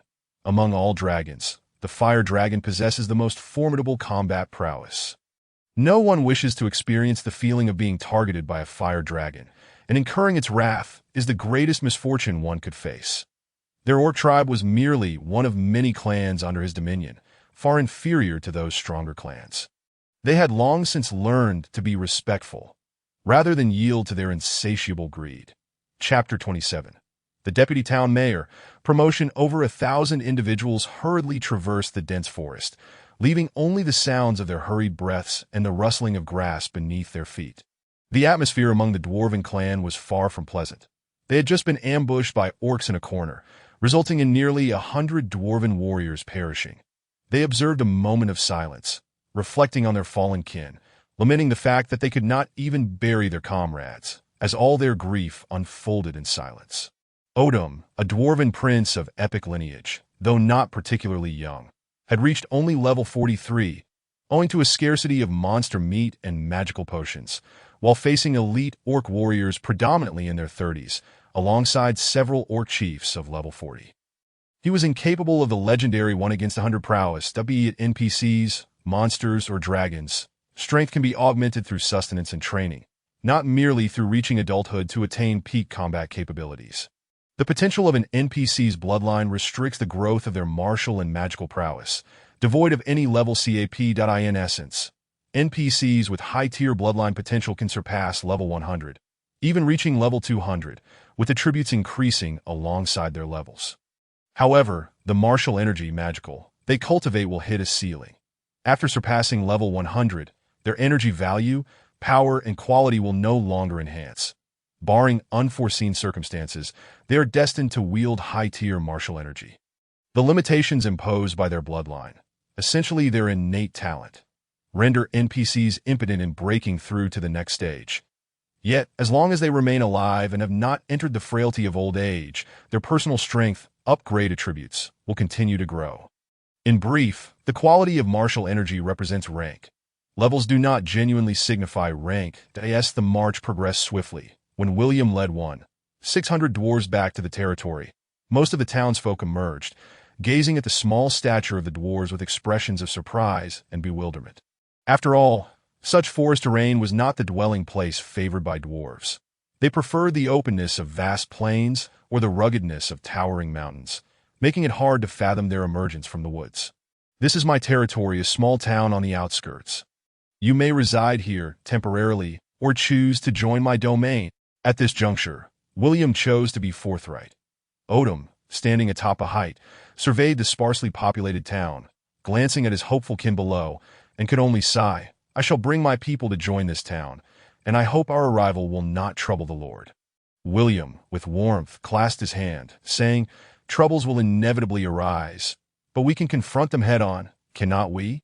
He then looked at the virtually vacant town, awkwardly noting, "The town has always been sparsely populated, and there are few tree houses, leaving little suitable housing for you. I understand. Human dwellings are inherently unsuitable for dwarves. We shall construct our own homes." Odom nodded, quietly retracting his hand. Under the eaves, one must bow their head, yet he was reluctant to compromise his dignity. He was weary. His kin were weary. They had traveled too long, that they dared not seek formidable allies, such as the most powerful beings within the Blackleaf Forest, the capital of the Dark Elves. He did not dare to solicit their aid, for Odom was acutely aware that those elven clans would not assist him in restoring his kingdom. Although they would not sell him out, the discomfort of being dependent on others was profoundly unsettling. They similarly refrained from connecting with other dwarven kingdoms, for he could not ascertain who might betray him. The fallen prince of an empire. As for the elven prince before him, what legitimate elven prince would establish a domain in such a remote and impoverished locale, seizing the territory once held by that legendary human? Odom, not lacking in intelligence, discerned with his golden locks that this individual might very well be the illegitimate offspring of that legendary figure. Their statuses were comparable, providing a solid foundation for potential cooperation. At the very least, provided this prince did not overstep, he intended to reside here long-term. Odom was indeed exhausted and filled with despair. Through years of fleeing, He had long since abandoned thoughts of reclaiming his throne, that he understood how bleak the prospects of restoration were. He simply wished to safeguard his followers in peace, and if he could find a place to firmly establish himself, it would be nothing short of ideal. The prerequisite was simple. He must not allow his followers to feel humiliated. His lineage bore a glorious history, spanning 2 entire epochs. They had once triumphed over the flame demon and vanquished the incursions of dark creatures. Thus, when William inquired if he had any interest in becoming the deputy town mayor, Odom's expression brightened with joy as he eagerly grasped William's hand. Truly, can my abilities merit the position of deputy town mayor? Of course. I hold you in high regard. William beamed, giving a friendly pat on his shoulder, smoothing down his golden hair. The title of deputy town mayor was merely a nominal distinction. William was indifferent to it, as he would still manage the affairs himself. Granting Odom the title was merely a means to afford him some voice and to enhance his sense of belonging to the territory. After all, with Odom as deputy town mayor, it would signify that the small town was indeed his home, and surely he would endeavor to guide his kin in the proper development of the town. The Lord truly possesses unmatched skill. Look at how these dwarves are quaking in their boots, as if they have been pursued for countless years, that if they truly establish a foothold, they will undoubtedly dedicate themselves to constructing fortifications. Lothner now held great admiration for William. In the presence of most lords, it was rare for them to willingly share their authority. William, seated and cradling Bear 3, while the adorably fuzzy Bear 1 and Bear 2 clung to his legs, heard Lothner's flattery and shook his head. This is not about sharing power, but rather delegating tasks that rightfully belong to me to the most suitable individuals. Lothner pondered briefly, grasping William's intent, then nodded, affectionately ruffling Bear 3's fur, disregarding the bear's feigned ferocity as he departed. Meanwhile, finally having some free time, William leveled up to level 15, gaining 6 free attribute points, with all attributes increasing by 1, including a hidden charm attribute also rising by 1. He allocated the free points, adding 3 to both agility and strength. As for the remaining experience, I shall direct it all towards my martial energy techniques and skills. With this thought in mind, William commenced upgrading his skills. His personal level was 10 levels below his martial energy skills. Now at level 15, his martial arts technique had already reached level 5, while his martial energy skills were merely at level 2. Elevating them to level 5 would consume nearly all his experience. Attribute panel. At this moment, William was level 15. Title: Lord of the Outskirts Town. No attribute bonus. Race: half-elf. Bloodline potential: legendary. 15 increase to base attributes at level 15. Talent: handsome. Passive: all beings, humans, animals, plants, except for the dark faction, will harbor a goodwill equivalent to your charm value, granting discounts during transactions with other sentient beings. Talent: basic life. 1 point of stamina equals 20 points of health. Bloodline potential: legendary. 15 increase to base attributes. Level: 15 experience. 2333 15500 age. 16 health. 1200 300 450 stamina. 780 100 200 base attributes are as follows. Strength: 6486 stamina. 42810 agility. 6988 intelligence. 45.5 special attributes are as follows. Charm: 58 luck. 3 Dawn Saint martial energy rank. Legendary level. LV 5 0 1600 experience. Energy value: 550 550 points. Recovery speed: 15 points per second. Active effects and skills are as follows. Effect: any martial energy skill will have its attack power amplified by 5. Effect: Strength 8, Stamina 8, Agility 8, Intelligence 5. Effect: Health 450. Effect: Stamina 200. Martial energy shield. A shield of martial energy equal to the energy value can be generated on the surface, consuming 40 points of energy per second, with a base defense of 150. Attack power exceeding the defense limit can consume energy and shatter the shield. Once the shield dissipates, it can be reactivated after 5 seconds. Light of Dawn. On a certain martial energy skill, an amplification of 50 of energy value can enhance attack power by 210, with a cooldown of 26 minutes. Every 5 levels, attributes, effects, skills, etc. are enhanced. Attributes added by martial energy possess bloodline enhancement effects. Blessing of the Elven God passive, level. LV 5 skill attribute. Increases range physical attack power by 17, with no consumption and no cooldown. LV3 effect. Additional 100 points of true damage. Deadly barrage level. LV5 skill attribute. Consumes 150 points of energy, allowing the release of 3 arrows in succession. If all strike the enemy, the first arrow will deal strength x 150 damage. The second arrow will deal strength x 170 damage, and the third arrow will deal strength x 190 damage, with a certain probability of causing bleeding. LV3 effect. If all 3 arrows hit the head, the third arrow will inflict guaranteed critical damage of 150 to the enemy. Effect cooldown, 30 seconds. Cooldown, 5 seconds. Martial energy / level. LV5 skill attribute. Consumes 70 points of energy to unleash a blade of energy forward, dealing strength x 180 damage upon hitting the enemy, with a certain chance of causing bleeding. LV3 effect. The energy blade possesses repulsion and tearing effects, depending on the situation. Cooldown, 3 seconds. Chapter 28. Issues of construction and mithril trade. The continuous expansion of the town over the past 7 or 8 days has mobilized more than half of the idlers in the settlement.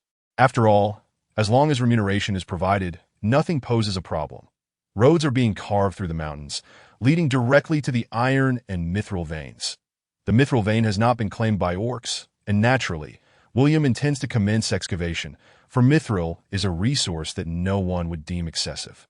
Streets are being broadened and houses repaired, but he aims to consolidate all the town structures into 6 residential districts, accommodating humans, half-elves, elves, dwarves, barracks, blacksmiths, and various manufacturing workshops. Of course, entertainment and cultural facilities are equally essential.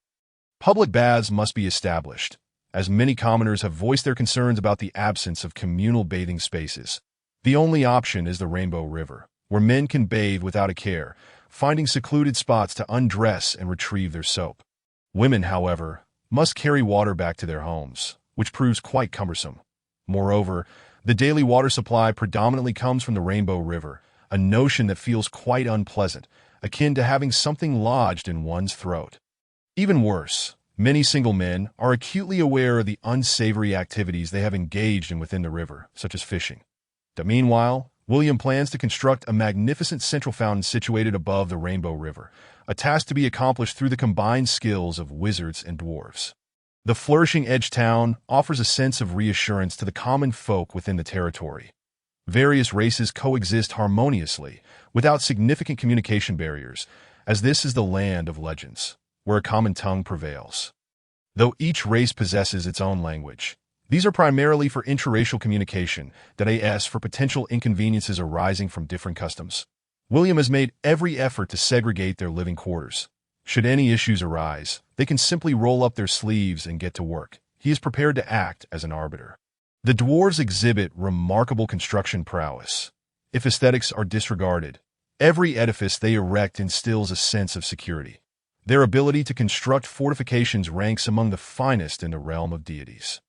However, the dwarves excel in craftsmanship, demonstrating a natural aptitude for developing innovative equipment. While they may not rival the gnomes in this regard, they are nonetheless commendable. Under the blazing sun, amidst the chirping of insects and the singing of birds, neither the town nor the dense primordial forest offers a breath of coolness. The humid air within the forest only exacerbates the heat. The felled trees from road construction have not gone to waste, as they are transported back to the town to serve as building materials. Odorm bears the burden of a massive tree, effortlessly tossing it to the ground, causing a cloud of dust to rise. He wipes the sweat from his brow, lifting his water jug to douse his golden locks, which gleam dazzlingly in the sunlight. This marks the 32nd tree he has brought back. It must be said that professionals have a distinct advantage in labor-intensive tasks, earning considerably more. Clad merely in a white linen shirt, he reveals a hint of his chest, his scarred, muscular physique exuding an alluring appeal. He then glances at William, who is sipping fruit juice. The comprehensive construction of the town is exceedingly time-consuming. I find myself uncertain as to when it will be truly completed. William gently nudges the bear that is gnawing at his trousers, inquiring, "Approximately how long?" The town's populace numbers 300, with a military force of 800, of which 300 are constantly stationed to oversee the 2 mining veins. Currently, only 700 individuals are available for the town's expansion. Based on this workforce, even with round-the-clock construction of the houses, it will take roughly 6 months to finish, followed by the construction of defensive structures. This estimate is contingent upon the presence of numerous professionals. Otherwise, the timeline would extend significantly. Odorm takes a sip of water and continues. I understand your intentions to establish a sufficiently robust foundation and even an underground system to facilitate future expansions. But given the current workforce, the process will indeed be quite prolonged. William kicks away the bear that is gnawing at his shoe, stating frankly, I shall devise a plan to purchase a batch of slaves from the Blackrock Duchy. How many gold coins remain in the town? Odorm inquires, his lips twitching. Constructing a town is no free endeavor. Salaries must be paid. Isn't there an iron mine? The recent output has yielded a substantial amount of iron ingots, sufficient to sell for over 500 gold coins, not to mention the mithril. As he speaks, both William and Odorm find themselves somewhat disheartened. The dwarves had extracted and refined mithril over several years, amassing an astonishing 680 pounds. What does this signify? It represents a fortune. Mithril is as light as a feather, yet as resilient as dragon scales. While this may sound exaggerated, mithril's hardness surpasses that of steel by several times, yet its weight is less than half that of steel. With this 680 pounds of mithril, combined with sufficiently skilled blacksmiths, one could forge 360 pieces of silver equipment, or utilize it as magical materials for wizards, with myriad applications. In summary, 1 pound of mithril can be exchanged for at least 100 gold coins in regions where mithril is scarce, its value escalates. In places like the Blackrock Duchy, which lacks mithril production and relies entirely on imports, it is not inconceivable for 1 pound of mithril to fetch nearly 150 gold coins, and this is even in a market with a limited supply. Conversely, iron ore tends to fetch a meager price. The name Steel Duchy is quite indicative, as it boasts numerous iron veins, so abundant that they are practically discarded. It is undeniably a tragic tale. Thus, this is the rationale behind William's decision to engage in trade with the Blackrock Duchy. Presently, relations between the two duchies are exceedingly strained. The old king of the Blackrock Duchy, incapacitated by injuries sustained in his youth, lies bedridden, appearing on the brink of death. This precarious situation has led the Steel Duchy to entertain unsavory thoughts of war. Consequently, key wartime resources are unlikely to be sold to the Blackrock Duchy, even through clandestine transactions among nobles, rendering iron veins within the Blackrock Duchy valuable. Nevertheless, regardless of how the prince of the Blackrock Duchy vies for power, or how inept he may be, once the City of Dawn reveals the existence of mithril, it will undoubtedly attract considerable attention and greed. Why not engrave some markings? William does not comprehend, but after Odorm's explanation, he gradually understands. Odorm possesses unique techniques that can imprint the symbols of other nations onto mithril, the most proficient being the emblem of the former Lonely Mountain Empire. That this method could lead others to believe that their mithril was acquired from elsewhere, rather than excavated from the mithril vein. However, if we were to truly imprint the symbols of other nations, the quantity of mithril sold cannot be excessive. Otherwise, suspicions will arise. William, at a loss for a solution, contemplates further. Selling mithril elsewhere could be an option, perhaps across regions. Yet he lacks the time, a flying mount, and this desolate place has neither teleportation circles nor spatial gates, making robbery a certainty along the journey. His current location is akin to a novice village. Even the mightiest beings here barely exceed level 60, that should he encounter such foes, he might struggle to resist, and if all else fails, he could resort to desperate measures. However, should he venture beyond the novice village, no amount of effort from Rothner could guarantee his safety. Rothner! Rothner! William suddenly exclaims with uncontainable joy, his expression so animated that Odorm instinctively takes a step back, fearing an inappropriate relationship between the two. Who says we must trade solely with humans? We could just as easily engage in trade with elves. William slaps his forehead, realizing that his prolonged experience as a player had led him to adopt the habits of one, forgetting the advantages bestowed by his current identity. Although the Edge town lies a considerable distance from the City of Night, he is aware that a prosperous elven town resides just over 100 miles to the east, home to numerous Darkleaf elves.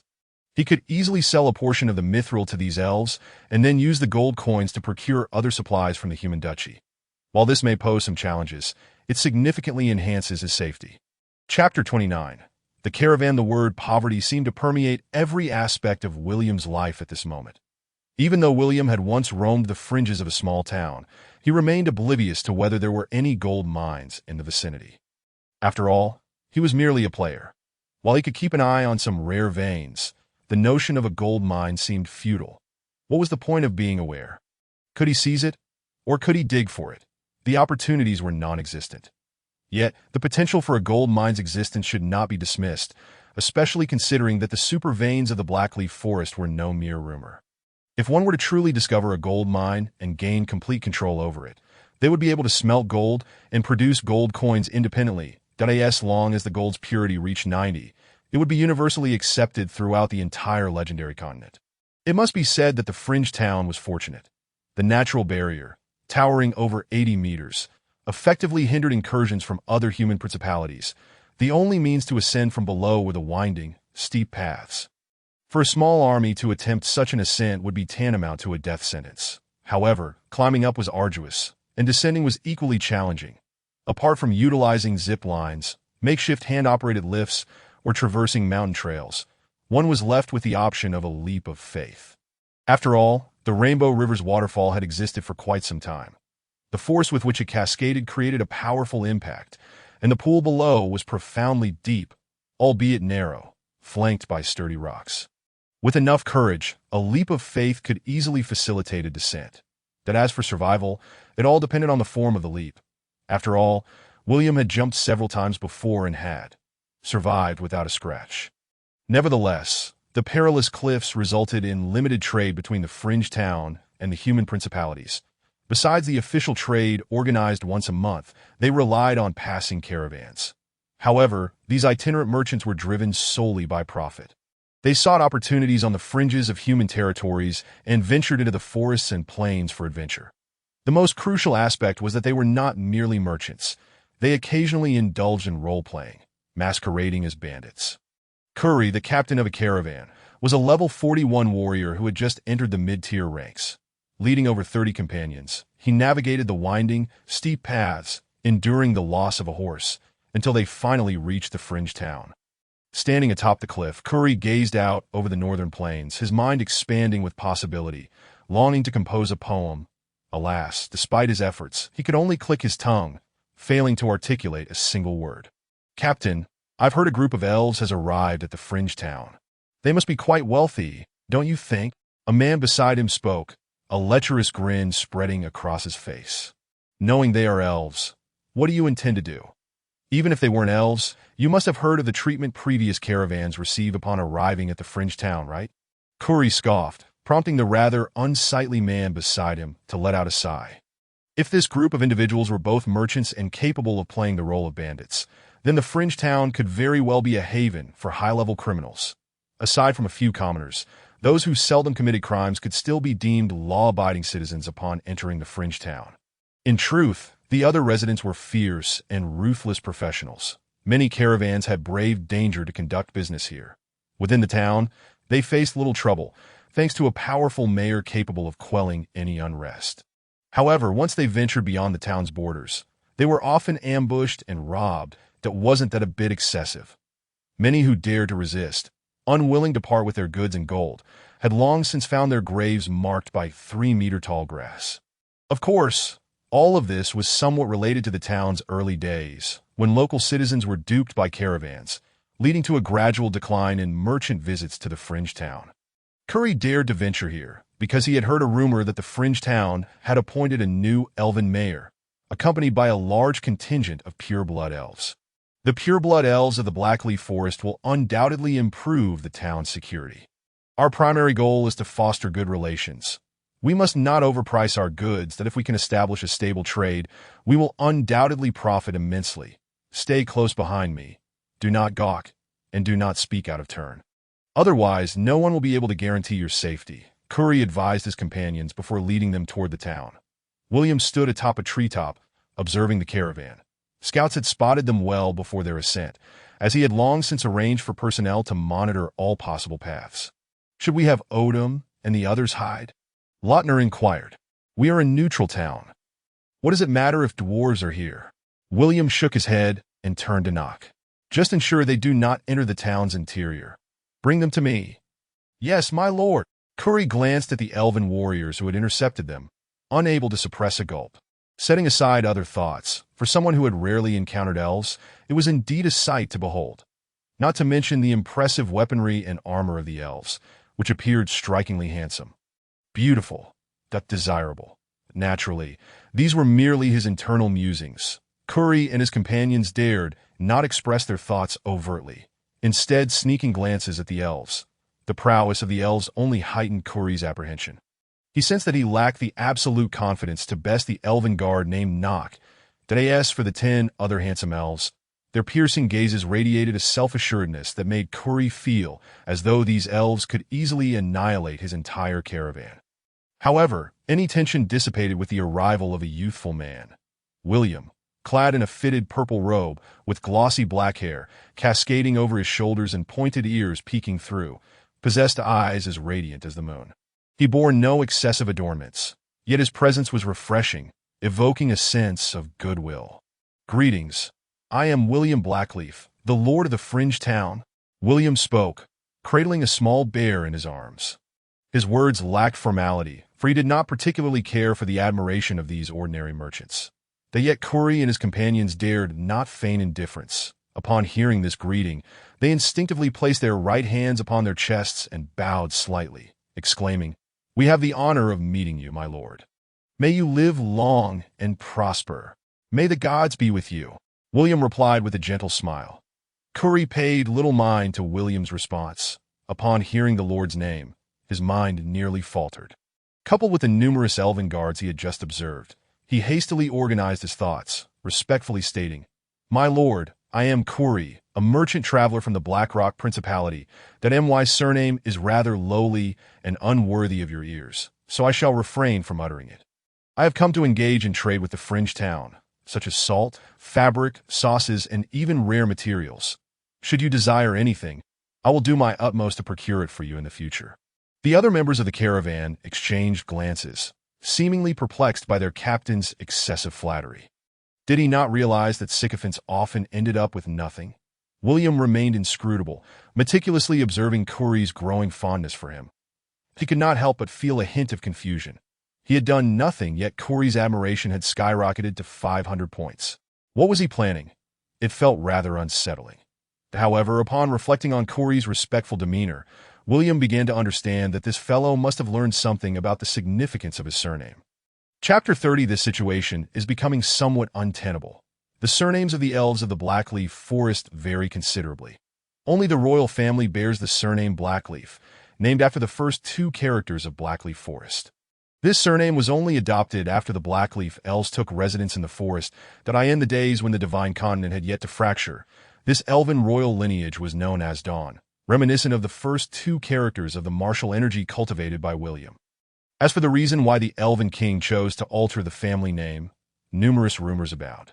That some suggest it is intricately linked to certain secrets of the Blackleaf Forest, while others claim that the forest harbors a sapling of the world tree. However, the Blackleaf elves have actively disseminated information that the elven king desires his descendants to remember the humiliation of their departure from the continent, to acknowledge that they are now confined to the forest, unable to show themselves upon the land in disgrace. Whether there exists a desire to reclaim dominion over the continent is open to interpretation. Regardless, humanity is yet to muster the courage to launch a genuine assault on the elven forest, especially given that human nations are embroiled in territorial disputes, and the orc and demonic races also pose considerable challenges. Under the governance of the royal family, the Blackleaf elves seldom appear within the human gaze. The current surname of the elven royalty is little more than a myth to many ordinary people, with scant records to substantiate it. Consequently, elves in numerous remote areas have also become the stuff of legend. The legendary continent is home to 3 elven kingdoms. The Blackleaf Forest in the southern part of the continent, inhabited by the Blackleaf elves. The Moonlight elves residing in the Moon Forest at the center of the continent, and the Snow elves dwelling in the Frozen Forest to the north. 3 kingdoms, 3 elven royal lineages, each boasting a population of over 10 million elves. These 30 million pure-blood elves represent the last remnants of the elven race on the legendary continent, a stark contrast to the tens of billions of humans across various empires and kingdoms, which is one reason why the elves remain reclusive. The fact that Curry is aware of the surname of the Blackleaf elven royal family suggests he has at least encountered elves and may even possess knowledge of certain secrets. With this thought in mind, William smiled lightly, motioning for Curry to step aside with him as he candidly inquired. "Those matters you mentioned are mere trifles. I wish to know if you possess the means to procure slaves." "Slaves?" Curry's eyes widened as he scrutinized William, unable to restrain his gaze, for he had never known pure-blood elves to harbor an interest in acquiring slaves. The elven race is the most ardent champion of freedom, rarely imposing true restrictions on the liberties of other races, and they have never engaged in the practice of slave trading. William shrugged, his tone tinged with sorrow. "My intention in purchasing slaves is solely to restore them to the status of commoners that I aspire to develop my territory, which inevitably requires manpower. If you assist me in acquiring slaves, I shall bestow upon them the status of commoners, hoping only that they might aid me in constructing my domain. Their decision to stay or depart thereafter shall be of no concern to me." Curry, enlightened, nodded vigorously. "Your kindness is commendable, my lord. May the gods bless you eternally." Simultaneously, he exuded confidence as he stated, "Of course, I am curious as to what type of slaves you desire." It felt as if he could procure any kind of slave William wished for. William could not help but believe it. The merchant caravans traversing the legendary continent are often backed by formidable entities, and within any given caravan, there might be a noble among them. After all, it is a rite of passage. Many affluent families prefer not to have their offspring become mercenaries or join perilous adventuring parties, so they cast them into the caravans, hoping that those who survive the years might return to the family, often possessing remarkable acumen. Of course, those sent out to hone their skills are typically not core members of the family, either disfavored or lacking the noble esteem. Confronted by Curry, who might very well be a noble himself, William saw no harm in putting on a fade to intimidate him. "Professionals." Curry pondered for a couple of seconds. "Very well. How many?" William, too, took a moment to consider. "What price range are we discussing?" It was evident that William wished to continue his charade. "It depends on age, race, sex, and the type of professional, in addition to the professional's rank. Generally, they are usually just entering the novice stage. That, of course, there will be no elves or half-elves. Beings such as elves, with their inherent elegance and power, should never be treated as slaves. They are meant to be natural nobles." Curry was well-versed in this matter, having dealt with human traffickers frequently. As for his subsequent explanation, William paid it little mind that Tio say that Curry had no elven slaves. That was undeniably true. But after all, in a minor principality, even the local slave traders would not dare to audaciously capture pure-blood elves. Otherwise, if the elves of the Blackleaf Forest were to learn of it, the consequences would far exceed mere reprisal against the nobility. It would result in the annihilation of cities and the obliteration of nations. For a long period after the pure-blood elves withdrew from the forest, humanity believed the elven race was on the decline, feeling emboldened to bully them. Many pure-blood elves mysteriously disappeared, captured by human slave traders and sold to nobles, with elven maidens suffering the most tragic fates. That the royal family of the Blackleaf Forest would not turn a blind eye to such injustices. Each time such events were uncovered, vengeance was certain, and those nobles often met with dreadful ends. Yet for the nobility, such warnings were easily disregarded, as there would always be those willing to engage in such inhumane transactions once more. Thus, after tens of thousands of elves had endured brutal mistreatment, the elves of the Blackleaf Forest erupted in fury. 13 legendary tier elves obliterated 7 human principalities and 3 human kingdoms within 3 days, and a major city of a human empire was destroyed by forbidden magic. On that day, casualties numbered in the millions. From that point onward, few dared to provoke the Blackleaf Forest. But as for whether humanity sought justice, very few were privy to the truth. Of those 13 legendary elves, 6 eventually perished, laid to rest beneath the dark trees of the City of Night, their graves adorned with blooming flowers, their heroic deeds sung by the elves, and their legacies, enduring for eternity. In such matters, Notions of justice and goodness are rendered irrelevant. It is a war between races. For the Blackleaf Elves, the actions of those 13 were heroic. For the innocent humans who perished, they were demons. William appeared lost in thought, while Curry swallowed hard, hesitant to utter another word to that moment. He wished to slap himself, seemingly berating his own indiscreet words, for he too was aware of that tense and dark history. As for half-elven slaves, undoubtedly, unfortunate half-elves would fall victim to enslavement. William sighed deeply. I require 500 warrior-type professionals, aged no more than 25. Additionally, I need 100 each of craftsmen, blacksmiths, tailors, jewelers, engineers, and architects. Furthermore, I seek 3,000 non-professionals, equally divided by gender, aged between 15 and 20. For 500 warrior-type professionals, the original price is 50 gold coins each, but since you are so generous, it shall be 30 gold coins. For the 500 craftsmen, although their prices vary, 20 gold coins each will suffice. As for the 3,000 ordinary slaves, due to their youth, the minimum is 5 gold coins each. The total comes to 40,000 gold coins. If you truly wish to proceed, 38,000 gold coins will suffice, which is the lowest price I can promise. Curry was quite experienced in slave trading, and as soon as William finished speaking, he had already calculated the price, so skillfully that William couldn't help but feel sympathy for those slaves.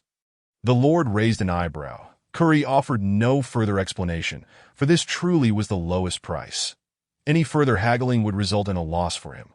But as for the matter of mages, neither party broached the subject, for this was no mere slave transaction. It was akin to purchasing one's own father. However, William chose not to elaborate, merely patting Curry on the shoulder. In 7 days, you shall bring the slaves to me and return with chests of gold. Curry had not received the desired deposit, yet upon gazing into William's eyes, he bowed and said, "A pleasant collaboration, Your Highness." Upon hearing these words, William offered no explanation, only a faint smile before turning to leave. Witnessing this, Curry felt a tremendous weight lift from his stomach.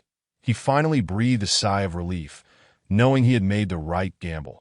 The individual before him was undoubtedly a prince of the elven race. As for the issue of money, was it truly a problem? Money is indeed a significant issue.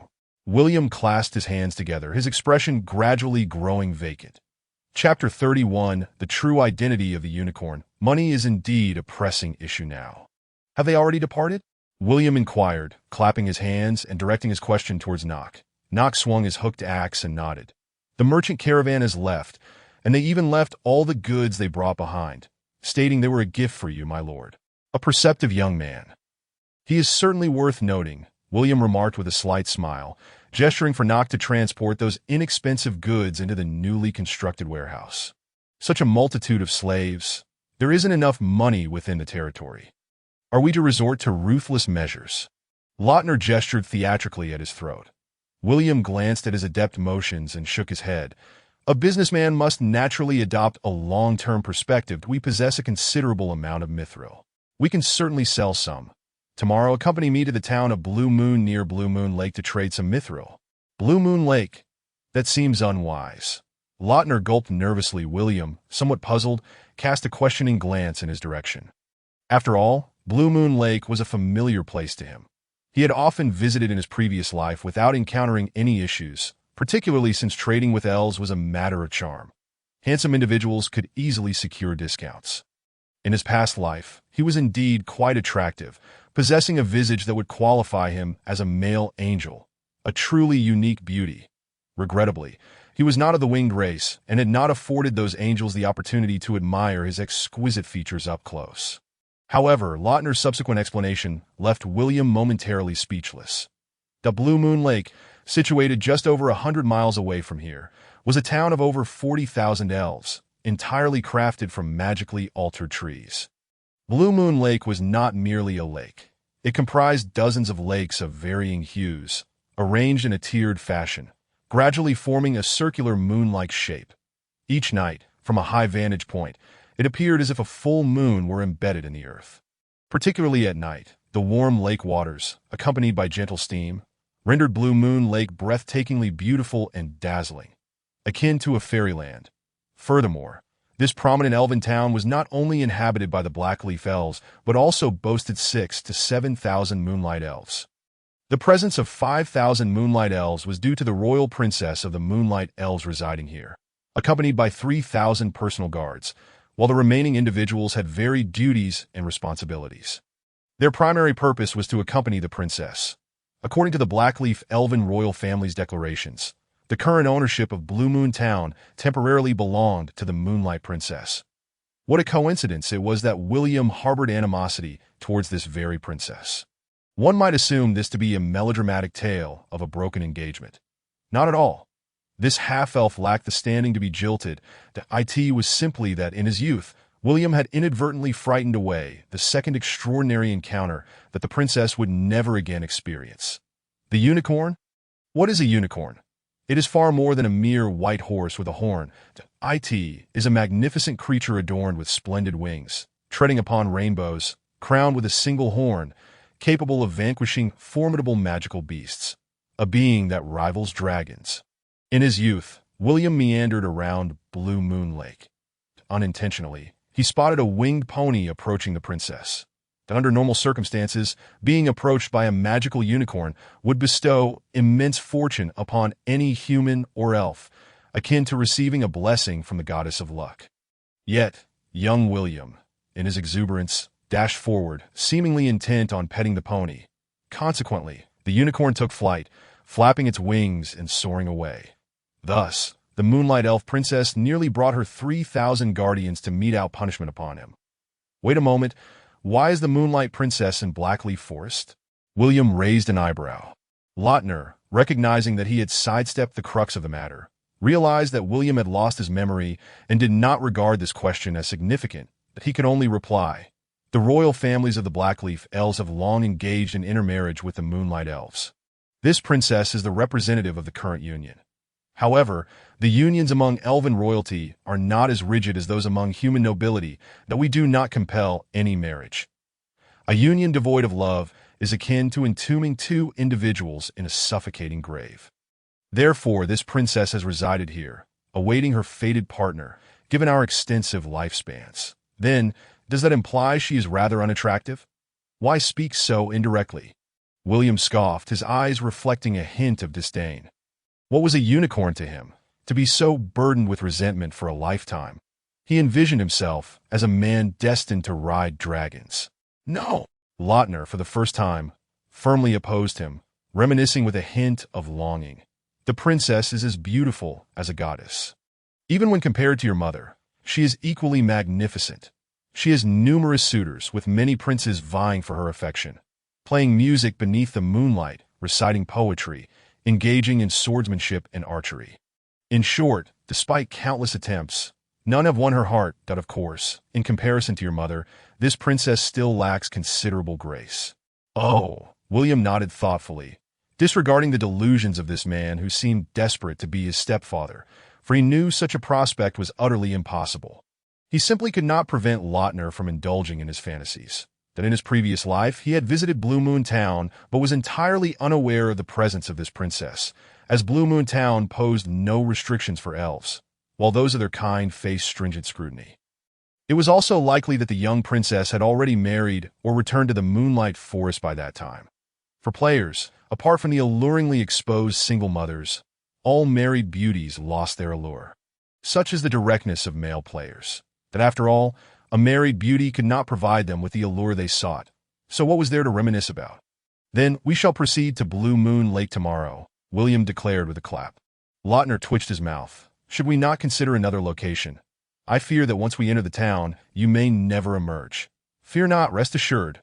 William patted his shoulder, dismissing his concerns. Even Lautner, despite his experience, did not fully comprehend the extraordinary nature of unicorns. Yet William was aware that the true unicorn, a legendary being, possessed a remarkable gift, stealth. The second gift, telepathy. That the young William had certainly not truly frightened away the unicorn. Perhaps he merely startled it into hiding. After all, when a unicorn chooses to approach a maiden, it would not easily relinquish that choice. The unicorn simply wished to remain unseen and unapproached by others. Otherwise, how could the haughty Moonlight Princess let him escape so easily? It was unthinkable to consider her 3,000 guardians. Reflect on his mere 500. What sort of indulgence must her father have granted her? With that thought, William felt a swell of indignation. If given the opportunity, he would surely confront the Moonlight Elven King, vehemently denouncing him for indulging his child. He could easily bear the weight of such pressure for the princess.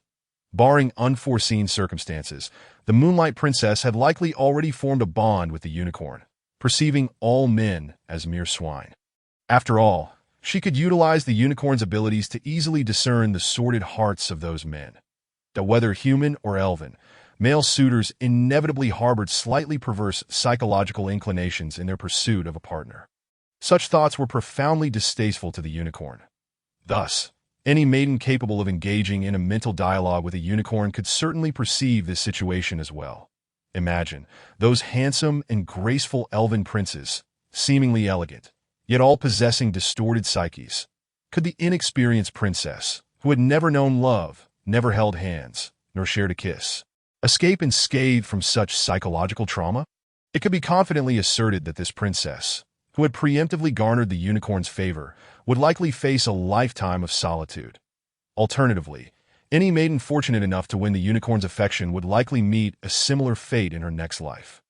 Were it not for William's understanding that unicorns were not gender-specific and could not transform into human forms, he might have suspected that unicorns were some sort of lecherous beasts, casting enchantments upon beautiful maidens. Chapter 32.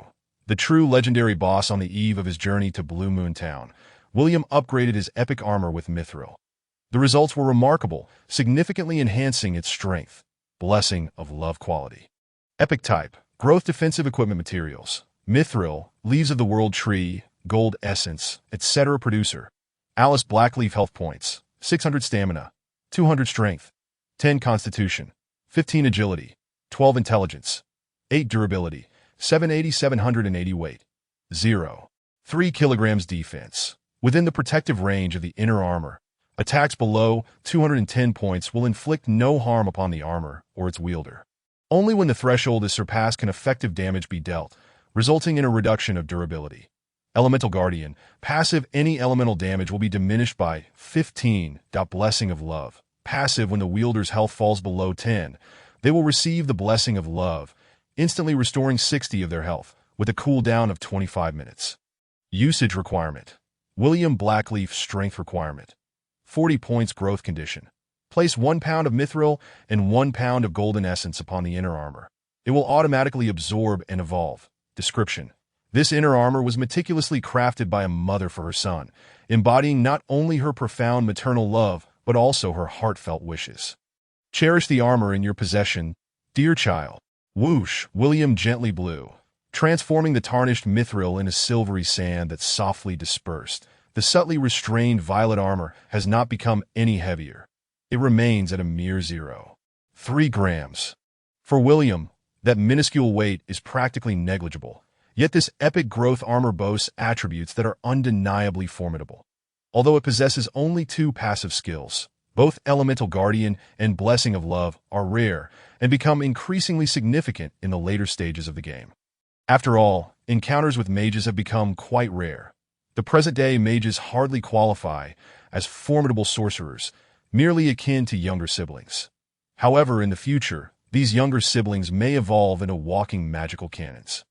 Without elemental defenses or damage reduction, one could easily find themselves in dire straits, suffering grievous wounds. Particularly, the Elemental Guardian skill reduces damage from all elemental sources, and while it may not be effective against exceptionally unconventional magical attacks, it remains crucial. This is because, aside from mages wielding elemental damage, melee fighters also incorporate elemental traits into their attacks. Although in most respects, they cannot be compared to true sorcerers, it is nonetheless a necessary process for melee combatants. The first specialization at level 10 involves learning Combat Aura, marking the transition to a novice class. At level 40, a second specialization must be undertaken, leading to the awakening of attributes, including those of metal, wood, water, fire, earth, wind, and thunder, among others. As for space and time, those are reserved for protagonist NPCs and the fortunate few. William raised an eyebrow. He was not particularly anxious to level up at present. Recently, although he has been engaged in the expansion of the border town, he receives daily territorial tasks. These tasks may include clearing out nearby petty werewolves or delivering messages for an elderly gentleman. Such tasks are hardly plausible. Even if they were, as the Lord, he would never stoop to such menial labor. Impossible. Nevertheless, earning thousands of experience points daily is feasible, especially since his territory is still in development, albeit not overly burdened with tasks. Yet, William has refrained from leveling up, as he still lacks a secondary profession. The game Gods imposes no limitations on the number of secondary professions a player may possess, nor does it restrict the nature of these professions. Whether they are crafting or combat-oriented, there are no constraints. One could choose a primary profession as a warrior, with secondary professions as a mage, archer, gunsmith, or summoner, among others, only to subsequently delete their character and start anew.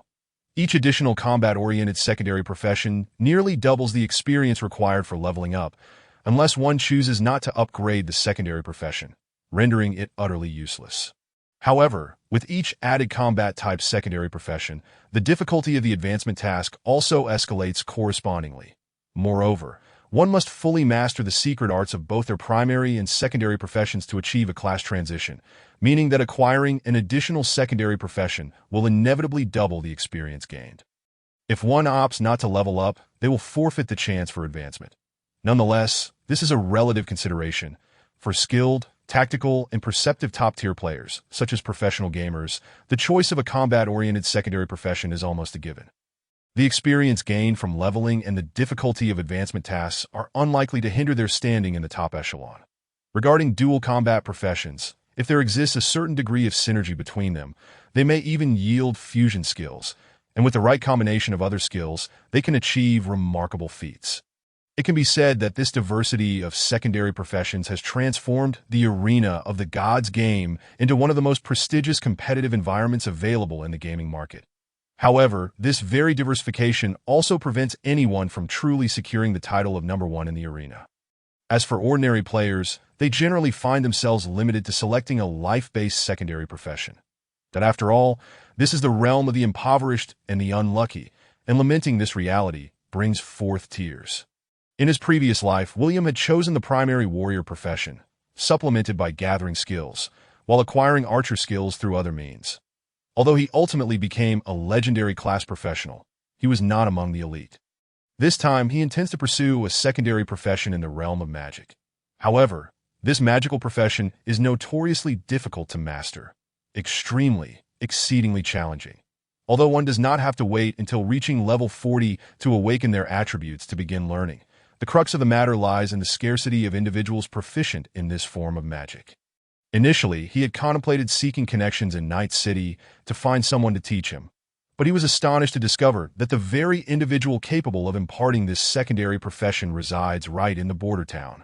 Moxis, a diviner who subsists by fortune-telling in the town, living a life of ease. The blacksmith Old Hank and the hunter Eric and his son both possess epic-level bloodline potential, and their current levels should be around the 40s or 50s, classifying them as hidden profession NPCs of remarkable strength, though not top-tier. William recalled the two vividly. Old Hank, the epic-level holy hammer warrior, has the secondary profession of blacksmith.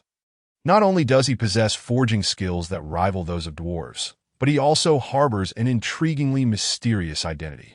After the border town was occupied by the Steel Duchy, he managed to maintain a neutral stance, enjoying an elevated status, and subsequently aligned himself with the Steel Duchy to open an impressively successful blacksmith shop.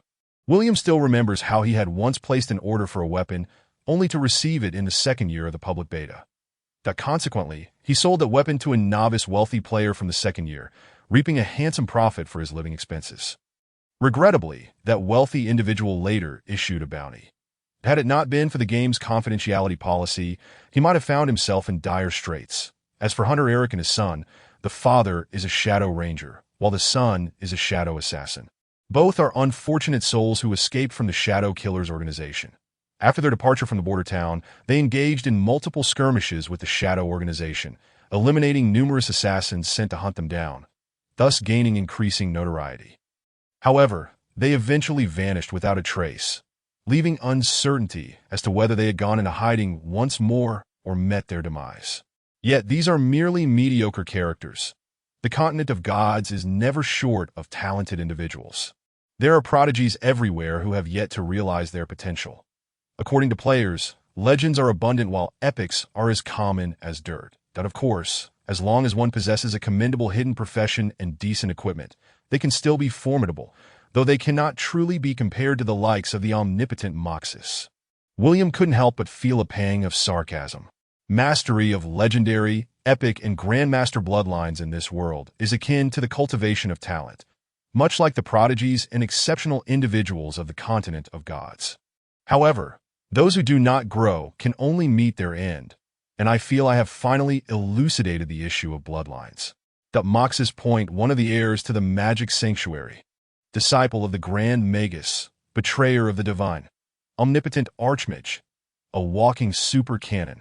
Barring any unforeseen circumstances, this individual S level should surpass the upper limits of the version. William silently mused as a disciple of the magic sanctuary's leader. Moxis undoubtedly possesses legendary bloodlines and exceptional innate talent. Moreover, it is certainly not a mere handsome appearance that defines his gifts. It is quite possible that upon birth he possessed extraordinary talents like God of Magic, overflowing with luck, a veritable paragon of fortune, a thorn in the side of those less fortunate. Most importantly, he is well versed in all forms of magic, potentially surpassing even his master. What constitutes all forms? Elemental magic: metal, wood, water, fire, ice, earth, wind, and thunder. Temporal and spatial magic: time and space. Mystical magic: holy light and darkness. Psychic magic: soul and will, akin to telekinesis. Auxiliary branches: summoning, necromancy, foresight, and more. In summary, there exists no magic he cannot wield, only those he has yet to conceive. Indeed, it is that remarkable. Regrettably, this man, who could easily trample over the magic sanctuary, dared to challenge its existence, ultimately meeting a dismal end. William could not suppress a sigh. I wonder what kind of charm my father possesses that could attract such an individual to take refuge here. William scratched his head, firmly disbelieving that such a being would require his father's protection. For Moxis is the true legend, renowned across the 3 great empires. Ah, but that must be the later incarnation of Moxis. He surely cannot be a legendary archmage at this moment, can he? William rubbed his chin, pondering deeply. Unbeknownst to him, the smile of the Lord gradually began to take on a more twisted form. Chapter 33. Moxis. The expansion and construction of the quaint town should have been bustling with fervor, with common folk toiling and sweating in every corner. Regrettably, the weather today was rather inclement, as it began to pour torrentially. Clad in a purple robe, William sheltered beneath an umbrella as he traversed the cobblestone path that a number of workers, seeking refuge from the deluge and engaged in idle chatter, felt a shiver run down their spines upon catching sight of him. They sensed that their wages for the afternoon might very well be washed away by this relentless rain. Is it merely a bit of rain? Why has the construction come to a halt? William cast a sidelong glance at Nock, who accompanied him. My lord, is this truly just a sprinkle? Nock replied, dejectedly adjusting his helmet, disregarding the clattering noise it made upon his head, and gestured toward the ground where icy hailstones were emerging, emanating a chilling aura. Who knows? This is subtropical. How can it possibly hail? William grimaced slightly. He had only intended to seek out Moxis when the heavens suddenly unleashed a torrential downpour. The closer he drew, the more intense the rain became, ultimately culminating in hail, as if the very forces of nature conspired to thwart his journey. Unsurprisingly, the prescient Moxis seemed to have anticipated William's intentions, prompting the extraordinary celestial phenomena and unleashing a refreshingly cool mix of ice and rain. However, such trivial impediments would not deter William from seeking him out. Before long, he arrived at the entrance of a divination chamber and waved to Nock, saying, You may return. I wish to consult the fates regarding my journey tomorrow. Yes, my lord. Nock nodded in acknowledgement, harboring the thought that his lord possessed a modicum of awareness, aware that he might very well not return. Knock, knock. William rapped on the door. No response. Knock, knock. Still no answer. Knock, knock, knock, knock, knock. Creak. A young man with flowing silver hair, possessing an effeminate demeanor, opened the door. His eyes appeared dazed, a hint of drool at the corner of his mouth as he gazed past William, surveying the surroundings, before suddenly realizing, "Oh dear, my lord, what brings you here amidst this hail? Quite the peculiar occurrence, isn't it? Hailing in this wretched place?" William grimaced. He was well aware that this fellow was insufferable, yet he had not expected him to be quite so intolerable. Moxis, as a rare anomaly of version 1.0, has transcended the typical boundaries of gameplay, even surpassing them by a significant margin. Within the span of a single year since the public beta, he has never once cast a spell exceeding level 69. Throughout this time, he has maintained a fade, exuding an air of superiority over all players as if cloaked in the mystique of a hidden master. And indeed, he is a master. Moxis, are you really going to sleep with the doors closed during the day? What about business? William remarked as he entered the dimly lit room, having shielded himself from the rain with an umbrella. The interior was cluttered with an array of magical artifacts. Crystal balls, gemstones, and peculiar trinkets were strewn about, while the walls were adorned with murals and indecipherable magical symbols. The only chair meant for a guest was unceremoniously occupied by a persistently apathetic black cat. Moxis appeared remarkably youthful, possessing a nearly effeminate handsomeness, with a hint of bewilderment reflected in his eyes, that he stifled a yawn and remarked, "There is hardly any business to speak of. I've been dormant for half a year. As long as Lord S territory remains unscathed, I plan to bide my time here." Waiting for the inevitable, William pondered for a moment before placing a reassuring hand on his shoulder. "Please foretell the journey to Blue Moon Town. Will it be smooth?" "Very well." Moxis rose to retrieve a crystal ball. However, as he turned, William discreetly activated an insight ability. There was no concern of being discovered. As a player, his unique skills rendered him invisible to even the most divine entities present. Moxis' sacred bloodline race. Human bloodline potential. Legendary class, level, life? Well, aside from the bloodline potential and race, everything else was shrouded in mystery. Yet the fortunate aspect was his striking appearance, which left an impressive first impression. Following a notification sound, Moxis found his favorability with William augmented by 80 points. Quite commendable, indeed a promising beginning. "Extend your hand and join me in placing it upon the crystal ball." Moxis selected a pale blue crystal ball from the multitude and positioned it on the table. William silently placed his hands atop the crystal, and Moxis' hands enveloped his, a refreshing chill coursing through their touch and into the orb. Yet, this invigorating sensation sent a shiver down William's spine that he stole a glance at Moxis and then at the glowing crystal ball, sensing an underlying trickery. After all, as a player, he had engaged in divination before, but players had no futures to unveil, rendering their readings futile. However, a diviner need not clasp their own hands.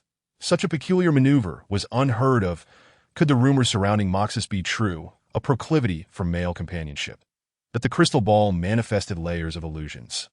William could not decipher them. Not even his reincarnated self could grasp their meaning, that if he could, a diviner on the continent of the gods would undoubtedly ascend to greatness. Moxis scrutinized the phantoms within the crystal for several minutes before releasing his grip and licking his lips. "I discern no ill fortune, smooth sailing ahead, devoid of both benefit and harm. Can anything be altered, perhaps to procure some advantage?" William inquired, puzzled alas. "I can only convey whether fortune or misfortune awaits. To state otherwise would negate the reading's efficacy, and with your current capabilities, altering anything is beyond your reach," Moxis replied, twirling a strand of his long hair and shaking his head as he sat back down. "Is that so?" William nodded, refraining from further questioning as he retrieved 5 gold coins from his pocket and placed them upon the table. Moxis gleefully accepted the coins, rising to address William with a smile. "I look forward to your next visit, esteemed lord." Ahem, Moxis. William cast a glance at the inscrutable black cat, cautiously lifting it and placing it on the table before taking his seat. The black cat eagerly climbed on a Moxis' lap, inviting its master to affectionately ruffle its head. At that moment, it seemed Moxis finally registered William's words that he inquired, "Is there anything else, my lord? I shall not accompany you anywhere. I am but a seer, devoid of combat prowess." "I couldn't even slay a chicken devoid of combat prowess, Moxis." "A sorcerer who cannot even kill a chicken." William felt a pang of disbelief, carefully formulating his response before declaring, "Cough, I've heard it said that you possess knowledge of the inheritance of soul magic." Mox's expression remained impassive, his face devoid of emotion, as if feigning ignorance. William continued, "You see, I am half-elf, yet I command a retinue of pure-blooded elven guardians. This speaks to my royal lineage." Moxis raised an eyebrow, glancing at him. "And so?" Bang! William abruptly stood, slamming his hand on the table as he shouted, "Someone informed me that you would impart the finest soul magic to me. Furthermore, have you forgotten your previous promises? Have you forgotten that someone told you to reserve the best soul magic for me?" Oh. Moxis was genuinely taken aback. But William had already extended his hand, seemingly anticipating the delivery of something. Moxis twitched his lips. He did not believe William could unveil his identity, yet he felt as if he had been cornered. Thus, he asked directly, "From where did you glean that I possess knowledge of soul magic inheritance?" Yet he hesitated to express anger directly at William, pondering what he had actually promised. How could he not recall? But although apprehensive, William pressed on, "I believe you are well aware of where I acquired this information, particularly why you find yourself here. Moreover, I am the Lord. In the future, your divination shop shall prosper under my protection." Moxis pondered for a moment, as if struck by a realization. He tossed the black cat aside and decisively stated, "I could grant you this knowledge, but you must agree to one condition. Only then will I provide you with the comprehensive inheritance of soul magic. Otherwise, a lack of skills may very well be your fate." William stroked his chin. "Well, there are conditions, but do share what they entail." "Not at the moment." Moxis reassured him to wait, retreating to his chamber and soon re-emerging with a pristine magical scroll placed upon the table. William glanced at it, but no mistake here.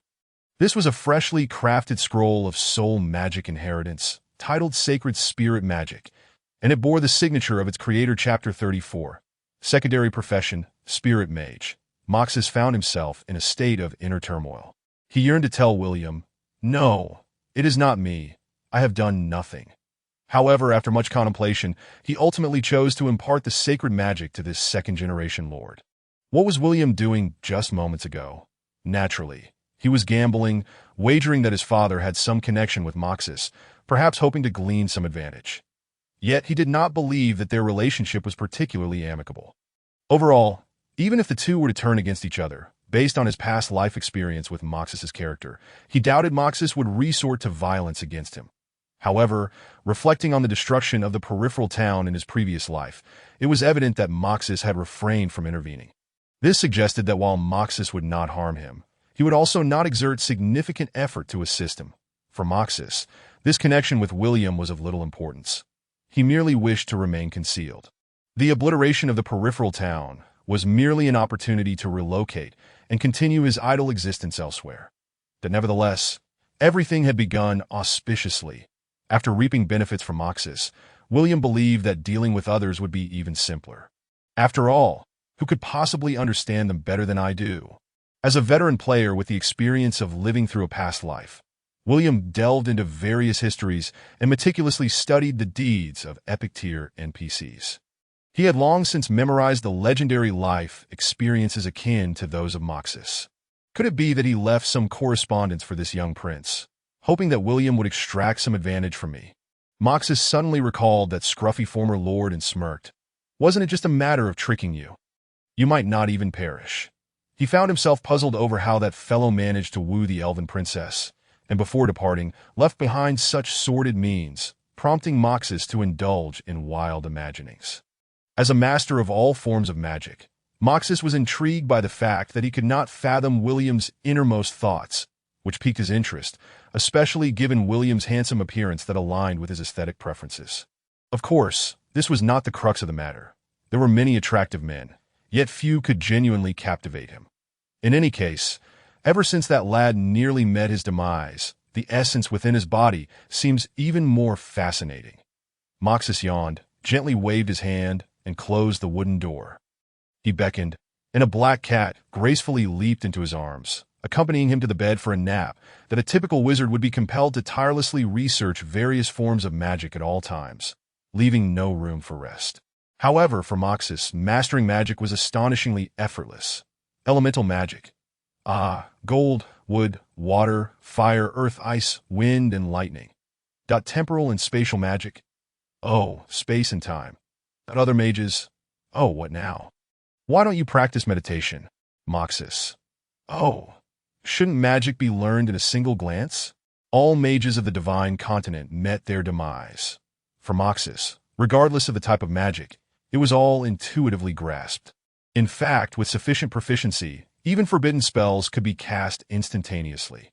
That the notion of instant casting forbidden spells essentially encapsulates this idea. Thus, expecting Moxis to adhere to the same lifestyle as other mages was utterly implausible. Of course, this was also somewhat related to the curse placed upon him, which made it exceedingly difficult to study other forms of magic. 2 years remain. Moxis sat upon his bed, gazing at his exposed upper body in the mirror, marred by a dark crimson curse. Those eerie symbols pulsated with a sinister red light, exuding an aura of terror. It was almost unimaginable what kind of curse he had endured. Yet, this was merely the diminished form of the curse. When he had initially escaped from the magic sanctuary, he had been entirely ensnared by curses, with not a hint of skin visible. It was during that time that he arrived at the peripheral town. In summary, this curse not only imposed restrictions on his power, but also forced him to endure incessant anguish of the soul, as if it sought to extinguish his very essence. Yet, it is precisely due to the overwhelming suffering, and because this curse seeks to obliterate my soul, that I have been compelled to delve into deeper realms of soul magic. Sacred magic is far from simplistic. You call me the betrayer of the divine, punishing, tormenting, and abusing me, completely disregarding my willingness to become a god. Moxis recalled his mentor, unable to suppress a cold smile as he cradled the black cat in his arms, yawning and drifting back to sleep. The intricate entanglement between Moxis and the magic sanctuary was not a matter to be resolved at present. Nature magic, aside from wind and lightning, encompassed the basic elements: gold, wood, water, fire, earth, and ice, which could all be effortlessly learned upon reaching level 40. Beginning mages could only cast rudimentary spells like fireballs and water arrows, which were hardly considered attribute magic. They constituted foundational magic.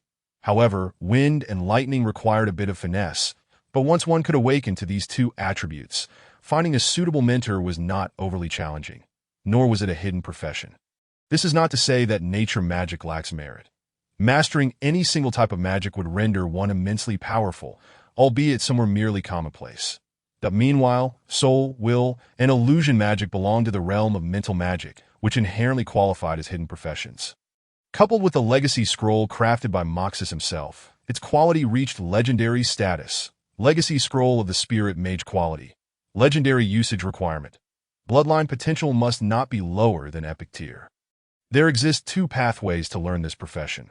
The first is to seek a mentor to study magic, skills, and so forth.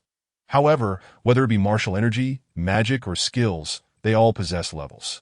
To acquire superior knowledge, one must inevitably invest more coin, and even cultivate a favorable rapport with the mentor, contingent upon the mentor's qualifications. Players generally follow the version updates to enhance their mentor's favorability or purchase skills and tomes with currency.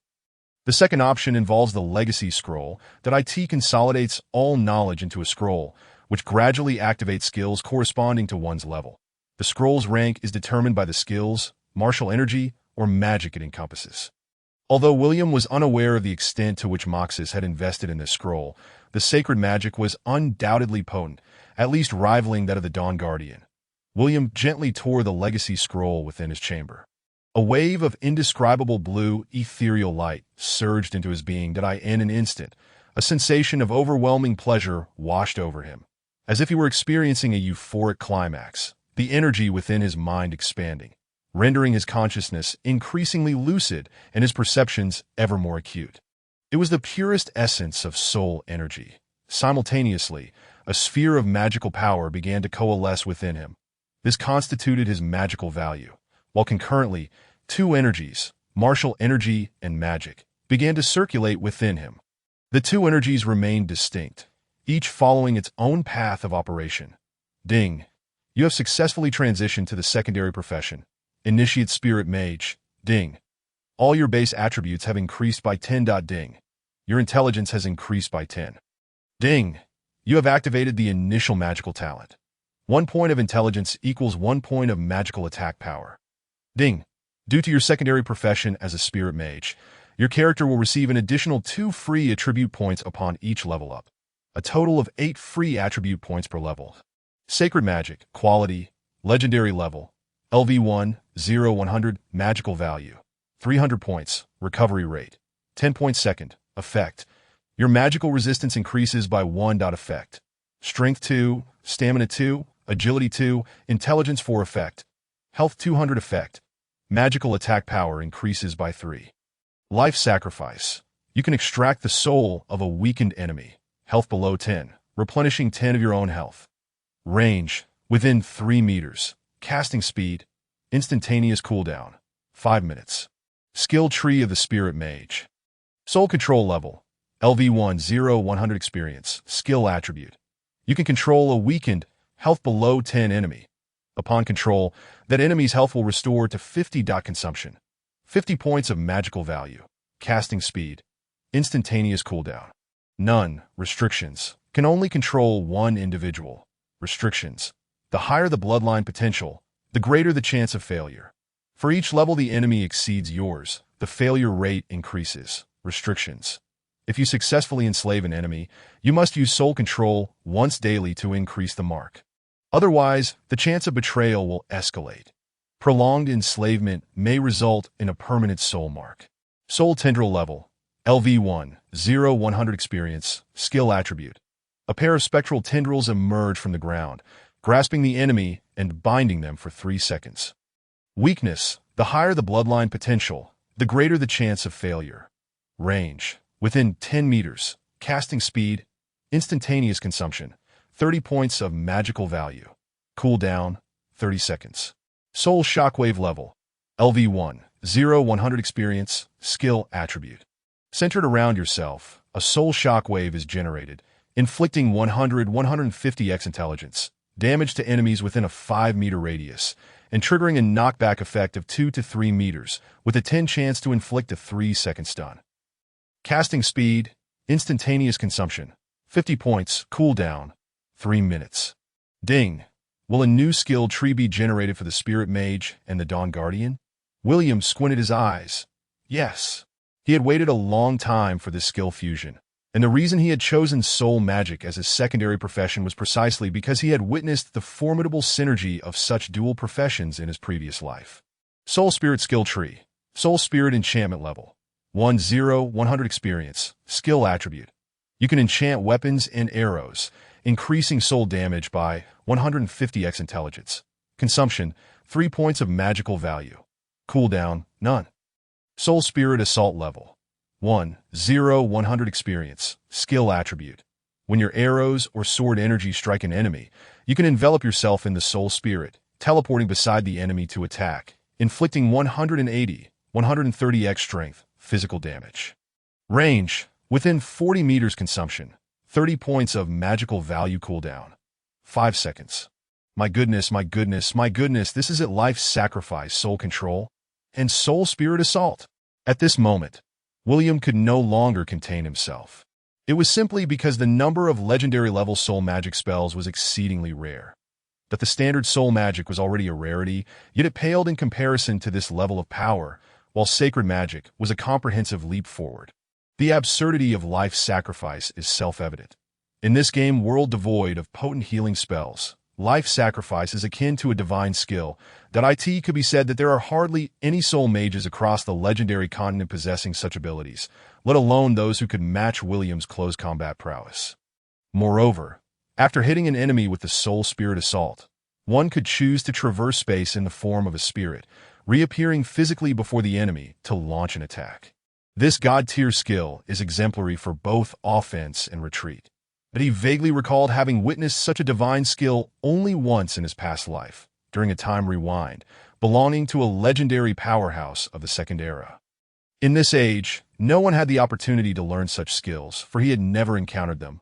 William could hardly believe his fortune, not to mention the Soul Shockwave, Soul Tendril, Soul Spirit Enchantment, and even the Soul Control skill with its precarious odds. In summary, these soul skills were exceptionally practical for assistance and control. The most crucial revelation was that he had not anticipated one of the effects of sacred magic would actually enhance all magical resistance. Truly excessive.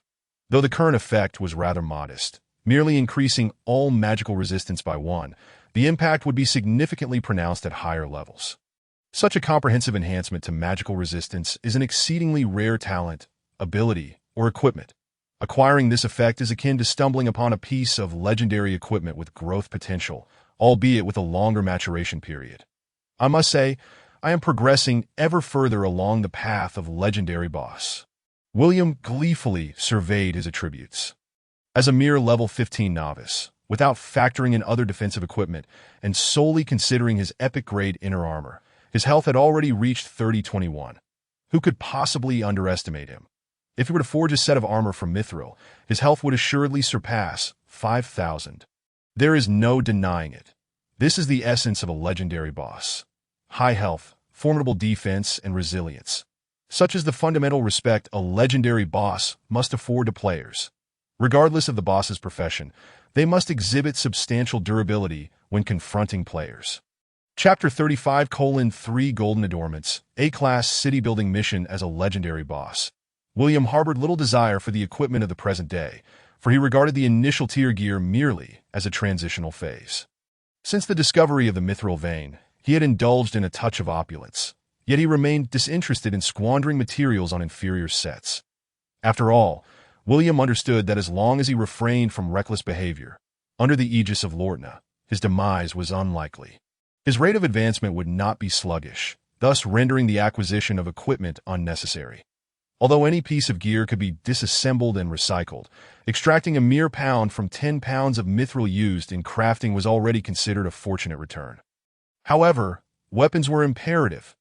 Ever since the emergence of the mithril mine, he had commissioned both Odom and Lortna to collaboratively forge 3 weapons: a longsword, a bow, and a dagger. Lortna, too, held the secondary occupation of a blacksmith. Odom and Lortna, both being blacksmiths, one a master and the other a grandmaster, surpassed the mere mid-tier proficiency of their primary professions. After all, the realms of crafting and combat were incomparable. Moreover, NPCs and players differed fundamentally. Lacking the concept of experience points, they could only hone their skills through practice. Throughout Odom's years of evasion, he had predominantly sought refuge within various mines. His passion inevitably led him to the forge. From birth until now, spanning over 4 decades, it was likely he had been working with metal since childhood, perfecting his craft for a full 40 years. With arms as strong as a Chelan-S, was this not a fearsome sight? 2 Chelan-like arms, coupled with an epic bloodline, surely qualified him as a master blacksmith. Initial, intermediate, advanced, master, grandmaster, legendary. Levels of crafting professions. William's decision to have them collaborate was intentional. Lortna would focus on aesthetics while Odom would concentrate on attributes, for the utility of a dwarf's craftsmanship far outweighed its visual appeal.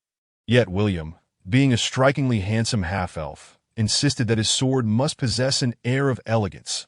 After all, strength may pertain to the version of the game, but style is an everlasting affair. Sword of Dawn quality, golden tier, initial creators, Lortna and Odom the hammer materials, mithril, iron essence, etc. attack power. 1 8310 strength 7 agility 5 charisma 3 length. 148 cm weight. 5. 6 kilograms usage conditions. Requires a force of 90 points with one hand and 60 points with both hands. User level, novice special effects. Inflicts a tearing effect with a 30 chance to cause bleeding damage to the enemy, resulting in a loss of 50 life points per second for a duration of 8 seconds. Additional effect. Increases the attack power of rage skills by 20. Dawn's bow quality, novice gold tier, novice craftsman, Lofner and Odom the hammer materials, mithril, ironwood, tendons of the berserk bear attack power. 160 350 strength 3 agility, 7 charisma 3 length. 110 cm weight, 3. 8 kilograms usage conditions. Strength of 70 or above. Usage conditions. Novice class special effect. Increases critical headshot damage by 30. Special effect. Grants a 30 chance to knock back or incapacitate enemies. Dawn short sword quality. Novice gold rank. Novice craftsman. Lothner and Odom the hammer materials, mithril, iron essence, etc. attack power. 160 330 strength 5 agility, 7 charisma, 3 length, 33 cm weight. 2. 1 kilogram usage conditions. Strength of 60 points or above. Usage conditions. Novice class. Special effect. Increases base attack power by 30 when attacking from behind. Special effect. Inflicts a tearing effect with a 20 chance to cause bleeding damage to the enemy, resulting in a loss of 50 health points per second for a duration of 5 seconds. The Dawn Triad, all composed of novice-grade golden equipment. Dark gold, and even epic-level gear can also be forged. However, for Odorm, mere mithril and iron essence are insufficient to craft anything surpassing the golden tier. At the novice stage, such golden quality weapons are already quite commendable. The 3 pieces do not possess set attributes, but the long sword and short sword share a stacking bleeding effect, rendering them formidable against ordinary minions. Like an orc child facing the wrath of his father wielding a spiked club for his youthful misdeeds, ready to receive a lesson in paternal love. This illustrates the brutality of orcs, likely linked to familial violence that in contrast, the noble lordship system has provided some salvation for the common folk. That in the realm of the gods game, melee warriors typically opt for dual weapons, except for those specializing in shields. The primary weapon is responsible for main damage output, while the secondary weapon facilitates ambushes and blocks. Naturally, the secondary weapon can also serve as a viable offensive tool, depending on the wielder's skill. Whether or not a block is successful hinges on individual chance and technique. That many novice players observe NPCs executing this strategy and attempt to replicate it, often to their detriment. Having spent a decade in the game, William has become exceptionally proficient with two-handed weapons, and thus, he has commissioned a remarkably short dagger for the purpose of indulging in a bit of rogue flair, given his fondness for the Assassin's Creed series, which encapsulates the essence of group combat in its stealth mechanics.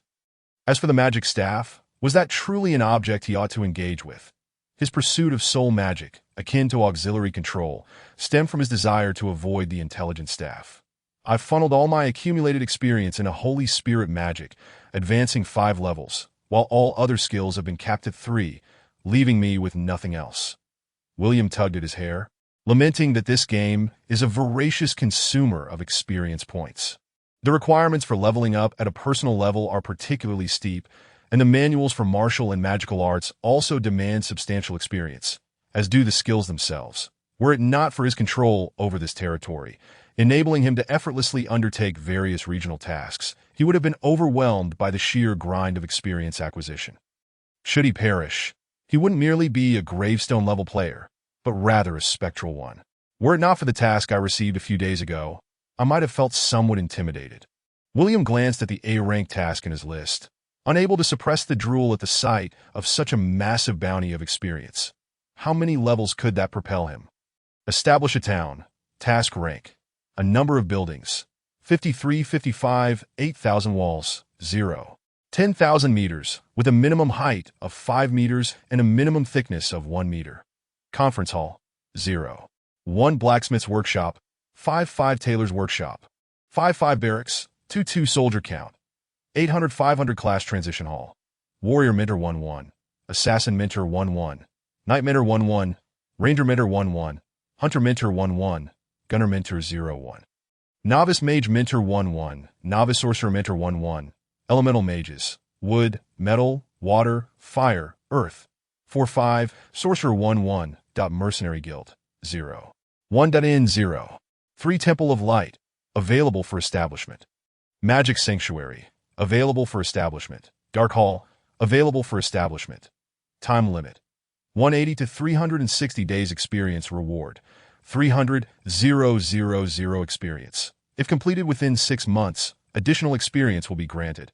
Exceeding 6 months will result in a reduction of experience. Mystery reward?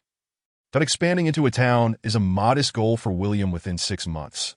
And as for the mysterious reward, he glanced at his unfortunate legacy, deciding not to stake any hopes on such a thing.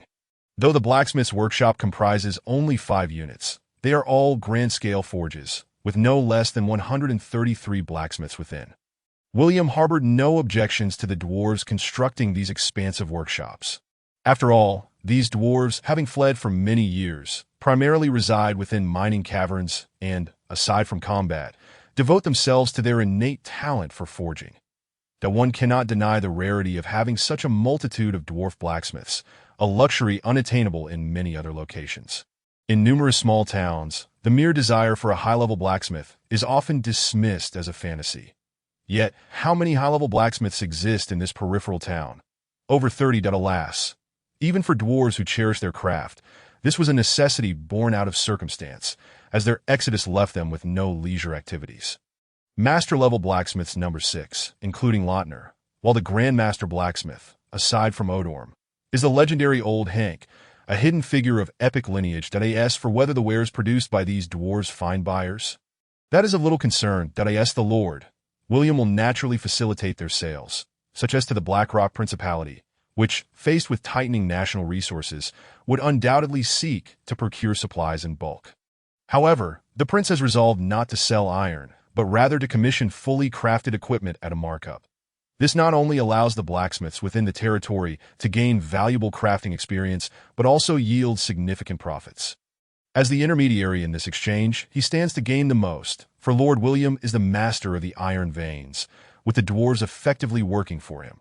Regarding structures such as the Temple of Light, Magic Sanctuary, and Dark Hall, these do not pertain strictly to factional matters, as all three maintain a degree of independence.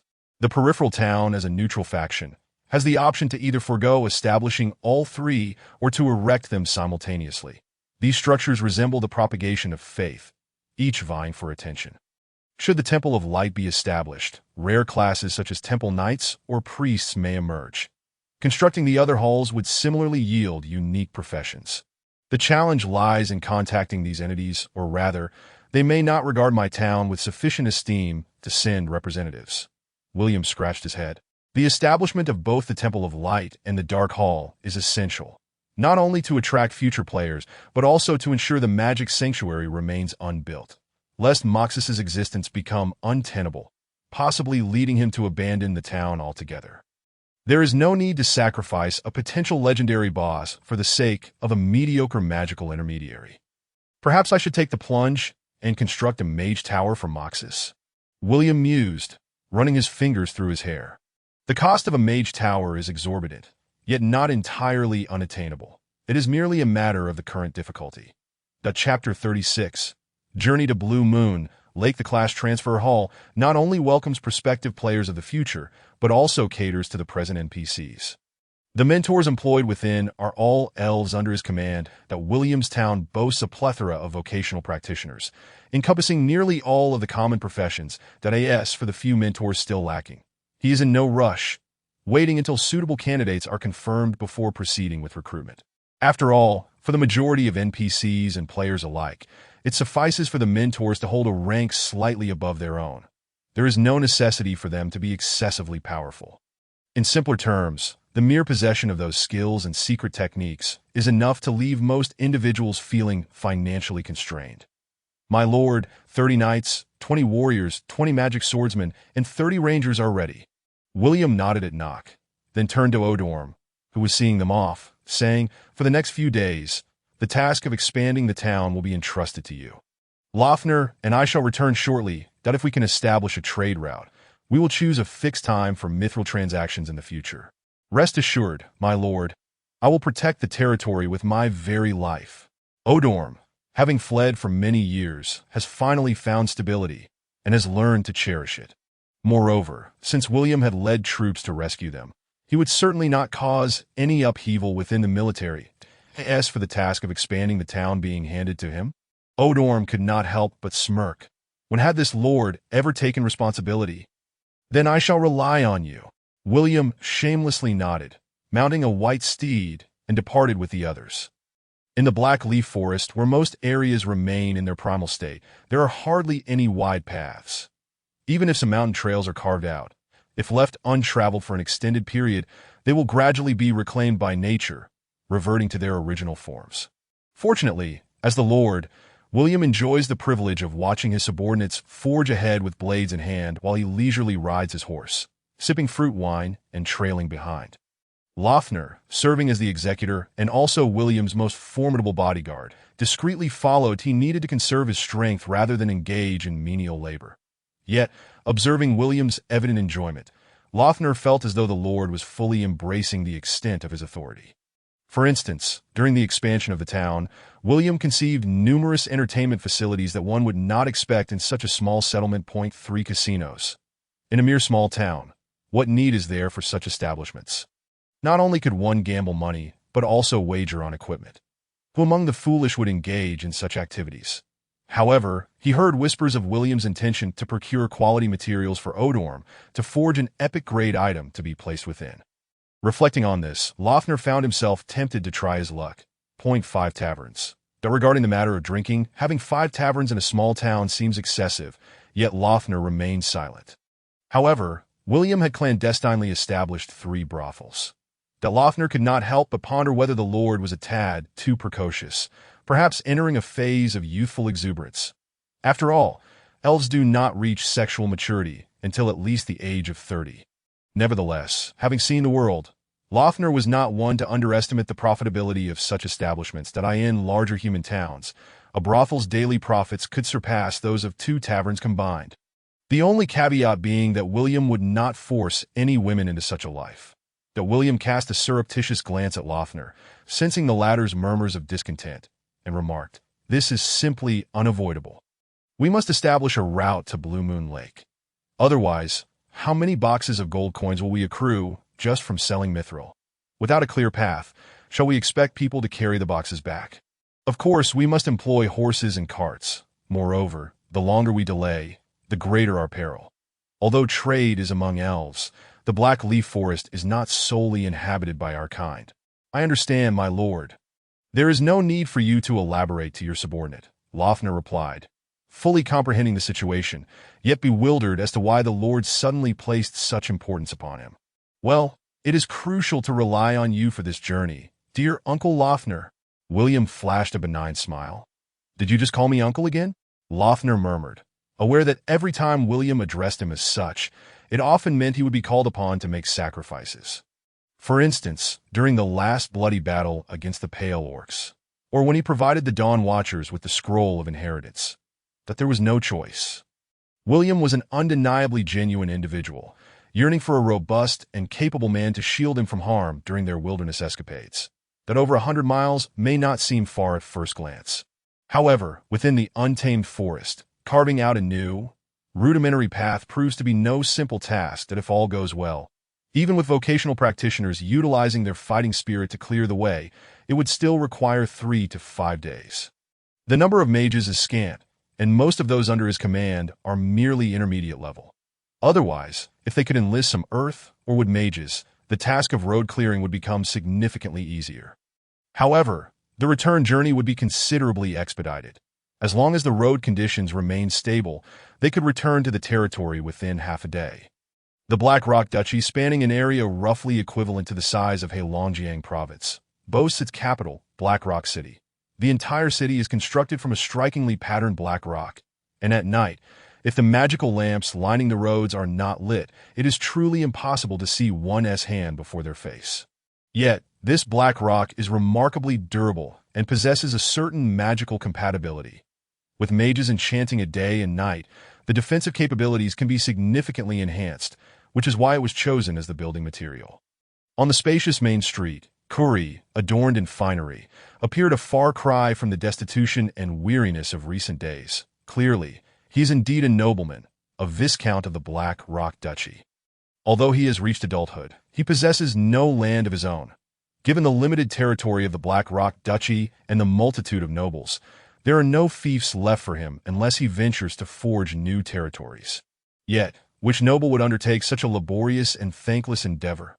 Currently, Curry's only prospects for gain lie in the inheritance rights and territory of his father, the Count. However, he also has an elder brother. According to the inheritance principles of the legendary continent, as long as there are no significant issues, titles are typically passed down to the eldest son. The rift between the brothers is apparent, and the eventual outcome is all too predictable. Thus, Curry, having grasped the fate that awaited him, utilized the inheritance left by his mother before her passing to establish a trade caravan. After enduring years of trials and tribulations, the caravan has expanded considerably. In addition to leading his own caravan, he oversees 5 smaller ones, each year earning a substantial amount of gold coins. With these coins, he has recruited numerous vocational practitioners, planning to eliminate his brother when he ventures into the Black Leaf Forest for hunting. Hunting in the Black Leaf Forest. After wandering through Black Rock City for quite some time and turning countless corners, Curry finally entered a shadowy alleyway. Unfortunately, it was not long before he emerged with a face full of dejection. The Shadow Assassins organization truly charges exorbitantly. Curry preferred to prepare for contingencies, especially regarding his future fate. To have too many preparations is never excessive. Yet, the Shadow Assassins, as the premier assassin organization of the legendary continent, often set prices that many cannot afford. However, since it involves hunting in the Black Leaf Forest, perhaps I could speak with some prince, considering the hunting days are just 10 days away, not far from his territory. Curry truly lacked the funds. As a minor noble, the Shadow Assassin's fees were excessively steep, and after paying, he would have nothing left to offer his subordinates as hush money. It was precisely for this reason that he thought of that haughty, yet greedily glinting-eyed lord of the small border town. "You have a penchant for slaves? Then I shall bring you many." Curry raised an eyebrow, having firmly made up his mind. Chapter 37. Don't run after school. As time elapsed, William and his companions arrived at their destination, unperturbed and without incident. The picturesque Blue Moon Lake sprawled before them, a harmonious blend of interconnected waters, and as they approached Blue Moon Town, their surroundings opened up to a grand vista. As a settlement accommodating tens of thousands of elves, its scale far surpassed that of the contemporary peripheral hamlets. However, apart from the main city and the City of Night, the elven enclaves within the Shadowleaf Forest lacked fortifications, for they preferred residing in tree houses, relishing the freedom of unobstructed views. The wood mages of the elven race possessed numerous rare skills and legacies, enabling them to plant magical seeds in the earth, nurturing them with their arcane powers, and transforming the thriving trees into unique arboreal abodes. Thus, this enchanting elven town, which evoked awe in ordinary folk, gradually unveiled itself to the onlookers. Towering, robust trees intertwined, each treehouse exhibiting its own distinct charm and exquisite craftsmanship, often perched several meters above ground. Balconies adorned with vibrant pots of blooming flowers created a breathtaking spectacle. The interlinked trunks served as pathways, connecting the treehouses, allowing the elves to traverse effortlessly, even at a run, without the peril of falling. It was akin to monkeys climbing trees, an instinctual ability. Beneath the trunks, numerous vines, shaped by magic, transformed into swings, ladders, and hammocks. The elves resided to the south, while Blue Moon Lake lay to the north. Each morning, upon opening their windows, they beheld the shimmering waves of the lake, uplifting their spirits. The arrival of William and his party captured the attention of many elves, including curious children playing by the water's edge, who innocently inquired of the leading William, "Uncle, why aren't you dirty?"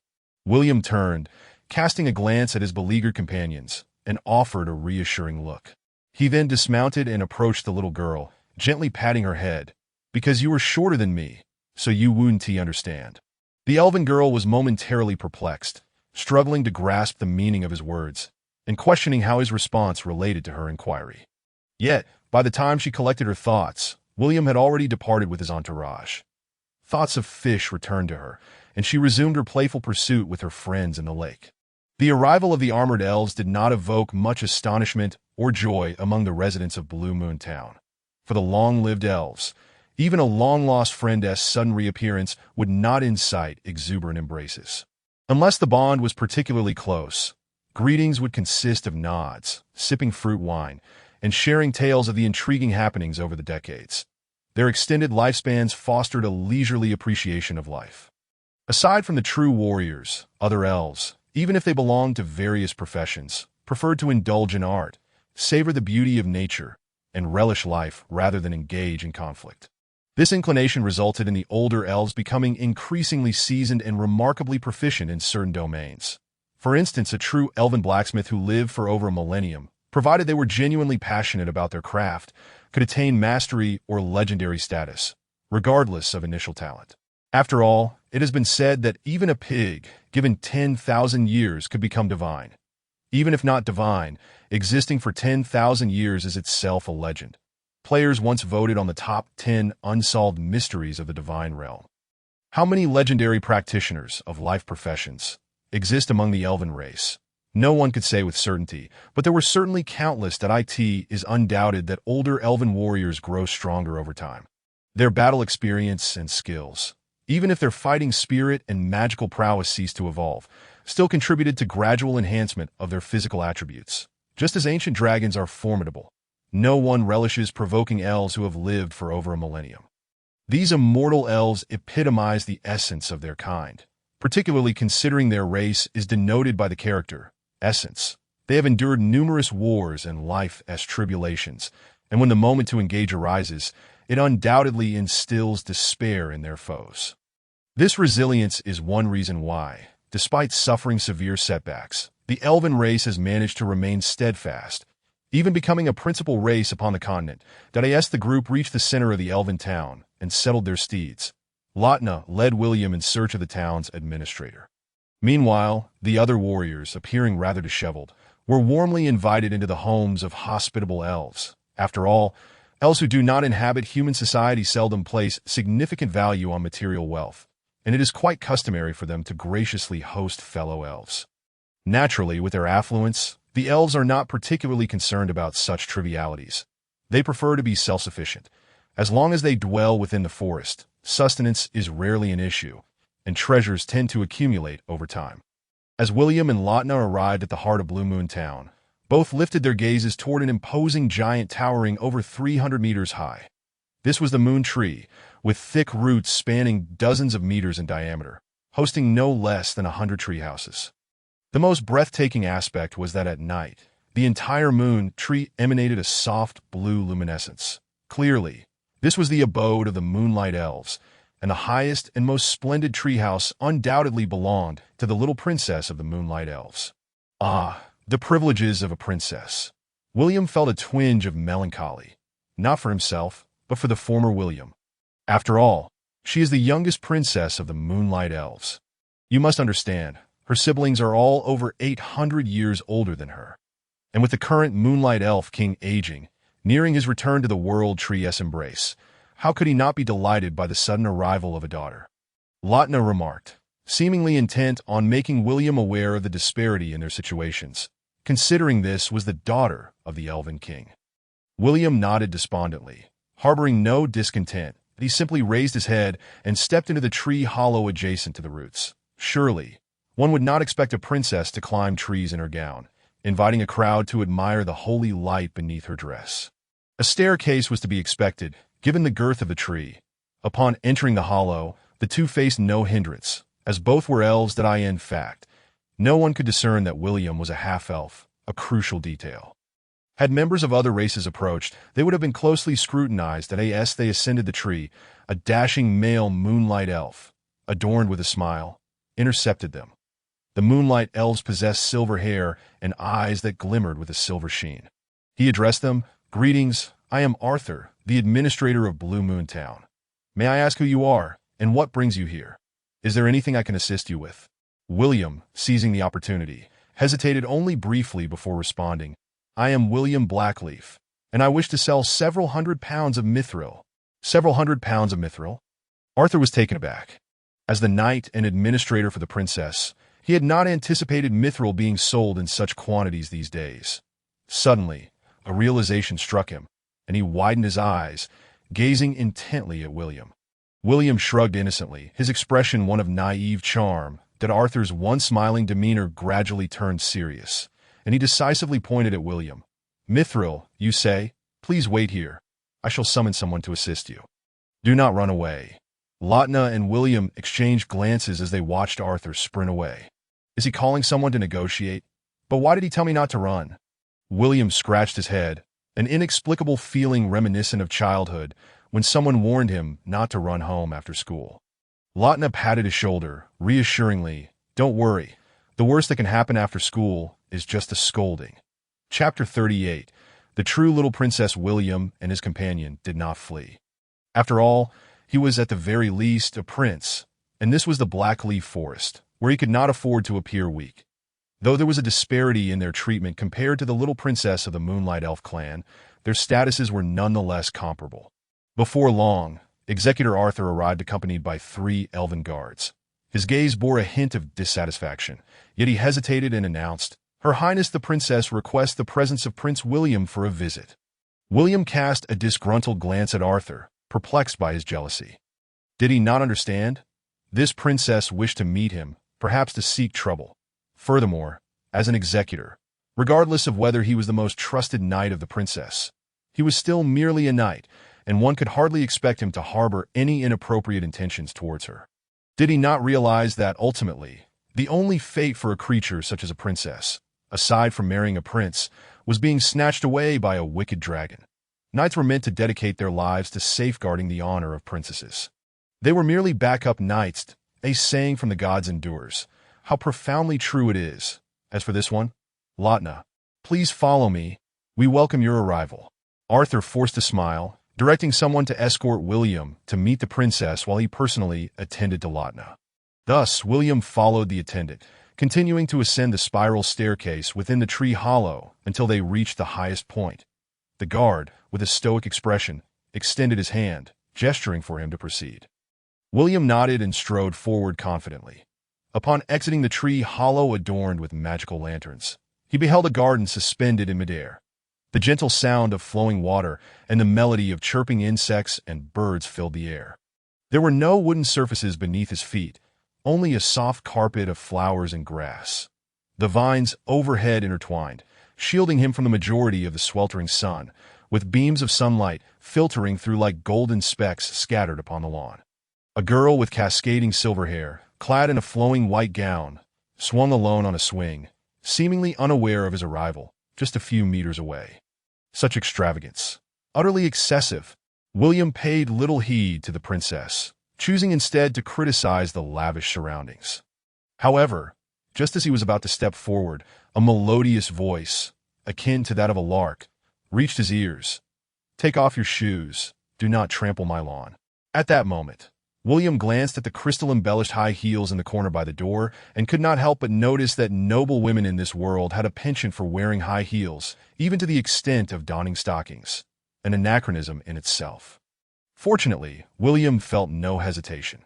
He promptly removed his shoes and stepped barefoot into the garden, quietly approaching the back of the princess and observing her. That moment, he could not deny that this little princess of the Moonlight Elves was indeed a vision from behind, exuding an enchanting aura reminiscent of a fairy. Her slender waist could be grasped delicately, and her 2 dainty feet playfully brushed against the flowers beneath her, while her silver hair cascaded down to her waist. "Prince William, are you not the lord of the border town? What brings you to Blue Moon Town?" Angelia Moonlight turned her head. Angelia, such a common name. Yet it bore another meaning. Angel. Angels symbolize kindness, purity, and righteousness. That her bright, shimmering eyes appeared capable of seeing through one's soul, and her almost flawless visage had captivated countless hearts.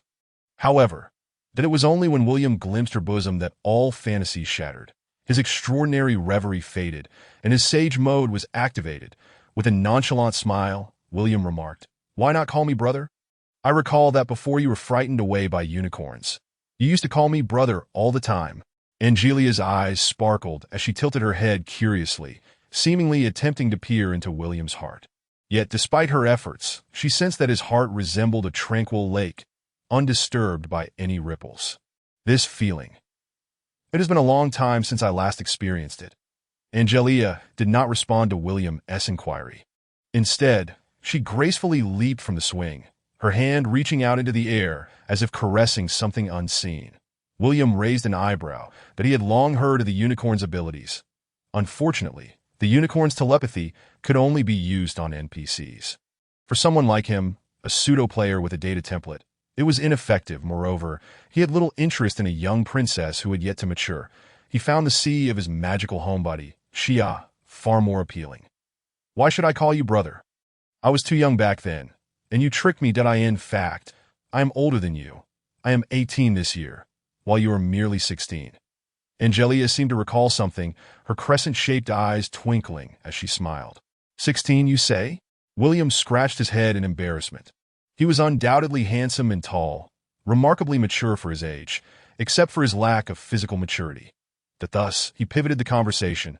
Actually, I am quite curious as to why you ventured to the Blackleaf Forest at such a young age. William found it perplexing. According to elven lifespans, she could have waited until over a century old to embark on such journeys, even if it meant marrying a Blackleaf elf. It's not too bad. I do not miss home that much. Angelia shook her head, a hint of sorrow creeping into her voice. She continued, besides, I can return home at any time, for there is a spatial door in my room leading to the Moonlight Forest. When I was younger and couldn't sleep here, I would sneak back home at midnight and return to bed the next morning without anyone knowing.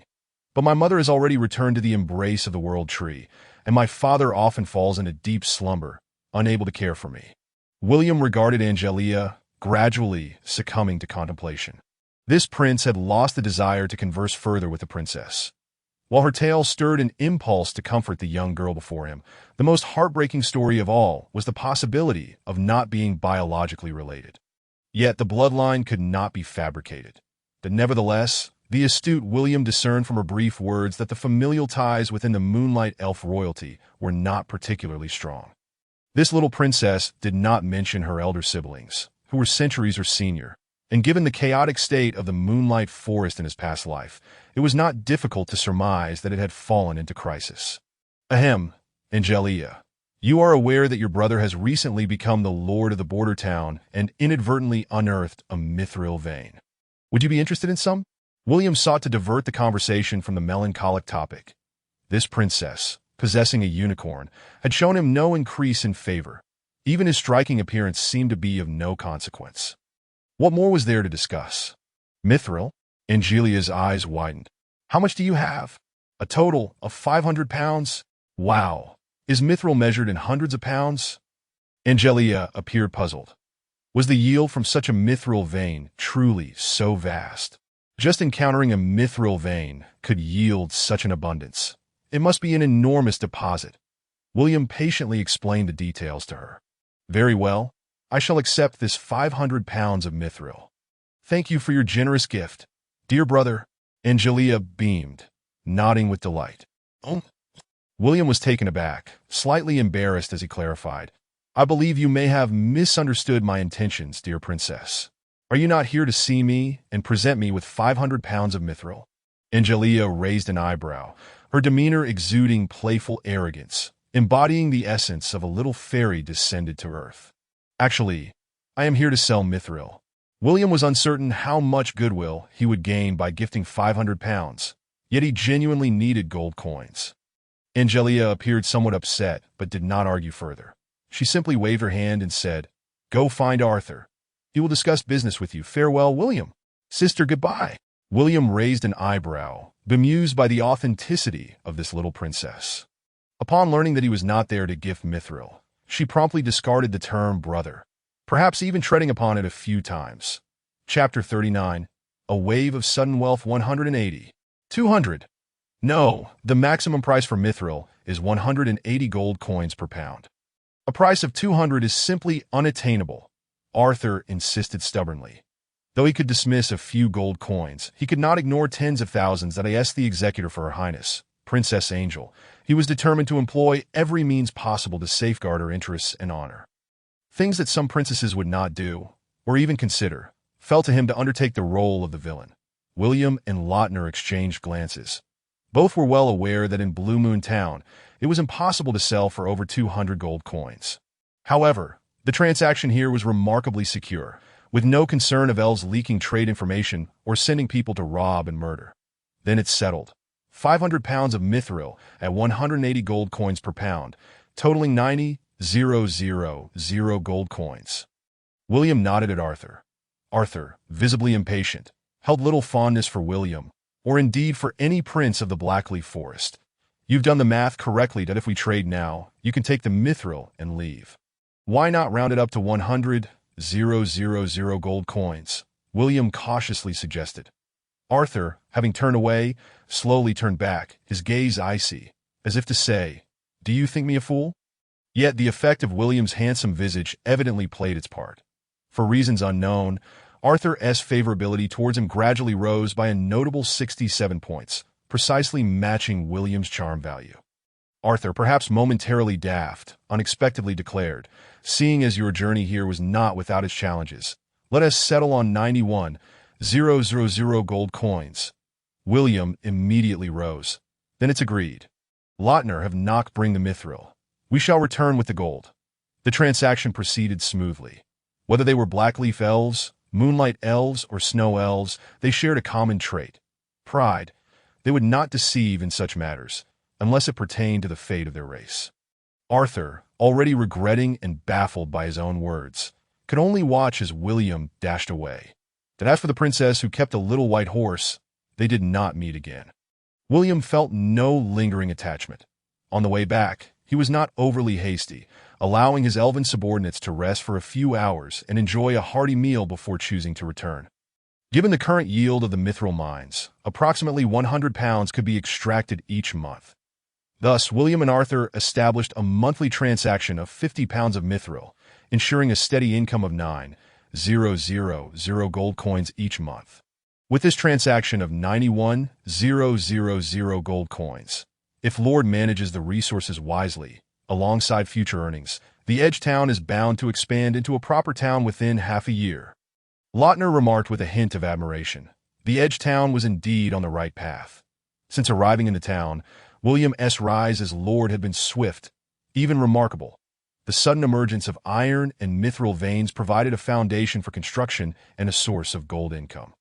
Coupled with a significant number of dwarves and certain reckless orcs, the elven warriors within the territory gained substantial experience. That it is worth noting that NPCs, aside from training, consuming beast meat, and potions, could only gain experience through combat. NPCs who experience life and death battles could even level up multiple times in succession. Immortal NPC warriors, who survived countless battles, grew at a rate comparable to players. This explains why, following each release of the level cap, the levels of NPCs amidst the turmoil of war could rise so rapidly. For instance, Lautner, originally at level 56, successfully leveled up twice to level 58 after a challenging battle against Pale Orcs. Although still classified as a mid-tier combatant, he was now one step closer to the upper limit of level 70. As William contemplated this, he could not help but glance at Lautner, always seeking formidable monsters to expedite the rise of his personal bodyguard to the level cap. Sensing the intent behind William's gaze, Lautner silently shut his mouth. However, he still caught the two words. "That uncle. I've heard there are some man-eating monsters near the territory." William queried thoughtfully from his mount. "Da-da? Is that true?" Lautner stammered that man-eaters, social creatures, favor dark, damp locales, typically choosing caves near lakes. Strength because they dwelled near lakes. They could conveniently catch animals, magical beasts, and anything that moved that came to drink. They were formidable indeed. That William feigned understanding as he explained. "How could there not be? You know there are two peaks directly south of the Edge Town, with a vast lake nestled between them. The source of our Rainbow River lies there. In fact, I have plans concerning the ocean and that lake. We could establish two docks near the lake and the ocean, constructing fishing boats that would not only augment our food supplies, but also enrich our culinary offerings. However, to approach the ocean, the most direct route is across the lake. Otherwise, we would have to circumvent it, traversing around the two peaks, which would be rather counterproductive, doubling our journey and rendering it perilously risky. If you have concerns, feel free to express them. There's no need to call me uncle." Lautner, realizing William was insistent, could only remain steadfast. "Let us spare some time to eliminate those man-eating monsters and other magical beasts by the lake, shall we?" "Certainly. Excellent." William nodded, disregarding Lautner's mournful expression. There was little choice. Unable to refuse, he would shoulder the burden like a true man. The return journey proceeded without incident.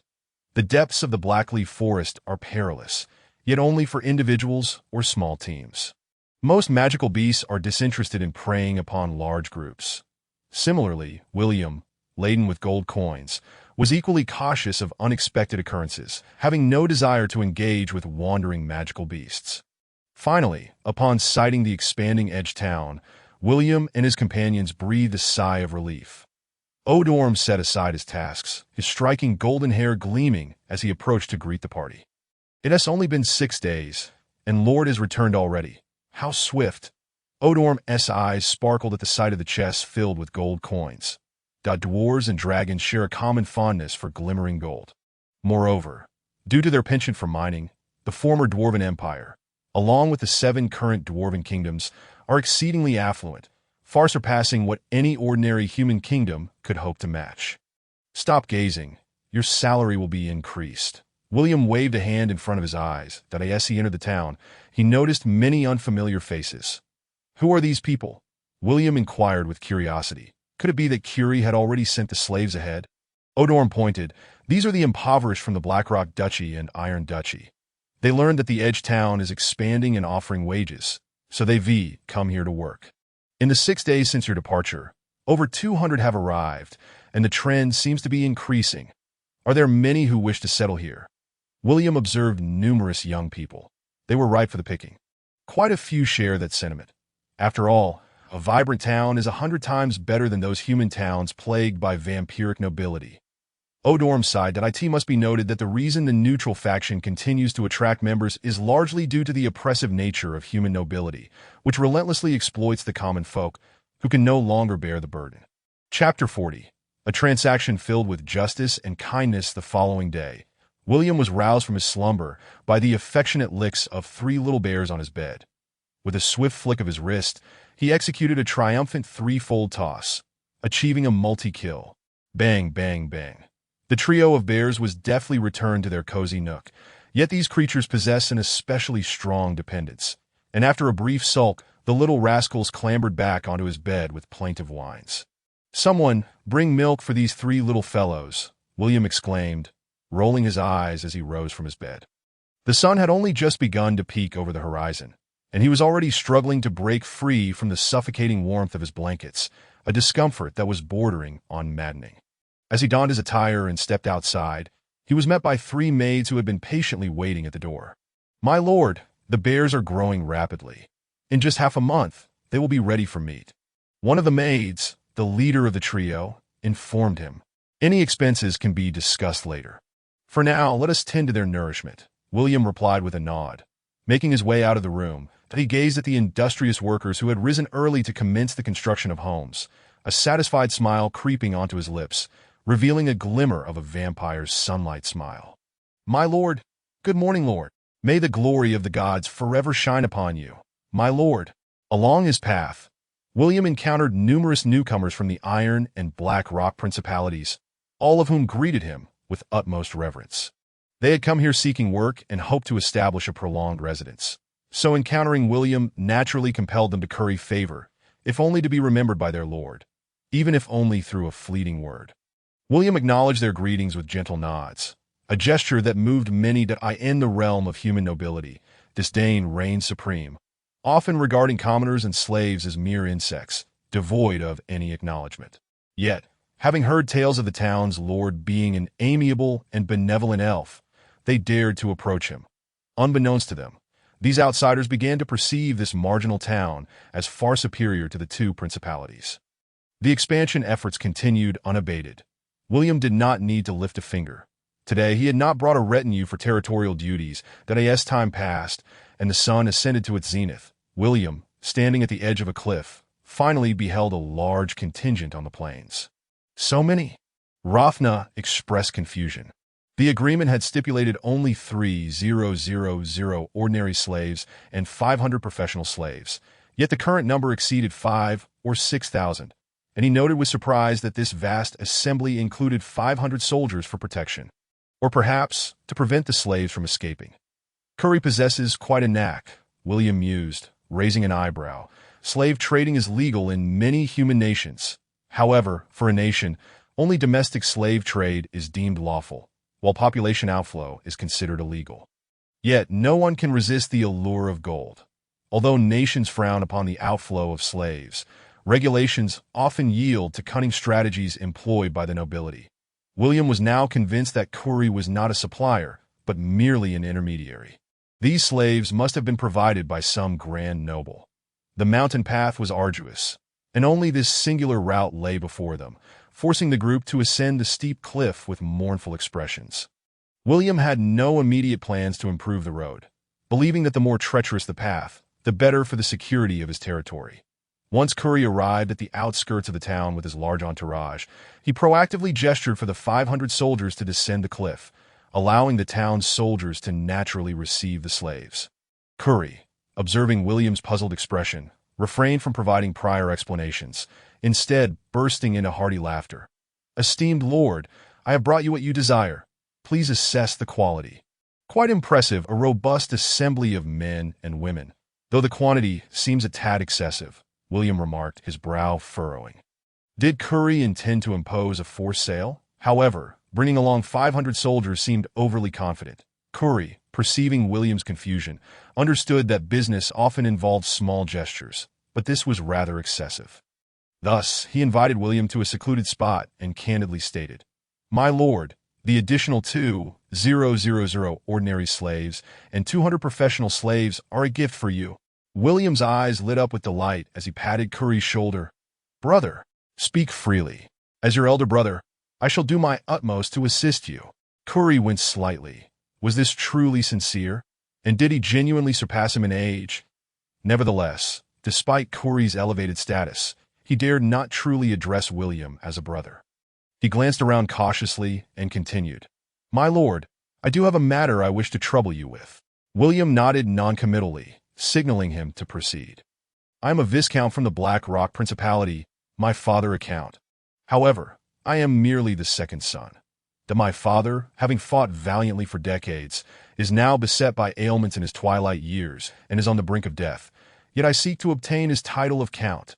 Curry spoke directly, recognizing that the elf lord before him was refreshingly straightforward. Although this elf deviated from his preconceived notions, such directness facilitated communication. "You wish for me to eliminate your brother?" William raised an eyebrow. "Indeed, my brother is scheduled to hunt in the Black Leaf Forest in 3 days. This is my sole and final opportunity. Should I fail to seize it, once my father passes, I fear you shall never see me again." Curry, due to his trade connections, was acquainted with many grand nobles. Yet, the treachery among the nobility and their vampiric greed rendered him unable to seek assistance from others. Even if a grand noble were to aid him, he would ultimately become a mere puppet. That seems unwise. William did not immediately acquiesce.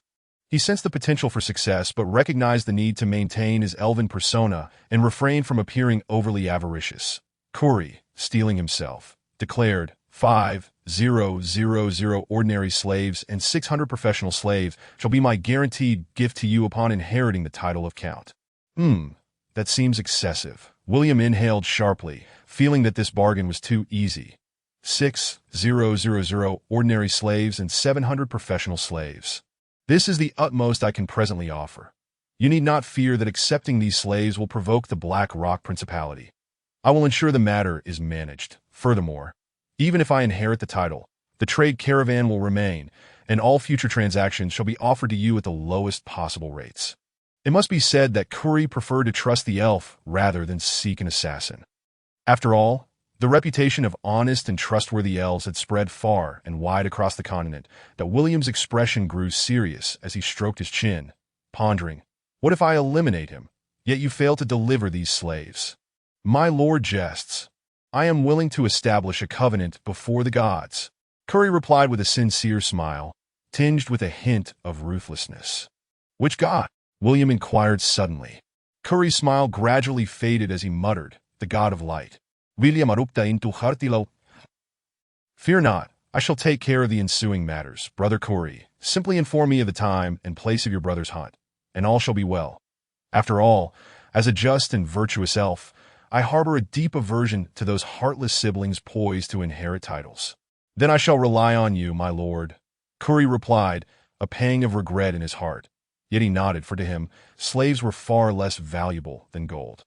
The profits from slave trading were unfathomable, and the sources of slaves were astonishingly unbelievable. The Chapter 41, City of Dawn, the Pact of the Gods. Ultimately, this contraption serves its purpose. The most crucial aspect being the necessity of adhering to the established procedures for forming a contract. Mere words hold no weight. A magical ritual is imperative. Furthermore, should one breach their oath, the the repercussions are nothing short of monumental. William comprehended this concept thoroughly, ensuring that younger Curry would not indulge in any verbal manipulations. Once the transaction was complete and Curry had departed, William addressed Rothnur, saying, "Disband these slaves, scatter them, and set them to work promptly to avert any potential disturbances. Additionally, inform them that they may be granted civilian status, but they are prohibited from leaving for 6 months. They may undertake paid expansion of the town, and if they possess talent, they may receive free access to cultivation manuals to become professionals. Your kindness is commendable, my lord. May the deities bless you," Rothnur remarked softly, patting a horse. For the freedom-loving elves, the notion of slavery is indeed unpalatable, as they believe all living beings, save for the dark creatures, ought to be treated equally. Indeed, we elves do not discriminate against any beings aside from the dark ones. Spare me the chatter. Have you ever witnessed a deity descend? William scoffed, for deities have become a rarity in the contemporary legendary continent. Apart from the exceedingly rare miracles, the entire continent is devoid of divine presence. Disregarding the so-called false gods, only the saints remain the pinnacle of existence on the legendary continent. For instance, the president of the Magic Academy, who is none other than Moxus's mentor. Of course, that does not mean that deities are entirely absent. In the future, many will manifest their avatars upon this land. However, in the short term, it is unlikely to see even a miracle, let alone an avatar. Each time a deity manifests, a human must sacrifice their body to host the divine presence. This individual's bloodline must be robust, coupled with strength nearing the legendary tier. But as for the fate of the vessel, they are left either dead or utterly spent. Take Moxus, for example. This predicament stems from the aftermath of the War of the Gods. Nevertheless, the divine and demonic realms remain distant from me. However, their return is an unavoidable calamity for all beings in the future. William was acutely aware of the nature of the gods and demons. On the surface, the divine represents justice while the demonic signifies evil, symbolizing the light and dark factions.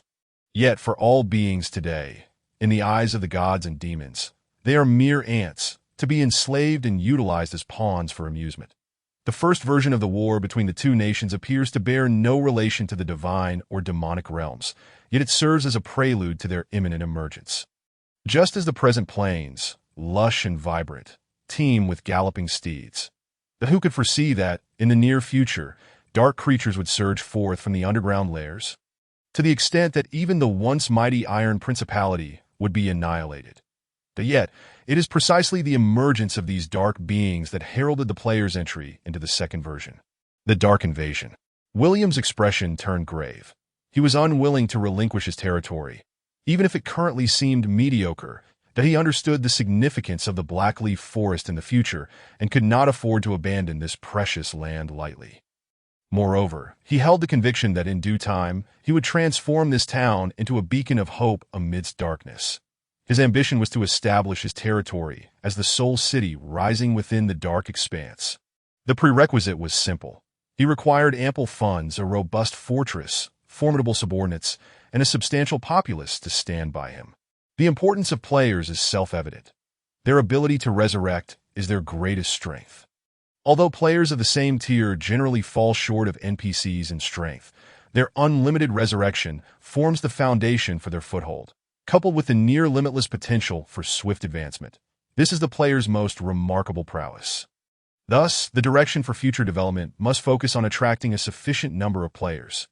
Consequently, to expand the city, it is essential to provide elements that players find appealing, ensuring they prefer to join his territory rather than venture to the other two principalities. William recognized that he would not be able to claim all players under his banner, yet he aimed to draw in as many as possible. However, I am still insufficiently powerful. I require fame and prestige. At no other time had William felt such pride in his legendary bloodline. For players, rank is inconsequential. Bloodline is what truly matters. His legendary bloodline, in the eyes of players, represents a legendary boss, destined to evolve into a super-legendary boss with boundless potential. Not to mention, even if they sought to eliminate him, such notoriety would still serve him well. That as long as he could present unparalleled feats, He believed he would wield considerable influence among the players. Then let us rename it. First and foremost, this peripheral town has a rather lowly name. Once we expand the town, it shall henceforth be known as the City of Dawn. William murmured, unable to restrain his enthusiasm. What? City of Dawn? Odom approached, seemingly out of nowhere. Indeed, I intend to rename the territory to the City of Dawn. William nodded in affirmation. A splendid name, but what significance does it hold? The future shall reveal. William replied with a mysterious smile, offering no further explanation. Odom, shaking his wavy golden locks, chose not to dwell on it. Regardless of what name this territory bore, it was ultimately irrelevant to him. Although his role as deputy mayor appeared significant, the ultimate authority over this land resided with William. Furthermore, all treasures, mines, and properties within and beyond the territory, anything without a defined owner, belonged to William. In fact, it could be said that as long as William continued to expand his territory, the vast blackleaf forest to the south would also fall under his domain. Such is the power of a lord, akin to an emperor. The disparity in territory size, however, is immense. The legendary continent spans an area 10 times that of Huaxia. There are far too many regions that remain unexplored. The wise races number less than 100 billion. Is that not a testament to the vastness of the land? Including the ocean's expanse, along with those uncharted islands, according to the information disclosed in the game, the area of the divine continent is roughly 100 times that of Earth. Until the day I perish from exhaustion, I shall scarcely explore many regions. As an NPC unable to die and resurrect, William's sole aspiration was to grow stronger, ensuring he could not be defeated by players. There exist numerous means to attain strength, yet prior to gaining power, he would never consider becoming a mercenary, bounty hunter, or assassin, nor would he roam aimlessly. Instead, establishing a faction and amassing a formidable cadre of subordinates was the most prudent strategy. Only by achieving this could he possess the capital to venture forth. Especially now that William had acquired an attribute template and the ability to accept quests, he understood well how to expedite his ascent. Territory quests are one aspect, and participation in the main storyline quests of each version is imperative, accompanied by various side quests. However, the pace of leveling up would significantly slow in the later stages. Only by attracting a sufficient number of players and issuing quests to gather experience could he expedite his growth. My lord, Old Hank has decided to join the blacksmith shop. Knock rushed in breathlessly. Upon hearing this, William finally snapped back to reality and nodded in acknowledgement, saying, "Very well. I shall go meet him. It would be a pity not to utilize all the gifts I bestowed." A drunkard. Had I known he was such a lover of spirits, this master blacksmith would have been secured long ago. Knock shrugged in resignation. William refrained from elaborating. He had only discovered Old Hank's penchant for alcohol in his past life, when players had gifted numerous expensive bottles of fine wine, allowing him to expedite the crafting of his pre-ordered weapons.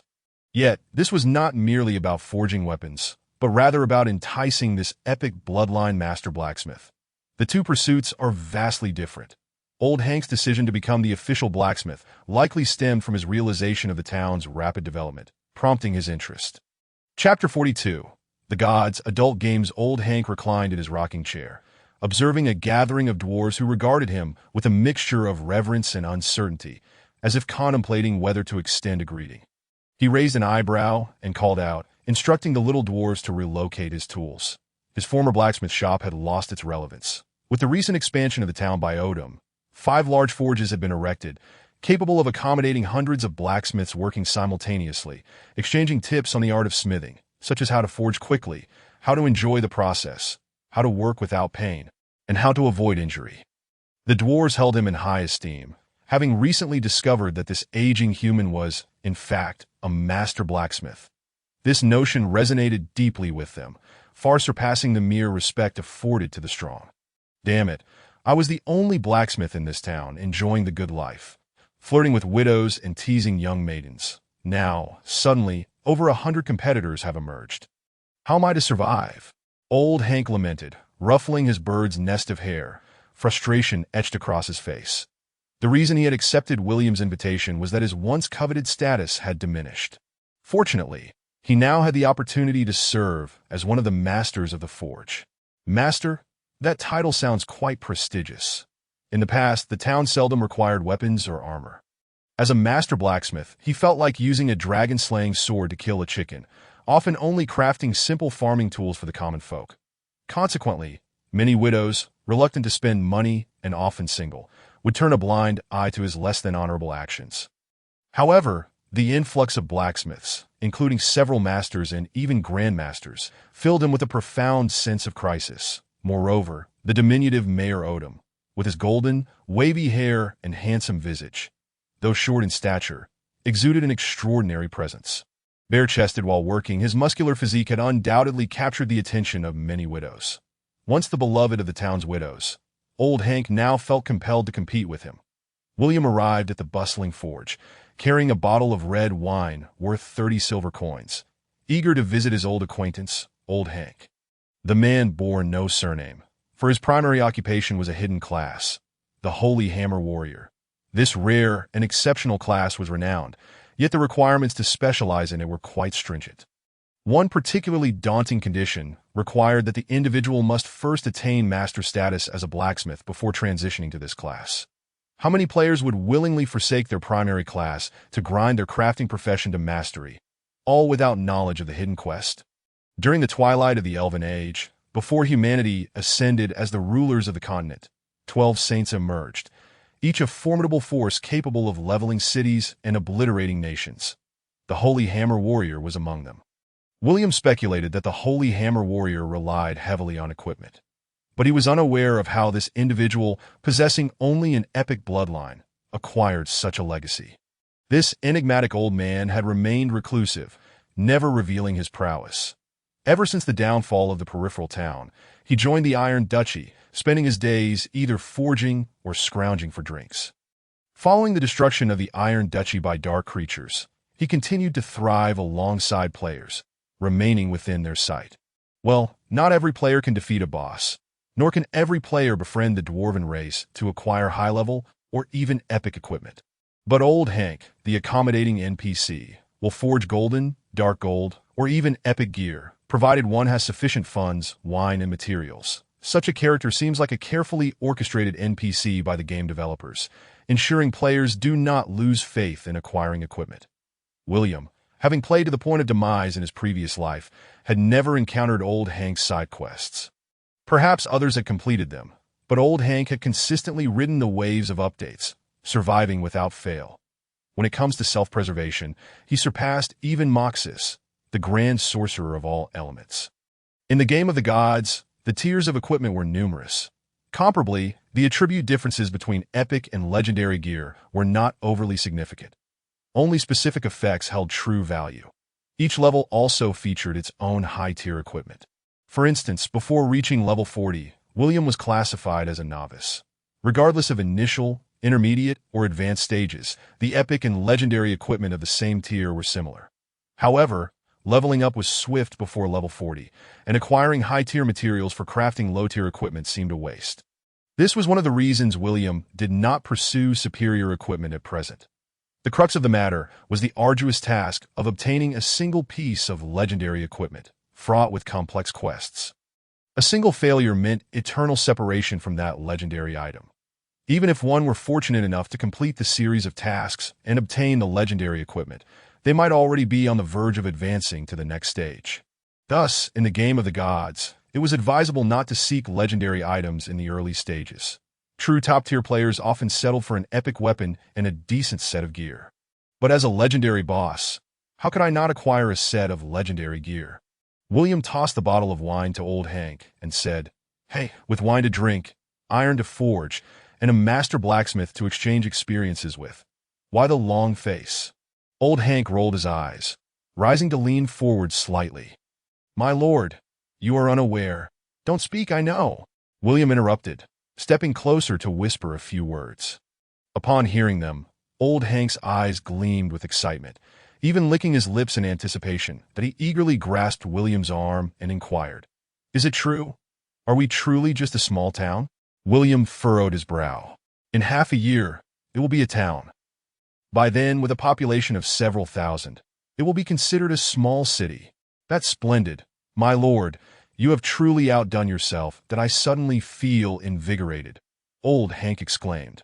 Save that energy for 6 months from now. I'm afraid if we establish a brothel now, those involved in the town's expansion will lose their motivation to work. William shrugged helplessly. The existence of brothels could not be suppressed. The level of desperation among single men far exceeded ordinary imagination. In this era, where videos were scarce, novels circulated slowly, and illustrations quickly became sullied, brothels were deemed essential for men. William couldn't fathom how this game passed its scrutiny. It was simply remarkable.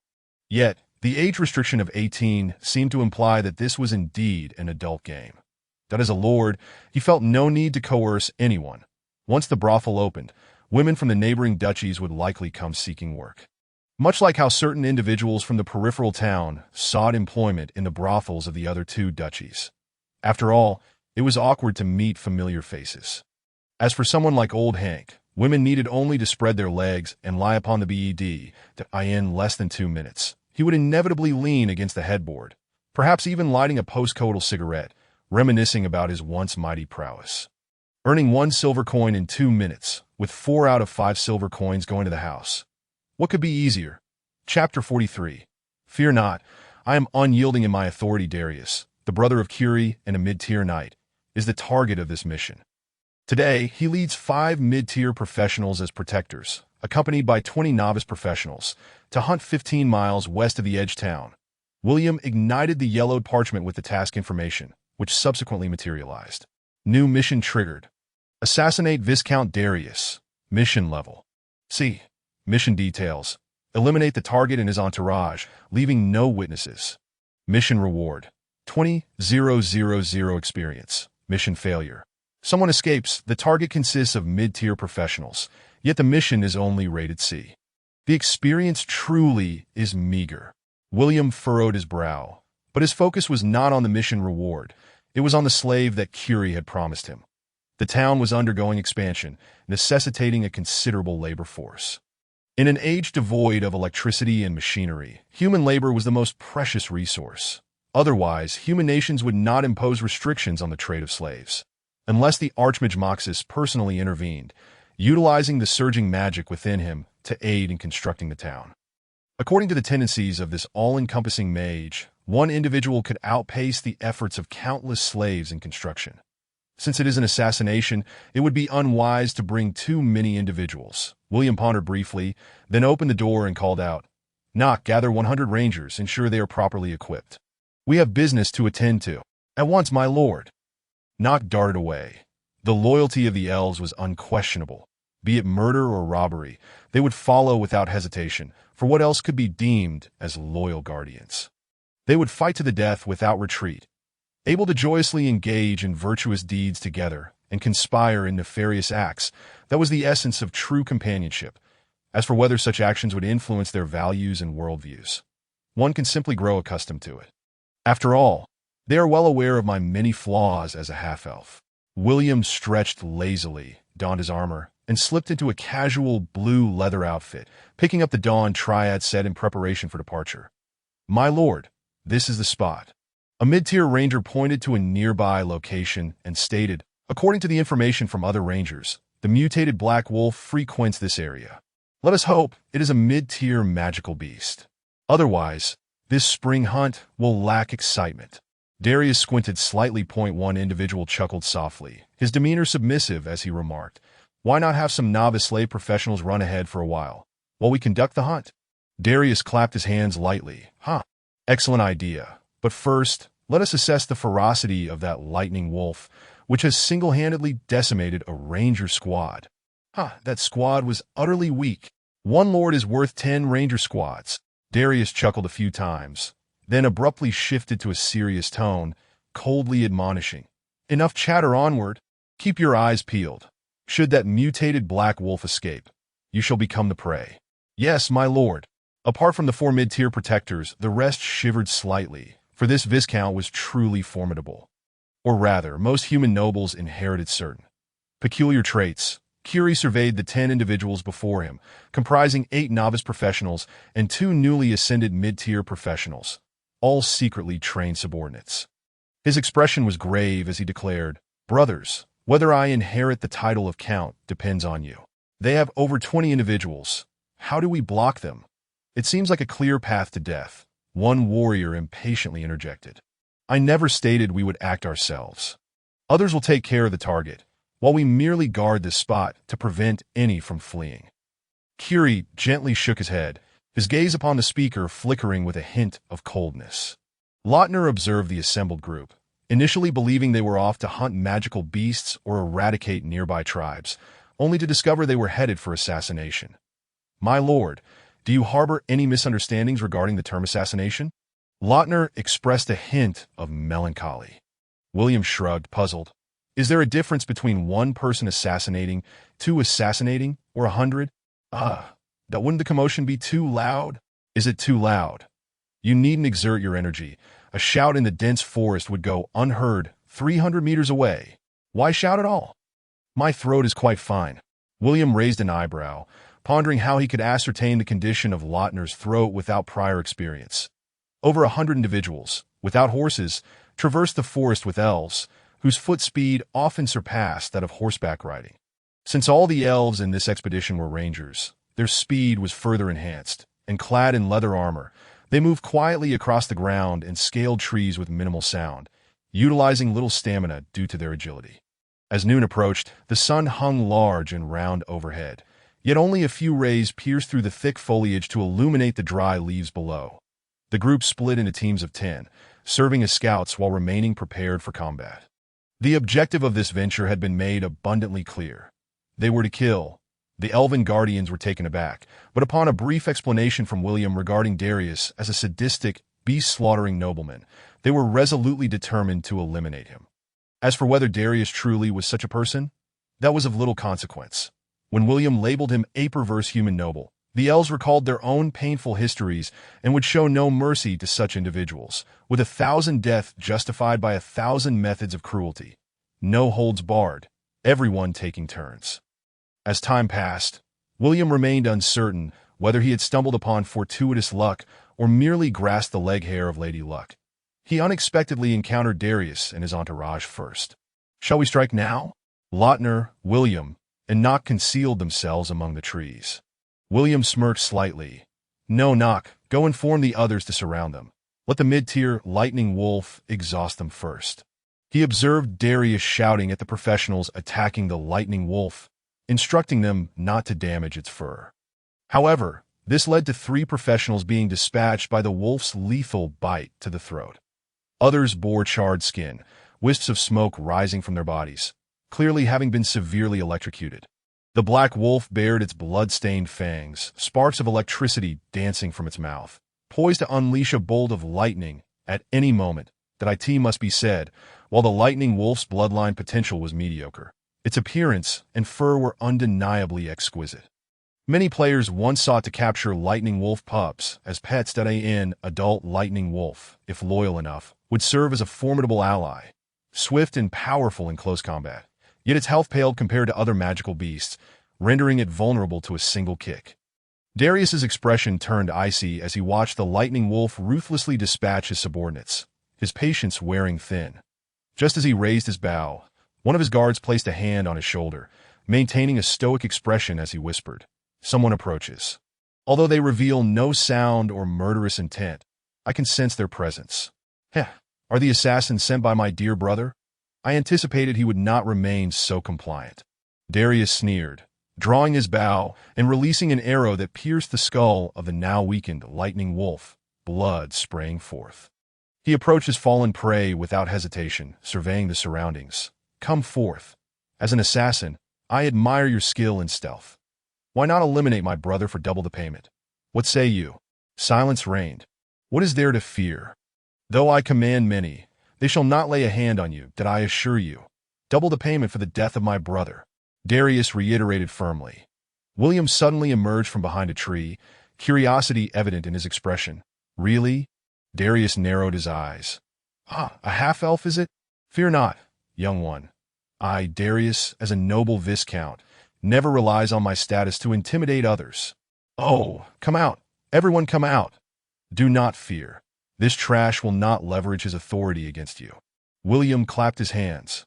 With that, 100 fully armed elven rangers emerged from behind the trees. That Darius's composure faltered, an unsettling sensation creeping in .4 mid-tier professionals, and a host of others. Chapter 44. The Might of the Lord. Ahem. Has there been some misunderstanding between us? Darius, a shrewd and perceptive individual, quickly calculated the inevitable outcome of the conflict based on the numerical disparity between the two parties, which was quite simply his demise. Misunderstanding? What misunderstanding? William coldly scoffed, clearly perplexed that as a legendary boss accompanied by a cadre of subordinates, he believed that any act of intimidation should be accompanied by a dramatic narrative. Clearing his throat awkwardly, Darius continued, "I am the Viscount of the Blackrock Duchy, my father being a count. I am unsure how I have offended the esteemed lord. I beg your forgiveness." In his discourse, Darius discerned that William was likely a newly arrived elf from a peripheral town. However, he couldn't help but carry an air of arrogance in his tone, particularly when referencing his father's title, which instilled within him a sense of pride. It wasn't just a matter of lineage. He felt that, in matters of familial prestige, most individuals would pale in comparison that in his mind. As long as this new lord displayed even a modicum of fear, he might yet return unscathed. After all, he truly did not perceive William as a lethal threat. Surely, not all these individuals were assassins. Ridiculous. Darius believed he had merely intruded upon another's territory, provoking the displeasure of this elf, and thus he should not face a mortal peril.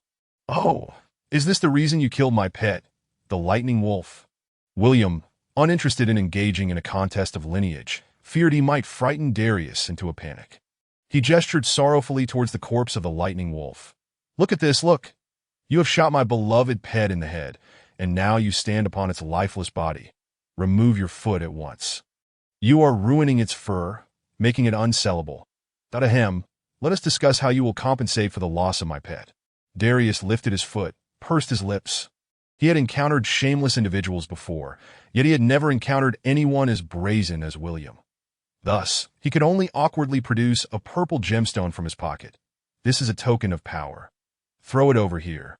"I shall examine it myself," William interrupted. With a swift motion, William caught the gemstone, glanced at it, and his expression brightened slightly before he tucked it away. Just as Darius too wore an expression of delight, he suddenly noticed that William was staring at him intently, akin to a lecherous wolf eyeing a newly matured rabbit. The intent was unmistakable. The price for his life was still insufficient, but if he failed to meet that demand, this avaricious elf might very well take his life. Darius exchanged glances with his 4 loyal guards. They promptly produced more items. After all, as the eldest son of a count, he possessed a wealth of personal treasures thus. After discarding 7 or 8 items, leaving Darius bereft of anything but his weapons, William curled his lip in disdain. "Truly destitute. I implore you, esteemed lord, spare us. Upon my return, I shall assuredly present you with ample gifts." Darius chuckled awkwardly, his gaze sincere. "Ha, scum, perverse creature, you slaughter my pet and still wish to live? Kill them." William dismissed them with a languid wave of his hand. All the elves immediately stood, their bows drawn to the fullest. "You despicable, shameless elf, my father will avenge me. Damn you!" Darius bellowed, his guards unleashing their fighting spirit in unison. Whoosh, whoosh, whoosh. Hundreds of arrows imbued with fighting spirit soared forth, exploding upon striking the protective barrier, the sounds of detonation echoing as brilliant light erupted. In an instant, the surrounding trees were torn asunder, the ground marred with deep furrows. "Break through!" Darius felt his own fighting spirit rapidly depleting. After all, he was a mid-tier warrior, possessing a fighting spirit surpassing that of a novice by at least a factor of 2. Yet even so, amidst the chaos, having been struck by only a few arrows, he knew he could not withstand for long. Before he could utter a second word, Rothnir slowly rose, retrieved his golden longbow from his back, plucked an arrow, and drew the string. Whooshed out a radiant silver light streaked like lightning through the air, the onlookers only able to perceive the cyclone trailing behind the arrow. In an instant, the silver light pierced through multiple foes, simultaneously shattering Darius' skull. As it struck the ground, a resounding boom erupted as the fighting spirit contained within the silver light detonated, casting all into the air. Being of the same mid-tier class, Rothnir was over 10 levels above Darius, and his bloodline was significantly stronger. To say Darius alone stood no chance against Rothnir was an understatement. Together, they could not hope to rival him. Upon witnessing this scene, William leapt from the tree and approached the numerous corpses, unable to suppress a grin. I haven't even lifted a finger, and you all have fallen. Pathetically weak. All hail the mighty Lord! Nock raised his weapon in praise, as if he had been the one to strike. All hail the mighty Lord! The other elves echoed. Pah! I was the one who did the killing. A bunch of shameless knaves, Rothnir muttered under his breath. However, in the next moment, Rothnir raised his weapon high and declared, All hail the mighty Lord! Unmatched in majesty, the mere release of the Lord's aura caused them to collapse. Your strength is truly terrifying. The other elves nodded thoughtfully, coming to a realization. Indeed, this was the reason they were not the executors. That William merely smiled faintly, feeling no pride within. After all, their words held a grain of truth. Only those who had never experienced the solitude of invincibility could truly comprehend it. That he then pointed to the equipment upon the corpses, stripped them bare, and returned for reforging. Yes, my lord. By the way, my pet wolf, take it back to cook for your broth. It will nourish you. You are truly the son of glory. May the gods forever bless you. The elves beamed at William, who truly was commendable. Each time he led them to clear the threats surrounding their territory, he would hand over the beasts they vanquished. The lightning wolf, with minimal external wounds, could yield several hundred gold coins once its pelt was stripped. Now that this 300-pound beast belonged to them, the meat would be shared, the broth consumed, and the pelt crafted into inner armor. Furthermore, due to their status as loyal guards, they would receive some mithril as well. In time, they could effortlessly create a piece of silver-quality inner armor that if they could enlist the assistance of Odorm or Rothnir, and with some precious materials, who knows, perhaps a golden inner armor could emerge.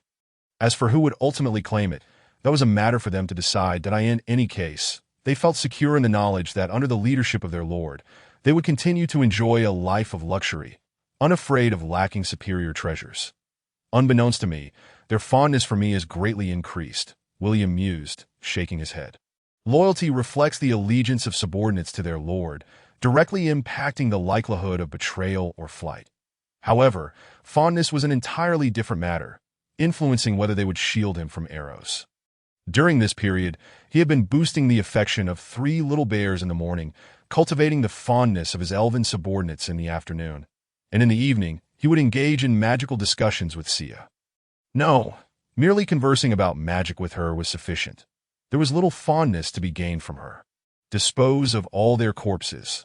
Since we are out, let us roam about, slaying a few beasts before returning home. William meticulously surveyed the number of corpses, confirming that the entire family lay neatly in place, not a one missing. He cared little for which count Darius's father was. Although a duchy's military might was concentrated in the hands of the nobility, for William to feel threatened, it would have to be a marquis. A mere count would hardly warrant his attention, especially one from a duchy. Though with 500 elven guards at his command, no ordinary noble would dare entertain thoughts against him. Moreover, there was no need to fear exposure. As long as Curie wished to inherit the title of count, he would keep this matter well concealed. The crux of the situation was that the Blackrock Duchy was currently preoccupied with the impending Iron Band from the Iron Duchy, seemingly preparing for war. Their primary focus lay on the military developments of the Iron Duchy. My lord, we have discovered something valuable. What is it? William raised an eyebrow, turning towards the excited elf. Alchemy Potions. Chapter 45. The sprite, Timo William carefully parted the thicket, and as expected, an abundance of densely clustered blue mushrooms lay beneath. Logically speaking, such mushrooms would be avoided by any ordinary person. After all, no one is foolish enough to consume brightly colored fungi, which are often laden with toxins. Yet, the magical aura emanating from the mushrooms was undeniably genuine. What is magic? It is the free-floating molecules that permeate the air. Ahem, I can't continue this charade. Regardless of whether it's energy or magical power, both are replenished by magic that in a world crafted by a game. What logic can one truly expect? Upon a thorough inspection, William discovered that the thicket was indeed teeming with mushrooms. His expression brightened. "Be cautious, do not step on them, and let us see if there are any potion sprites nearby." Potion sprites, remarkable beings birthed from nature. Typically palm-sized and humanoid in form, they possess nearly translucent wings and fly with the swiftness and agility of the wind. Wherever there is an abundance of potions, a sprite is likely to emerge. Innately, these sprites are devoted caretakers of the potions, acting as diligent gardeners who strive to enhance the growth and proliferation of these magical brews. Could there truly be sprites? Lothner exclaimed, his expression one of delight. Such creatures would indeed be a boon, alleviating any concerns over potion scarcity in the future. That, of course, sprites and fairies share no genetic ties, yet the fondness that fairies harbor for sprites often exceeds mundane expectations. The city of Nightfall hosts countless sprites, each living a life of luxury, akin to that of a revered emperor, attended to with utmost care. The primary reason for this is their shared origin from nature. Particularly, the formidable combat prowess of the fairies and the irresistible charm of the sprites, akin to delicate young girls, naturally incites a protective instinct within the fairies. Before long, a sprite concealed amidst the mushrooms peeked out. This diminutive creature, no larger than a hand, fluttered its tiny wings. A blue mushroom perched atop its head. Pouting, with teary eyes that shimmered with innocence, it pleaded, "Are you here to eat me? Please spare me. I'm not tasty at all. You can have the mushrooms instead." With great effort, it tugged at a mushroom nearly equal to its size, lifting it towards the air and imploring, "Here, eat this mushroom instead. One to you." "Oh my, what an adorable creature!" exclaimed a group of fairy gentlemen, their hearts instantly captivated by the sprite's charm, their eyes fixated upon her. "So cute, I want to."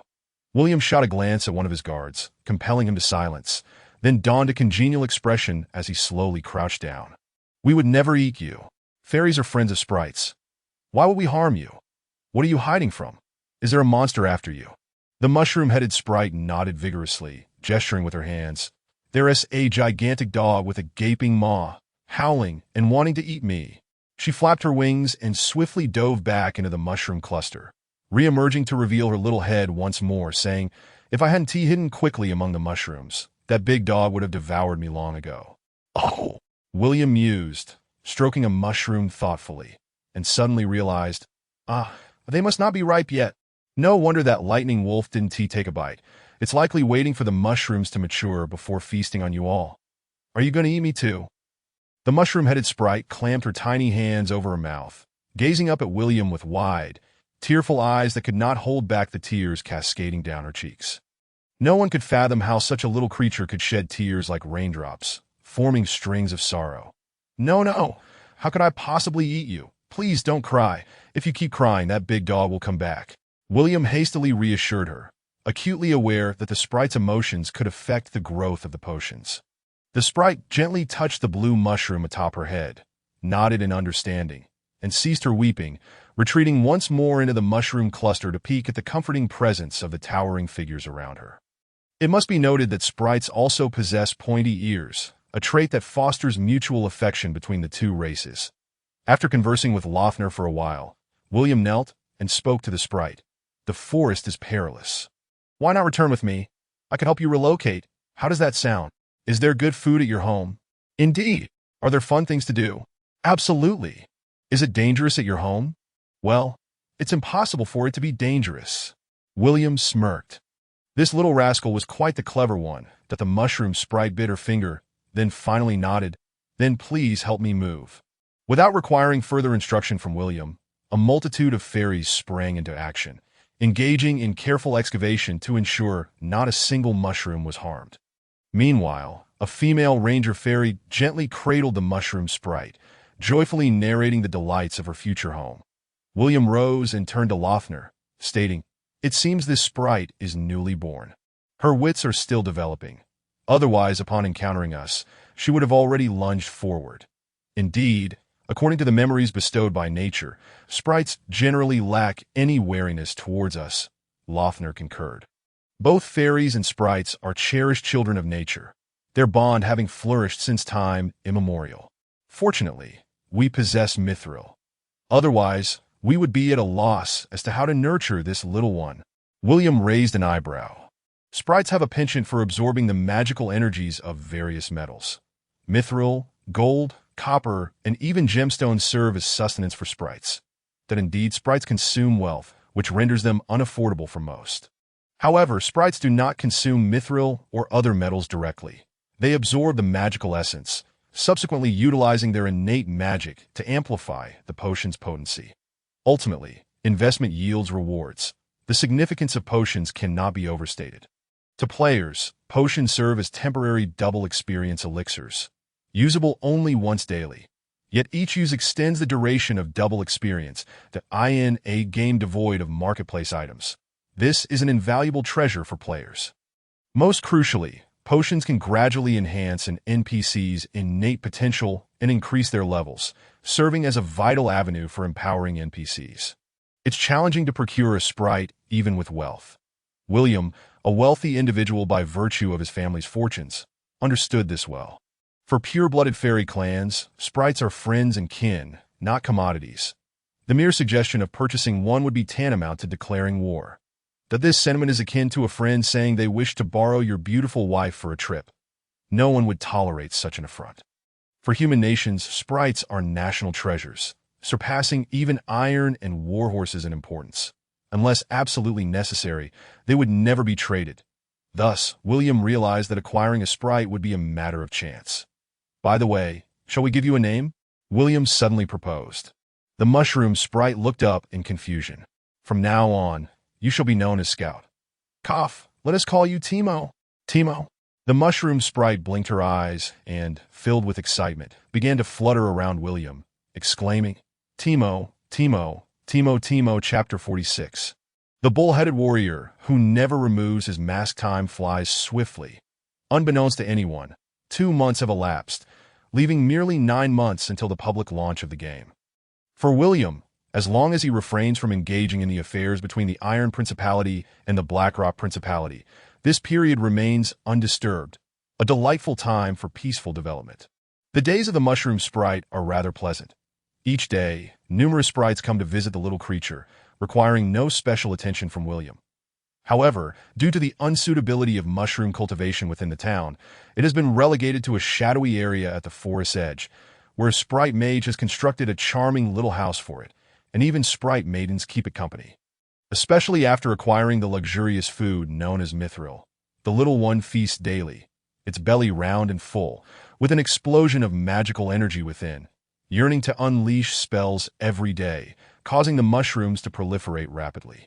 In just 2 short months, the blue mushrooms have expanded to nearly 5 acres, officially becoming one of the restricted zones of Dawntown. Although blue mushrooms are merely entry-level potions, they are perfectly suited for the current elven warriors, significantly hastening their progression into mid-tier professionals. Odom organizes daily efforts to expand the town, and the pace is significantly quickened, with successful renovations expected within 6 months than a month prior. Curie successfully inherited the title of Count and did not forget his original vow, personally delivering 6,000 slaves along with 700 professional slaves. Concurrently, William embarked on a lucrative venture in armor trading. It is noteworthy that melee professionals vastly outnumber spellcasters on the legendary continent. Thus, the soldiers of the various nations predominantly consist of melee fighters. Dawn City boasts over 30 high-tier blacksmiths, while even the lowest-ranking dwarven blacksmiths are mid-tier artisans. For these high-tier dwarven blacksmiths, mithril is unnecessary. They can forge blue-quality armor with mere steel and a touch of iron essence, a skill that remains elusive for many mid-tier blacksmiths. A full set of armor, including a helmet, chest plate, bracers, leg guards, and boots, can fetch 30 gold coins, requiring only a little over 100 pounds of iron ore. Selling iron ore at a loss is unimaginable. That in short, William is reaping substantial profits. Most soldiers of the Blackrock Principality still don black-quality equipment. Given the impending war with the Iron Principality, even the King of Blackrock, though on the brink of death, must procure high-quality armor in bulk. As for production capacity, that is somewhat exaggerated. Each month, they can produce 600 sets of armor, for the purpose of establishing the blacksmith workshop is to enhance the speed of equipment crafting, with mid-tier blacksmiths handling the simpler tasks and high-tier blacksmiths ensuring quality with a single strike. 600 sets equate to a value of 18,000 gold coins, of which 70% belongs to William. But such is the privilege of a lord, granting him the freedom to be capricious. As for Dawn City, with the continuous influx of refugees from other principalities, it now boasts over 18,000 residents and 800 soldiers. The bustling scene, with houses aplenty, flowing fountains, and magical lamps hanging along the streets, stands in stark contrast to its former desolation. Daily, William, accompanied by his guards, patrols the town's outskirts, tackling a series of tasks and eliminating any threatening tribes. The Blackleaf Forest is rich in resources. Although the forest lacks arable land for crops, the natural bounty often sustains numerous beings. Creatures such as wolfmen and the bull-headed warriors, who never remove their masks, can frequently be encountered at a month prior. He single-handedly annihilated a small wolfman tribe. The reason William refrains from capturing them as minors is due to their cunning and treachery. Wherever they go, they tend to spoil the pot, and the honest and naive orc miners would inevitably be led astray, potentially joining them in rebellion. But the bull-headed warriors who never remove their masks, they are indeed fine laborers. William chuckled. According to the scouts, this bull-headed tribe resides on the prairie to the north of the town, in a valley area, with at least 1,000 of them. After delivering the intelligence, Nock cleared his throat and continued, "My lord, while bull-headed warriors are neutral intelligent beings, and though they cannot be said to possess kind hearts, they have not disturbed us. We need not eliminate them all, do we?" William huffed lightly. "When did I say I wanted to kill them? Seeing the gleam in your eyes, I can't help but feel that some tribe is in dire straits. After all, every time you hear about a new orc tribe, you adopt that very expression," Nock cautiously replied. "Clearly, your perspective is still lacking. You should revisit my book, listen to the Lord's words, and study it 30 times over." William patted his shoulder. Initially intending to dismiss him, he elaborated, "Consider this. The bull-headed warriors on the prairie. What do they have to eat? They can't even find meat. I plan to have them relocate to the forest for habitation. In return, they could mine for us, carry timber and move sandbags, and I would be inclined to provide them with some meat to improve their quality of life. Wouldn't I? Winky face?" Nock looked utterly bewildered, wishing to inform the Lord that bull-headed warriors are herbivores, and they would never go hungry on the prairie, living in bliss. Unfortunately, the Lord simply would not listen. William then inquired, "How many idle soldiers do we have recently?" "There are merely 150 troops in town. Currently, the number of orc slaves has swelled to 1,800, most of whom are stationed at the mines," Nock candidly reported, recognizing that if the Lord asked this question, it likely indicated a plan to recruit soldiers. Such a small number. William raised an eyebrow, but nodded nonetheless. "Let us set aside the issue of the bull-headed tribe for now. We shall commence recruitment tomorrow. That we require 300 shield warriors, 300 rangers, 300 swordsmen, and 100 knights, totaling 1,000. There are no age restrictions. All males may enlist, and female professionals may choose to become town guards." "Understood, my lord." Nock nodded and promptly rushed out to make arrangements. For other NPCs, selecting capable recruits is akin to a blind cat stumbling upon a dead mouse. They typically choose warriors under 18 who possess fighting spirit. However, for William, his keen insight allows him to effortlessly discern the potential of an individual's bloodline. Age becomes inconsequential, and he may even unearth hidden talents. Over the course of 2 months, he has finally reached level 30. Although he remains somewhat distant from the level 40 advancement, William's strength has surged considerably. All skills have reached their cap of level 7, and both fighting spirit and meditation magic levels have peaked at level 15. Currently, all experience points are reserved for his character, ensuring that within a month he will be ready for a class change. Chapter 47. The Recruitment of the Beautiful Leg Guards. Regarding the matter of enlisting soldiers, the residents of Dawn Town are exceedingly enthusiastic. Since William's arrival, he has engaged in numerous campaigns. He has inflicted torment in the east and seized treasures in the west, amassing considerable resources without ever losing a single soldier. The treatment received by the Elven Guards is so enviable that it stirs both admiration and jealousy. Even the 300 dwarven warriors, who joined later, enjoy exceptional benefits that on the day William announced the recruitment, over 3,000 professionals eagerly signed up, forsaking their agricultural pursuits. Among them were former residents of the town, as a significant portion of the original populace consisted of professionals. That as for the 500 half-elves who have remained, they too seemed resolved to enlist, with their numbers exceeding 300. It is hardly a matter for contemplation. William promptly selected these half-elves, as their combat prowess far surpasses that of humans.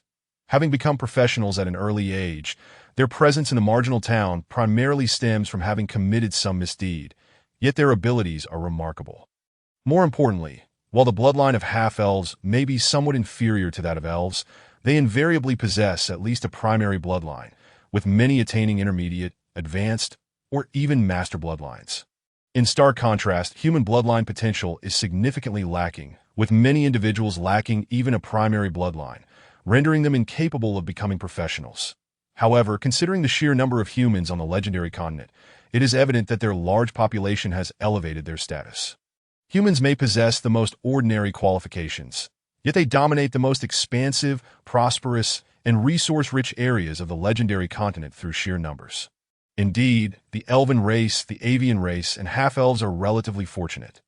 Their populations are small, and they belong to the benevolent or neutral factions, allowing them to choose resource-abundant habitats. Conversely, the dwarves, gnomes, and gremlins prefer to reside in places that generally go unclaimed by others. However, other neutral races such as centaurs, gnolls, orcs, and ogres are relegated to the remote areas where they must subsist on meager resources. William mused briefly, acknowledging the current circumstances. The Age of the Gods lacks a historical record and is thus excluded. The first era belonged to the dragons. The second era was dominated by elves and dwarves. The third era now belongs to humanity. And the fourth era is on the cusp of arrival. That this calamity brought forth by the gods and demons is not solely a disaster for the legendary continent. It shall engulf the entire world. Regardless of their divine or demonic nature, they are fundamentally a type of existence, or rather a form of life. The strongest among them have ascended to become deities and demons, classified into two factions. Those who thrive and possess renown are known as gods, while those who struggle amid chaos and possess poor reputations become demons. For instance, the deities revered by humans, such as the god of light, the lord of magic, and the goddess of fortune, are regarded as part of the radiant faction. In contrast, the demons and dark deities worshipped in the shadowy realms, such as the lord of demons and the goddess of misfortune, are considered part of the demonic faction. William stroked his impeccably handsome chin, inexplicably associating these thoughts. "Come, let me assist you in testing your bloodline." William called to the long line of female professionals behind him. In this world, women frequently face discrimination, with many female professionals enduring oppression and unconventional treatment. Alas, William has no interest in such notions. Who says women are inferior to men? He intends to create a stunningly beautiful guard team. Indeed, while not every member of the town's guard will be female, a significant majority will be female professionals. As for any impropriety, it is certainly not for his own selfish desires. William is not a lecherous man. He aims to employ this unique approach to attract a multitude of male players. That as for how to entice female players, simply recruiting some handsome half-elven male NPCs will suffice, as they are all tall and attractive, not to mention he himself is the most dashing of them all. Do not doubt it, that when other players observe the guards of different duchies, consisting solely of muscular men standing watch, patrolling, and guarding, often glaring and threatening without a hint of charm, they will undoubtedly find solace in William's embrace. It is essential to remember that players arrive in this world under the title of Chosen Ones. What defines a Chosen One? A being selected by the heavens. The concept of heaven holds divine significance for all races in a feudal society, even surpassing the gods in greatness. Yet, the gods of this world keep a vigilant eye on the continent. Even if they cannot descend or discern the origins of the players, they harbor peculiar sentiments toward them.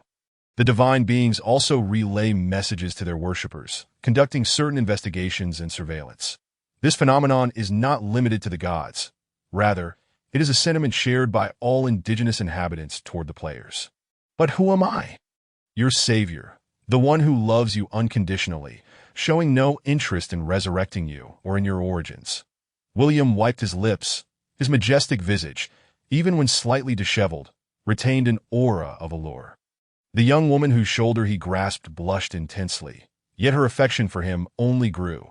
She momentarily believed she might soon be whisked away by the Lord, destined to become his beloved wife. However, William glanced at her long legs and, with no lingering sentiment, declared, "Satisfactory next." The recruitment period swiftly unfolded. William personally selected candidates, tapping shoulders while discreetly employing his insight. In short, he offered a few encouraging words, urging those who were eliminated to strive harder, while motivating those who were accepted to continue their efforts. That eventually, when his throat ran dry, he successfully selected 1,000 new soldiers, including 200 female professionals to serve as city guards. Among the new recruits, 930 were primary professionals, while 270 held intermediate ranks. There are quite a few intermediate professionals among the new recruits, Lautner remarked in astonishment as she glanced at the recruitment roster. Fortunately, the majority of my 500 elite guards have also recently ascended to intermediate ranks. They are just beginning their journey, but I possess the finest armor and weapons for them. For these new recruits, let us first equip them with a set of excellent, blue, quality armor, and then take them out for training. William chuckled. Timo the little elf has been working diligently of late, producing an increasing quantity of potions. Once transformed into elixirs by the mages, the already formidable elven guards have consumed a substantial amount.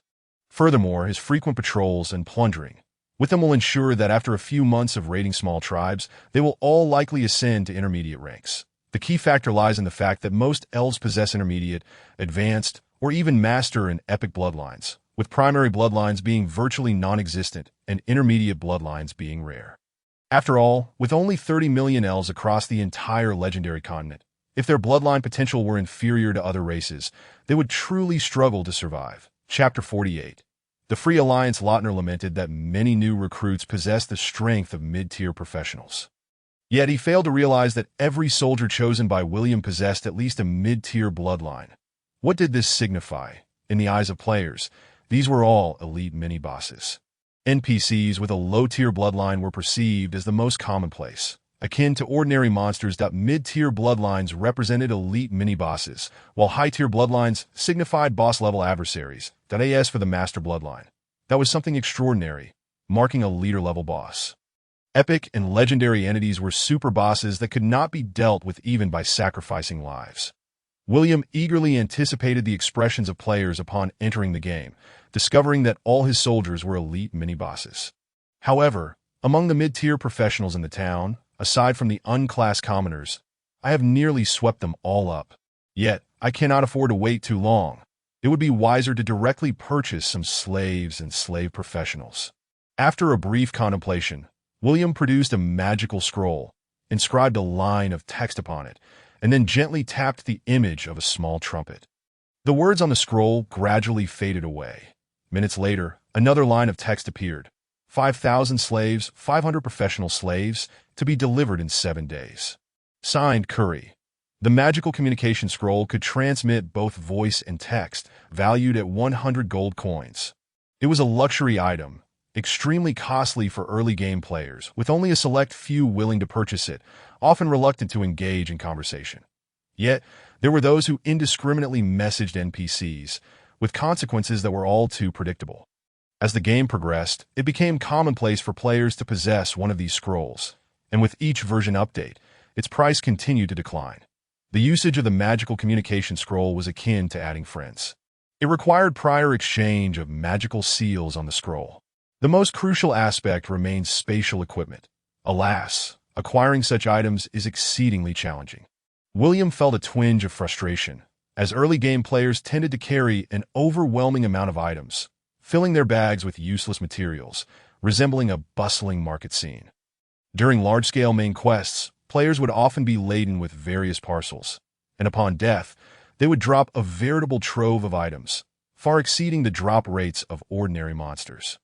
Frequently, conflicts would not even arise before players succumbed to their own burdens. After all, in the early game, there were no guild bases or personal residences, and any surplus materials that could not be sold had to be carried personally. At the very least, one must find a powerful spatial mage to procure spatial equipment, but such individuals are beyond the current version's limits. Neither the Iron nor the Black Rock Duchy possesses a spatial mage. William was not oblivious to Moxis. He simply could not continually solicit items from him. Otherwise, Moxis would inevitably realize that William was aware of his identity, thereby complicating their clandestine dealings. However, once my favorability reaches 700 points, it should no longer pose a significant issue. Beyond leveling up, battling monsters, and completing quests, William devoted time daily to enhancing his rapport with key NPCs, particularly Moxis. Over a span of 2 months, he visited the divination house no fewer than 60 times. That a daily deep interaction was essential, and as long as he maintained a handsome appearance and engaged in flattery, he could gradually increase his favorability. Although this talent was less effective with high-tier NPCs of legendary bloodlines, William still managed to achieve a favorability of 250 with Moxis over these 2 months. This endeavor resembles a courtship. One must regularly cultivate familiarity, share meals, gaze at rainbows, and converse to establish a reliable partnership. William gradually began to appreciate his talent, in contrast to others, who could not rely solely on charm to win favor with legendary bloodline NPCs. Substantial engagement and gifts were indispensable. And where did those slaves in Curry's possession originate? It was evident that a significant portion came from the Black Rock Duchy, with others sourced from neighboring nations. Between human nations, aside from large-scale wars, countless skirmishes occurred at the borders, not merely for resource plundering, but also for the capture of civilians from other countries, transforming them into their own slaves. Alternatively, slaves could be purchased from bordering nations in populous countries. Many commoners could inexplicably find themselves enslaved, often at a considerably lower price. Such was the unfortunate reality. The nobility reigned supreme, and commoners could easily be seized off the streets, only for a noble to arrogantly declare, "You are now a slave. Take them away, sell them." The nobility occupied the high ground within human societies. Through the intermingling of superior bloodlines, they maintained their advantages generation after generation. Wealth, equipment, and even martial techniques conferred significant advantages as well.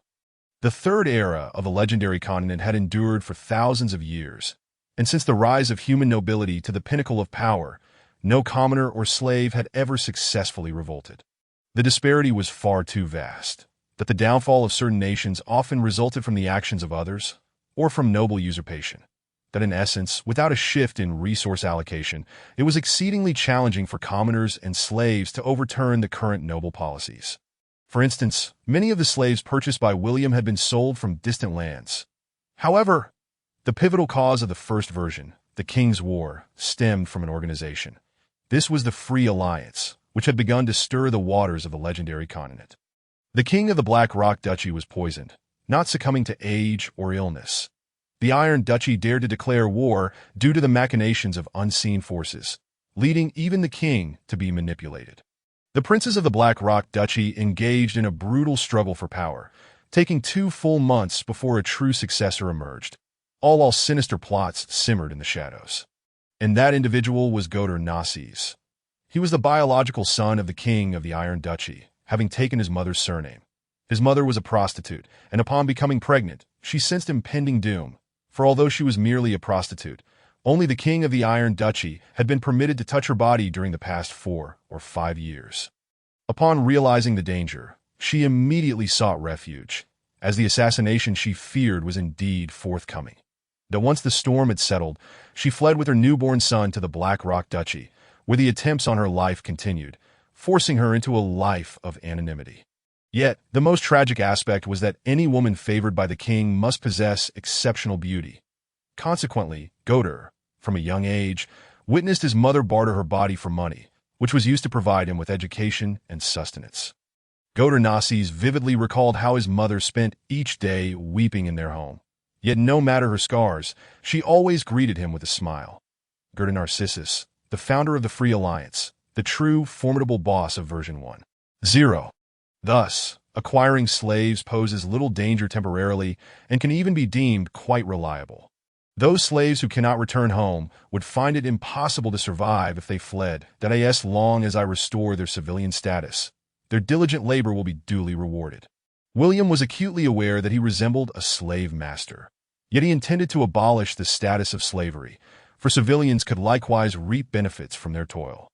The crux of the matter lies in the fact that within the territory of the neutral faction, nobility does not exist. The sole noble is the Lord. Furthermore, for the neutral faction to maintain peace within its domain, it must concentrate both resources and authority. Most importantly, the Lord must possess formidable strength. Even if the Lord is not sufficiently powerful, those loyal subordinates must be robust enough to instill fear of rebellion. Consequently, the territorial expanse of the neutral faction is generally modest, yet it must evoke trepidation. I can adopt an elite approach.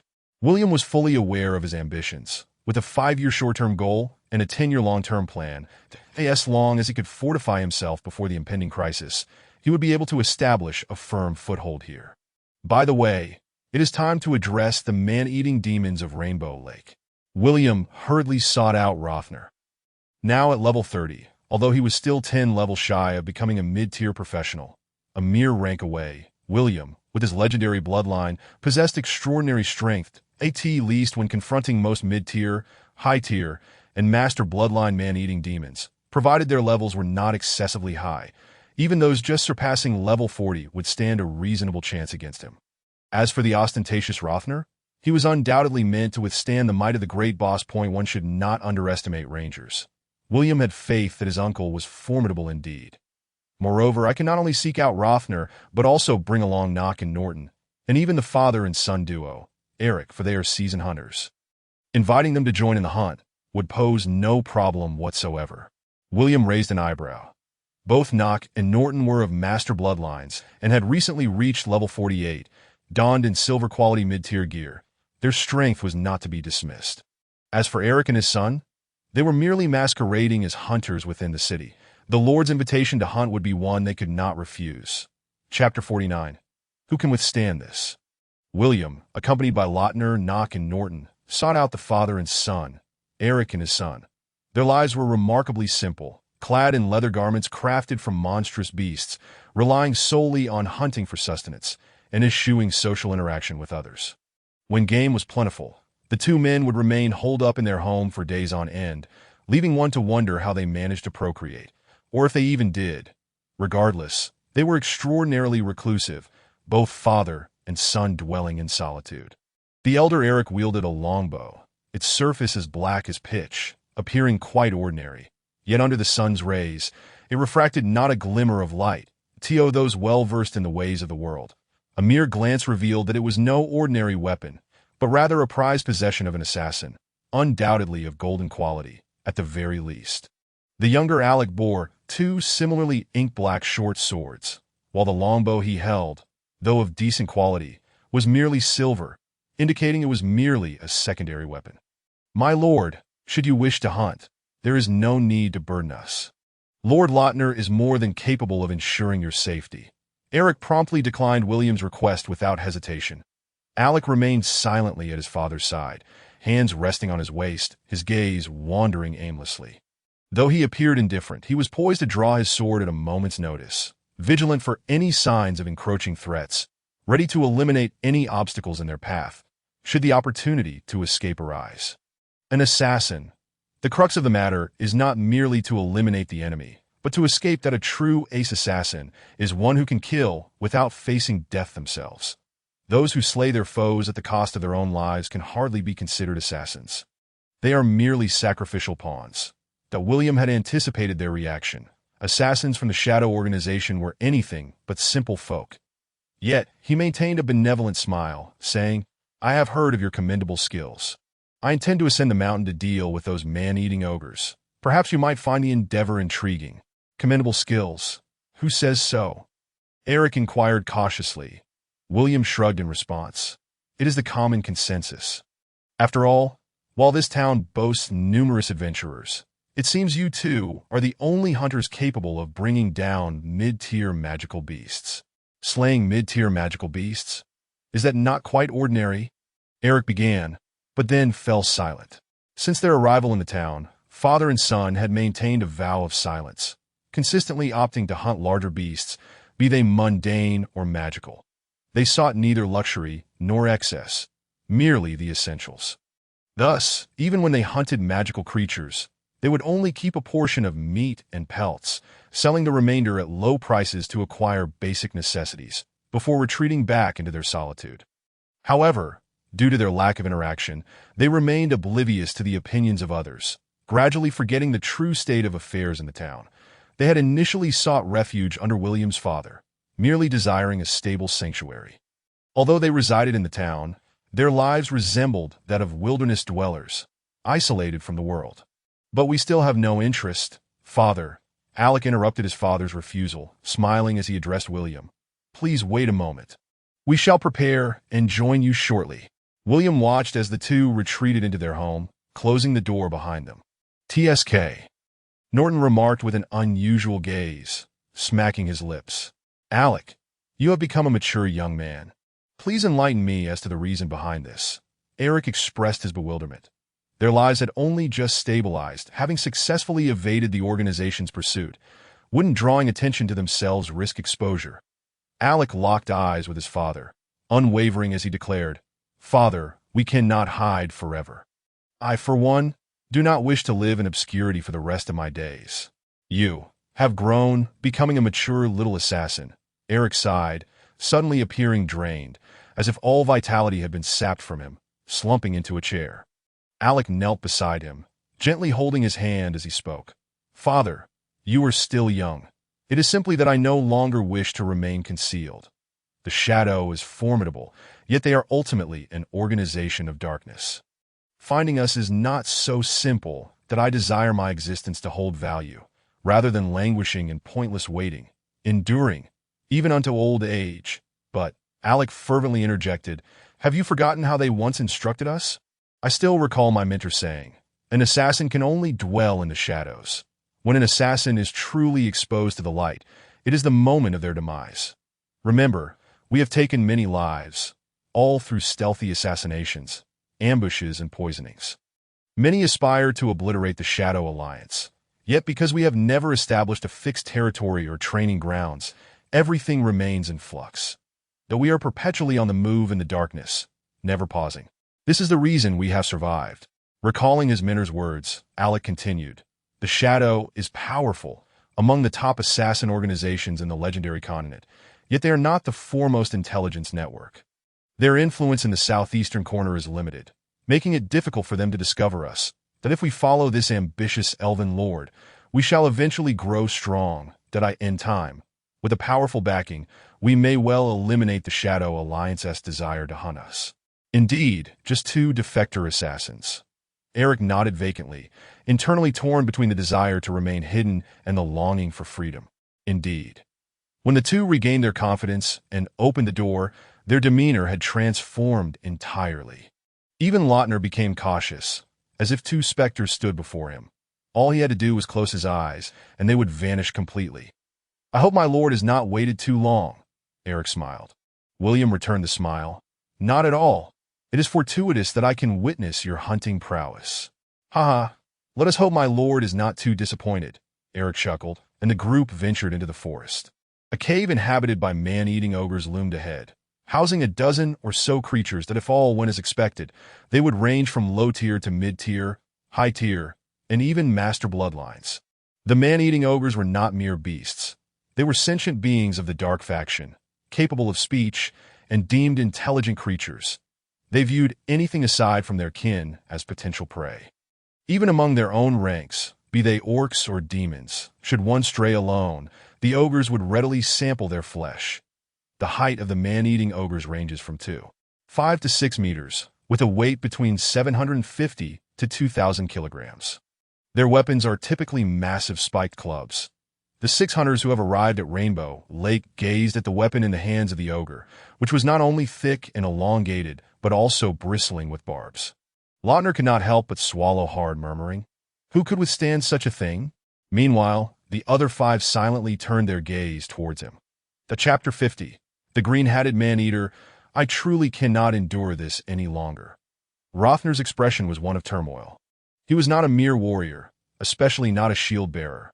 Thus he was ill-equipped to withstand such pressure. He was a demon-hunting ranger, and his mastery of light-infused martial energy granted him a significant advantage against dark creatures.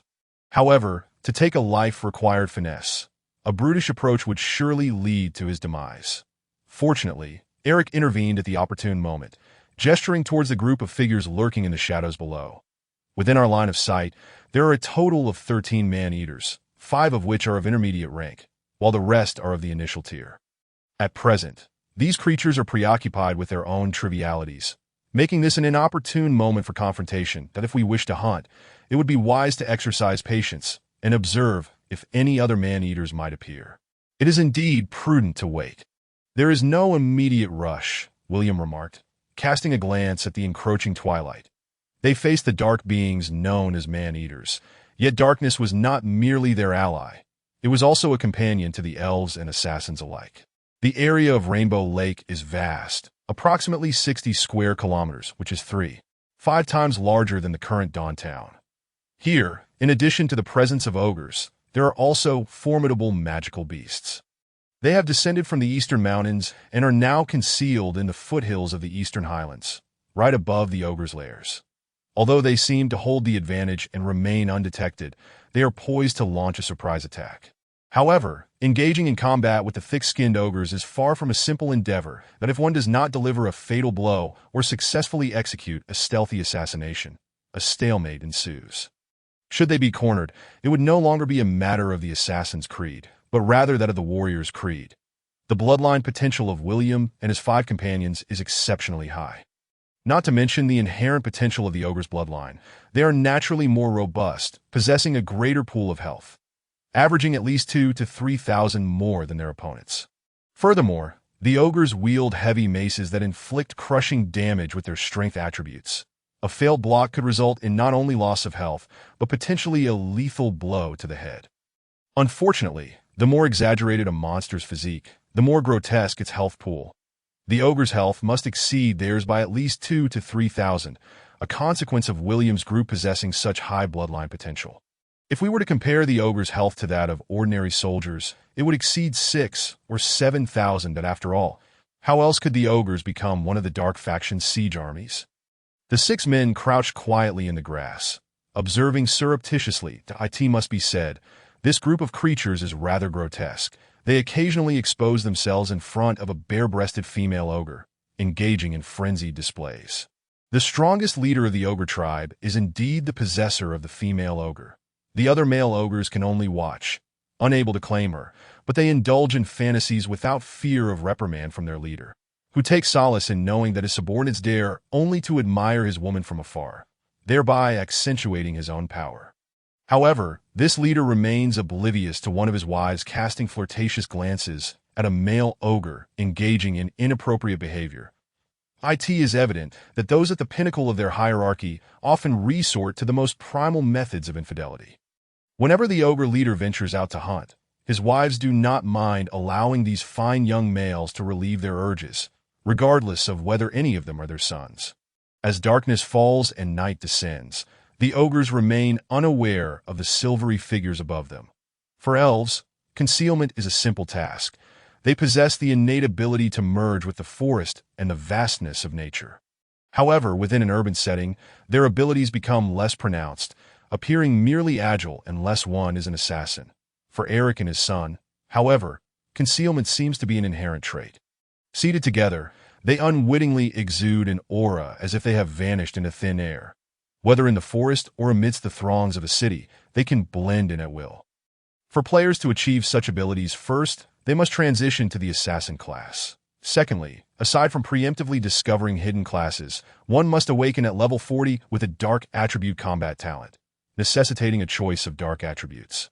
Thirdly, the choice of a secondary profession should be a dark mage rather than a dark warlock. In summary, an assassin without knowledge of dark magic can only be considered a berserker. Dark magic, while not classified as a hidden profession, is regarded as a rare one. With the right connections, one can certainly learn it, dependent on the player's perseverance and wealth.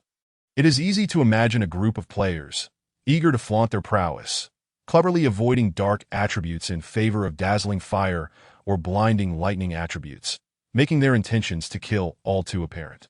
The encroaching darkness also led William and his companions to discover certain issues. There are a total of 15 ogres, with 2 juvenile ones unaware of their lineage, having just returned to the cave to sleep and not reappearing. The night is indeed the time for ogres to hunt, and it is at this moment that these grotesque beings finally disperse. The green-hatted leader personally selects 5 unwilling ogres to accompany him on the hunt. The situation unfolds as follows. Once the ogre leader departs, those who had been exchanging glances begin to succumb to their desires. 1 Lookout ogre, having spotted the leader's silhouette vanish, can no longer contain himself, howling as he rushes into the cave. Now is the time to act. The ogre leader has taken his strongest subordinates away, leaving only some novice ogres to mate. Lautna squinted, ready to strike. However, William chuckled softly. Hold on. Why not lure the ogre leader back? Good idea. But even if you do lure him back, how can you be sure the ogres will truly turn on each other? Lautna questioned, somewhat perplexed. At this moment, William, Eric, and Alec exchanged surprised glances, as if to say, why not try finding a wife yourself? Lautna gradually fell into contemplation, his thoughts unspoken. After all, among the elven folk, couples are bound for life. Should one perish, the other shall never remarry. Lautna, Nock, and Norton, being single, could hardly fathom this concept at present. This issue is straightforward. Leave it to me, Alec volunteered, disregarding the astonished looks from the others, and silently leaped to the cave entrance. Moments later, to the astonishment of the group, he entered the cave and soon re-emerged, having gone unnoticed by the ogres. Yet, William noticed that he had stealthily taken something, an article of clothing from the lower half of a female ogre, smeared with sticky substances, suggesting something rather unsavory. Alec then dashed in the direction the ogre leader had departed. William cast a discreet glance at Eric. Quite the plan. Ahem, just basic maneuvers. Everyone sit down, sit down. Eric, the father figure, could only soothe the others back into the grass. The effect was remarkably evident. Within 5 minutes, the heavy breathing from the cave had not yet ceased, and 2 juvenile ogres, unable to withstand the cave's overwhelming scent, scampered to the lakeside to play in the mud, only to spot the bloodshot-eyed father rushing back. Ordinarily, there would be an adult ogre on lookout here. However, with their numerous experiences of infidelity, they were well aware that the leader would be gone for an extended period, and by the time he returned, all traces of scent would be obscured by filth, and all chaos would be concealed beneath the earth. Alas, the leader returned prematurely. I'll make you little brats pay. Indeed, ogres can speak.